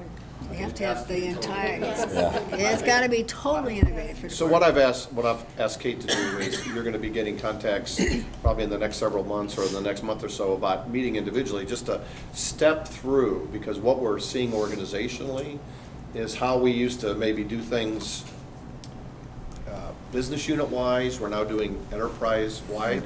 And so the pressure on the BT is certainly increasing at a rapid rate about how that's an enabler for us to meet our strategic initiatives and the as Steve talked about, the implementation of some of those items. And so Kate's going to come and share with you in a little more detail about those kinds of things, because some of that may be around cybersecurity, some of that's around just the operational piece and those kinds of things. But it'll be a deeper dive for you to have that opportunity to see and hear about. I would think if any team would be, Kate's team in IT would have to be increasing. You'd be have to hiring more people to handle all And I this. will talk to you about all. Good. It's all part of the conversation, Good. yes. I Sure, look as long forward as you to stay it. in your budget. Not teasing. Anyway. They just Gotta need be more part of the licorice budget. and Red Yeah, Bull. quick question. On these journeys, I mean, are there some, like I use the outages one, you know, and a quick response. I talked to Lisa about this a little bit. You put in your, hey, I got an outage, then you don't hear anything 4 or 6 hours or days. Like little tweaks, hey, we're working on it, and I know you're updating that. And also when you hit the outage, it didn't seem to send that good. Like, did they get it? So I know we're working on that, but on these journeys, is there some that are just hugely used more than others? Is that why you're focusing on outages first? So the Director Gay, the reason I pushed for the outage journey as a deep dive redesign, because it's very impactful to the customers. Right. I mean, almost immediately. They use our product every single day, but when they can't use it, it's like, what's going on? But also, just as important, is engaged multiple people within our own organization through every different business unit or every different vice president's level of employees. So we engage troubleshooters, we engage meter techs, we engaged ESDs, engineering, billing folks, obviously a bunch of people from energy delivery. So that's another reason why the outage journey was a great one to do a deep dive redesign. But also the end result is getting that information to the customer, letting them know what we know as soon as we know. Yeah, it's very important. So I think what you'll see is in this experience is that we are taking these pretty significant experiences, and also that they impact everybody, or potentially impact everybody, and then kind of whittle them down to maybe areas where are much more focused. And I think as we talked about it on some of the energy services and some of the emergency services, those are areas that will have a very distinct focus on what they look like. Steve, correct me if I'm wrong, but I think that list is actually in the order in terms of the number of impact to customer. That's correct. Oh, I see. So the first, yeah. So every customer is receiving and paying their bill. Correct. And it also overlaps with the customer sat in terms of how you I can see. get that bump. We're differentiating between commercial and residential customers and all? No. This is all residential? No, I'm sorry.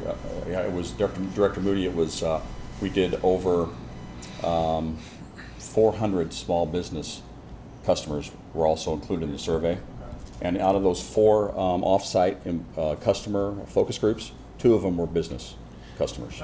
And so the answer is yes, we are differentiating residential and small business very Yes. clearly. Process, yeah. And the journeys, it seems like maybe there was one that was flip-flopped on the journeys as in order of importance, but it was towards the bottom. It might have been that I have a problem with my bill and I Right. manage my energy use. Can you talk a little bit more about I manage my energy use? So our customers are asking, they want to be more efficient with managing their own energy. So the air conditioner management program, those types of things. What we looked at what kind of offerings utilities have available to their customers. So it's in some of the focus groups that we had with some of the residential customers, they were very interested in how they can manage their own energy. So it's topics like that. Exactly. Information. Information, yeah. Comparing them to neighbors and some of those kinds of pieces. We're now getting into that conversation and then in that journey. Are you going to talk about customer question? I have one customer outage question that I noticed the last time there was a brief outage. It was the weekend and we were out at the lake. and some guy ran into a pole and knocked it down or whatever. So I called it in. And I actually, after the electricity was put on again, I got a phone call from them. It was a robocall saying, you should have your electricity on. If you do not, call us. Now, is that to every person who just happened to call, or is that every person in the area that you call? Right now, it's to any person who actually reported the outage is going to receive the restoration confirmation message. In the future, we're working to where every customer that we predict was out based on the devices we know that were without power would get that call. Okay. And that will help particularly in the storm situation where people have individual service lines down, where we bring the feeder back up, but there still may be customers without power. So if they respond to that call, they have the option of saying, I'm still without power, then we would record that as a new outage event. Right. So that would require you to have their cell phones or whatever, yeah. Right, or the text. home Or the phone, home phones depending, if they yeah. have any, yeah. A means to contact them, yes. Interested in feedback mechanisms. So we've got JD Power, and we're going to have a new mechanism for commercial, right? Do those give us good feedback on what the different experiences have been and how they're improving over time with each of these journeys? Does that make sense? Will not. They will not? Okay. So we would use more transactional type surveys. Okay. So based on specific transactions that have occurred, Yeah. we're working with Lisa's team to design newer transaction surveys that would hit on those things we're trying to improve upon and then- see if it's lifting And we put it. that into the budget, and that's what we did as a senior team, was make sure that we resource it appropriately. Yeah. So we will be able to tell over time how these journeys have improved. And to be clear, the customers are involved all along in the design process with the approach that we have learned and are going to be using going forward. So we're pretty excited. We worked with First National Bank, and they have a really cool innovation customer experience program that they have. And so they've been providing us a lot of information. And so we're trying to model what we're doing off of what they do. So a quick follow-up on that conversation then. The feedback thing gives you some metrics, or is this entire effort going to give us, as the board, whose job it is to evaluate, some kind of new metrics that we will be watching either on the scorecard or in an SD? I would anticipate, like we talked about in the board workshop, that we'll be providing more customer trending data. So through those feedback mechanisms and what we're seeing happening with our interactions with customers, then we would provide more trend information and have metrics. So if you think about the strategic directive, specifically this one on customer sat, right? So the intent and the focus here is to really elevate that customer sat. That is the one you should see very clearly from a strategic directive piece. And these initiatives that we're putting in place are really to support that strategic directive. And then underlying that are a variety of different initiatives, including not just the what's, but the hows, and then how we're going to measure it to know that we are making a difference in how we communicate, how we receive information, and customers' perception of that. Yeah, I'm Can you go back to interested. overview scope one slide, overview scope slide, can you go backwards? Yeah, so I am interested right now in customer satisfaction. We have the JD Power as a score that gives us satisfaction as a system. And yet we know that there are some customers within the system who don't have the same kind of reliability, for example. So that's, it's not fair for everybody to just look at that system measure. And so I'd like to see some of that be pulled up with some other metrics. Yeah. So that gets to, so these SDs, I wanted to pull this back because this does 1, 2, 3, 4, 5, 6, 7 different strategic directives this impacts. So we're having a big overview on this. And when we go back on these strategic directives on customer satisfaction or rates or reliability and all that, there's so many crosses here that I just have a hard time picking apart these SDs, because then it just, it's like a domino theory. If you do one, then everything else changes. But, so when we do these overviews, or this is a nice update to the board, okay? You go do your business and get this done, and it's great. Thanks for letting us know. What do we do as far as follow up? We're following up by doing these SDs, right? So when we approve an SD, we think things are on track, going the right direction. Correct. Is that what everyone? Yeah, that's Okay. Patrick's question as well. Yeah. And I would imagine along the way, we'd be providing updates to you about specific initiatives or specific journeys. If we're rolling out new technologies to improve the experience, then you would be getting an update on that in some format. Right, and what I'm saying going forward here, a year from now or whatever, we're gonna have a new board member, obviously, with Director Hurley's passing. But as you get these things, you start getting a better feel for where we're going. So to change these SDs, tweaking them, and I don't think we have to that much as we get going, because, I don't know, this is just a great example how the company's all working together to fulfill all these SDs. So one good idea really improves all these SDs. So I'm just throwing it, this is just a comment. Can I just give a quick example of that? We're going through AMS right now, and so like my business unit, we go through everything and put which SD it impacts and so forth, so that it's front and center. So if we're looking at it, that's gonna be front and center, and how does that impact across the entire enterprise? Right, yeah, and I'm feeling a little guilty, to be honest with you, having all these long meetings, but what we're doing is everybody being informed, and they should be narrower as you get more information along the way that, oh, we know. So we're all getting this, because if you weren't on this committee, you didn't know any of these things as this far in depth. Yeah, don't feel So guilty about. I'm CYA in a little This bit is here, what we all because I want. see people like, This is a better, This is what we want. this is better time management. It's better time management, but it's 3 different. I hate to put Lisa on the spot, but there's one, the real front end is our presence on the web, and we've got 3 different websites. You and I have talked about it. Oh, yeah. And you're working on it. Yeah. Is Steve working on it as well? I have team members Kate's back on there on going- this particular one as well, so it's Okay. all coming together. So. All right. Yeah, because it's just, people- it's a people aren't clumsy all- process to do. Absolutely. And, You're right, I yeah, the think wire our- and our everything, yeah.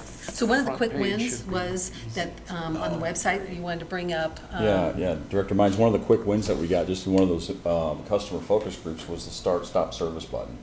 So if you're new to our territory and you want to start service, or if you're leaving our territory and you want to stop your service, that simple service button was buried deep within our OPPD.com for no reason. So through one of our focus groups, one of our customers said, can you move that and make it easier? And that was a quick win, a very minimal resource on Kate's part, and we were able to move that to the front page of OPPD.com. Okay. And that was what we call a quick win. That went overwhelmingly successful with our customers, just right away. And here's the discipline we're doing on the technology side. This is a great example where organizationally we're saying, listen, we don't want to spend the resources to maintain 3 different sites, right? How do we bring You them don't want- It's together? not the right way to do that. Historically, we didn't think about things enterprise-wide like we're thinking about them today.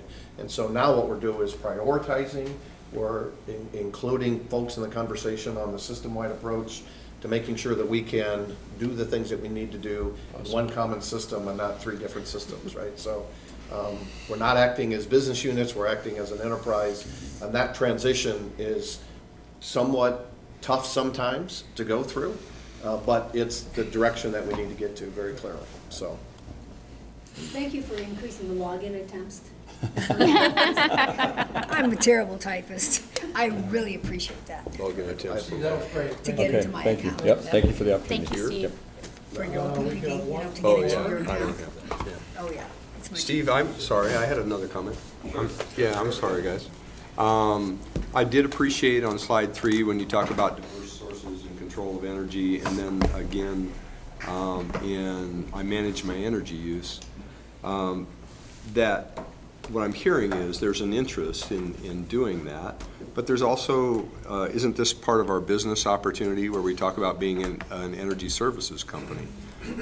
And what I haven't quite heard is, and maybe this isn't the strategic initiative to discuss it, is where do we explore the business opportunity So there. this strategic initiative is in contact and dotted line with the Integrated Energy Marketplace Strategic Initiative that you'll be hearing about in the coming months here, very clearly. Okay, thank you.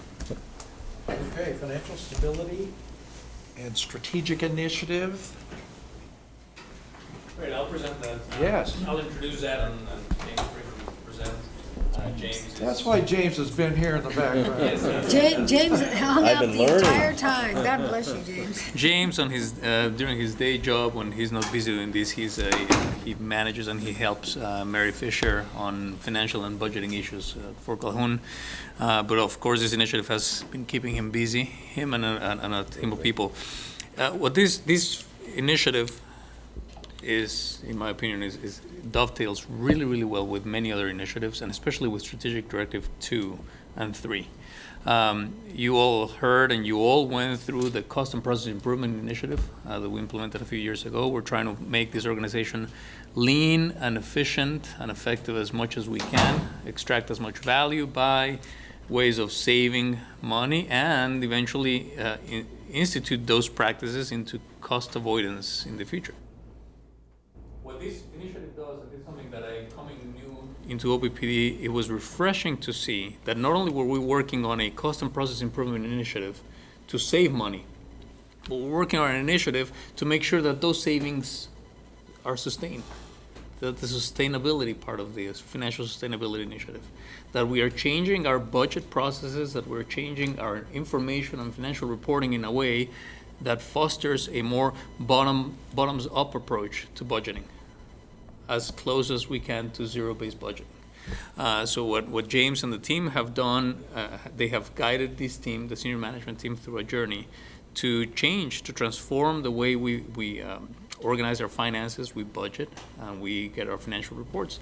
You will see this clearly in the next month or the next couple of months on the corporate operating plan, when we present what's going to happen with our rates next year, very clearly hitting on the no general rate increase promise going into our second of 5 years of no general rate increase. This is a key element in that metric. We just talked about Kate, all the work that BT has to do to support other initiatives. This financial sustainability initiative has allowed the senior management team to balance resources. You made a really good point about, hey, as long as you stay within your budget. We are working as a team to make sure that we're staying within the budget that we have to ensure a no general rate increase, but make sure that we are investing in the right things, that we invest to save, and that if we have to cut budgets in other places of the company, that there are places like BT where we are investing in the right in the right system, so that we can then unleash the potential that we just saw in the previous presentation. So that's more than a nutshell. I gave you a little bit more than that, but that's what this financial sustainability initiative is, and James is going to walk us through the progress we've made so far. Directors, management team, thank you very much for your time today. As you know, I am a manager here at OPPD. I have the great pleasure of working out at Fort Calhoun. It is a fantastic place of work. We are striving through some great times and some challenging times, and learning lots throughout this whole process. It is a positive place, so no matter what you hear, there are certainly challenges all the time, but it's a really good place to be at and to work for OPPD in this time. My other job is working on financial sustainability, as we just talked about. I actually want to speed through into the next slide here, but this is probably the most important one to make sure that we understand this. We're really trying to establish a framework, not for necessarily where we are, but also for where we need to be in the future, that provides management that timely information, that information that they can understand where the resources are being spent, to ensure that the business plans are working all together. And we've got some comments in here that'll talk to you a little bit about the progress we've made on tying in those business plans out here. And it's all around the processes and controls and that we use out here. So it's very heavily tied to accomplishing SD2 and accomplishing SD3, and we're very proud of it. But we really do feel the stewardship, the responsibility associated with that in the organization. So the piece that I wanted to speed up is because since I've sat here, I've kind of listened. Everyone has actually made made many of the arguments for why we're engaged in this financial sustainability. If you kind of look at it from this perspective, there's this huge funnel that we just poured all of these things into here over the last several hours here this morning that really talk about trends and what the drivers really are for transforming an electrical utility, the electrical utility industry, and what's requiring us to examine our current operations and how we should be adapting or adopting to this new environment. And certainly the flattening load growth and the revenue challenges that we have out here. We talked about SPP and how that is impacting us, adding new members to SPP or changes in that, increasing costs. We still have the responsibility in the environment. We still have accountability to the government and to our ratepayers out there, and even to our employees. There's certainly more pressure on margin. Do more, ask for less from your customers, and make it more efficient, make it last, and then also invest. Invest in terms of innovation in grid modernization and new energy resources and energy generation sources. So we're challenged with all of those things hitting us all at the same time. And I don't know how many of you heard this morning, how many of you have already put your order in for the iPhone X. It's not a phone. It's not a smartphone. It's something well beyond that. So again, the speed of change is upon us all the time. It's being driven by technology advances that are around us, and it's really causing us to have to adapt and adopt out there. Clear, consistent, and actionable financial information is needed for the senior management and management to make good decisions. Part of why we're doing this is to create, in some respects, that line of sight, if you will, for everyone in the organization to understand how they impact costs when they're going about their day in and day out jobs. We're going to keep it pretty simple. I don't have the great video that Steve had here. He ate up all the resources, and we weren't able to do that. But as I used to say in the military, we're going to keep it Q&D. We're going to keep it quick and dirty, very clean, and talk through these. So we have this broken up into 4 different phases. We're actually right in the middle of phase 2 right now, in which we'll talk a little bit about the success of that one thus far. But as a part of phase 1, we conducted a study and we came out with some recommended actions, and they included increasing the financial acumen across the organization and understanding that training all the way from kind of a supervisory level all the way up to management and senior management, to really kind of expand what we had done from an ongoing budget management standpoint to make sure that we understood variance explanations, and we were actually engaging in that dialogue on a month in and month out basis of why things were either on point or off point from where we had intended them to be. And as I said, that establishing that line of sight, so that financial acumen is really to start to build, is when I spend this dollar, that's going to impact the ratepayer somehow. It's part of this big number that gets split up across every rate that's out there, whether it be commercial or individual customer. In phase 2 has been extraordinarily successful. Really appreciate working with strategic planning and deployment out here in helping define and refine what you've already started with the strategic planning process and develop this integrated planning process. So a little less technical speak is last year you were engaged in strategic planning, the organization was, and there was business unit planning. We were able to, if you will, nest those so that they're much more supportive and interactive, and we established a planning calendar that enables to link that strategic and operational into business unit plans and execute that. The second part of that in this particular phase was true focus on the budgeting process. Why the budgeting process is we wanted to meet the organization where the organization was. We really understood budgeting very, very well, how to establish budgets and the pieces and parts of it. We needed a little more focus on kind of moving away from, if you will, so much budget focus into a cost management focus. And so that's why we started here. As Javier has already mentioned, we're really focusing on building it from the bottom up, understanding what the drivers of costs are, and that's what this phase has been engaged in. So a little bit of the success that we have, not only on the integrated planning calendar, which we used for the very first time, but also on the actual budgeting process.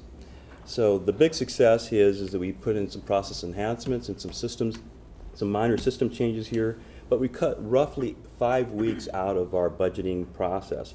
The former budgeting process was about 8 weeks in timeline, and it's down to 3, actually executed in 3. We're right at the very end of that. We're tidying everything up, but we're feeling very, very positive and very strongly about the success we were able to achieve here. And that's a culmination of many surveys and peer group meetings, touching base with peer companies, and building this new process, hopefully the best that it can be at this point in time. 3 and 4 really talk about where we're going to from here. So next year, we're looking at delving heavily into the cost side. So we've identified cost drivers out there. We want to see how they work their way through the organization and how we build costs at what levels that we'll eventually need to use for pricing or we need to use for financial reporting and those pieces out there. So it's really kind of getting in, lifting the hood and getting deeply into the engine and figuring out how to make that work better, how to tune that really, really well. And then once we understand from the process math standpoint, we say, okay, this is where we think we want. We've established that this is not only a solution for today, but also for tomorrow, with things like that are going on in customer experience and the things that are going on at IEM and all the other innovations and just normal day-to-day improvements that we may be making on energy delivery and customer service and the other business units out here, how to support all of that. So that's probably going to be about a full year's worth of work, just try to get through the entire organization and understanding all the moving parts to do the due diligence that it really will take to get that done. Once that process map is built, we need to evaluate what we have in terms of systems that still remain out here. To the systems that we actually have a lot of great tier 1 vendor type systems. Some of the best names that you could have in the business out there. So that's really refreshing and rewarding. But are they really set for where we need to go? We purchased them years ago. We implemented them years ago based on what we knew then. But as we look at the horizon and where we need to go from here, is it best? Does it meet all of our needs? Does it meet our needs for energy delivery in the future? Does it meet our needs for decommissioning in the future? Does it meet our needs for financial management in the future? And so that's what we're going to be looking at. Evaluating those systems, and then if not, then what should we have in place? So the next steps. We still have a few remaining items to finish up here for in the fourth quarter here for cleaning up some data, getting ready for good cost and budget variance reporting for 2018. Everybody's going to really love that. They love seeing us come to visit them. We keep telling them it's going to be easier, and actually the organization did react very well to this year and the budget process. So we've got some good momentum and some good enthusiasm going with us. Establish a project organization, that's a really broad term right now, but because there's a lot of moving parts going on underneath that. But establish a project organization for this phase 3 that we just talked about, digging heavily into cost and pricing and financial reporting and making sure that we're not outpacing technology, making sure that we're trying to do the right things for all the other business units that we're trying to serve out here. But it's going to be a fun time. Is that what phase 4 would be as far as getting all the innovation stuff, as far as the current capabilities versus new process maps and everything? So we talk about whether or not to put phase 4 on there at all, Yeah. and I think phase 3 is going to be significant enough and engaging enough that after we get what that picture really looks like, then there's a lot of coordination we have to do with business technology and in some respects the organizational structure to make sure that we're not either outpacing it from this design standpoint, or trying to move that in front of some things that need to happen on customer service or customer experience. And so there's the neat part about the business transformation piece that we're engaged in right now is we're trying to look at all of it at the same time. We recognize that we're an integrated organization and we can't just service one side Right. versus another need on the other side.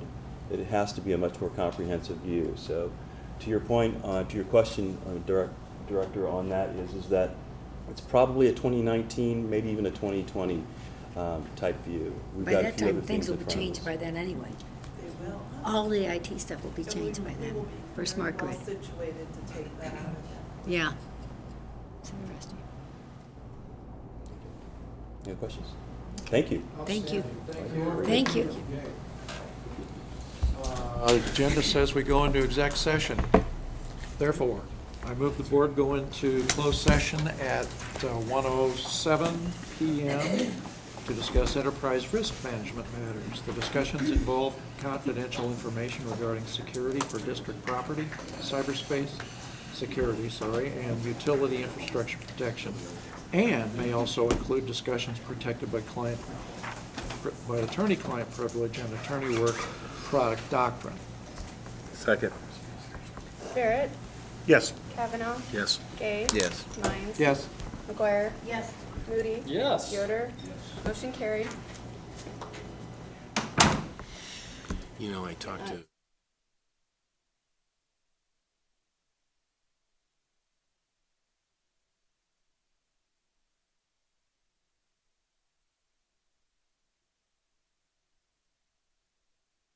Board action will be taken during this closed session.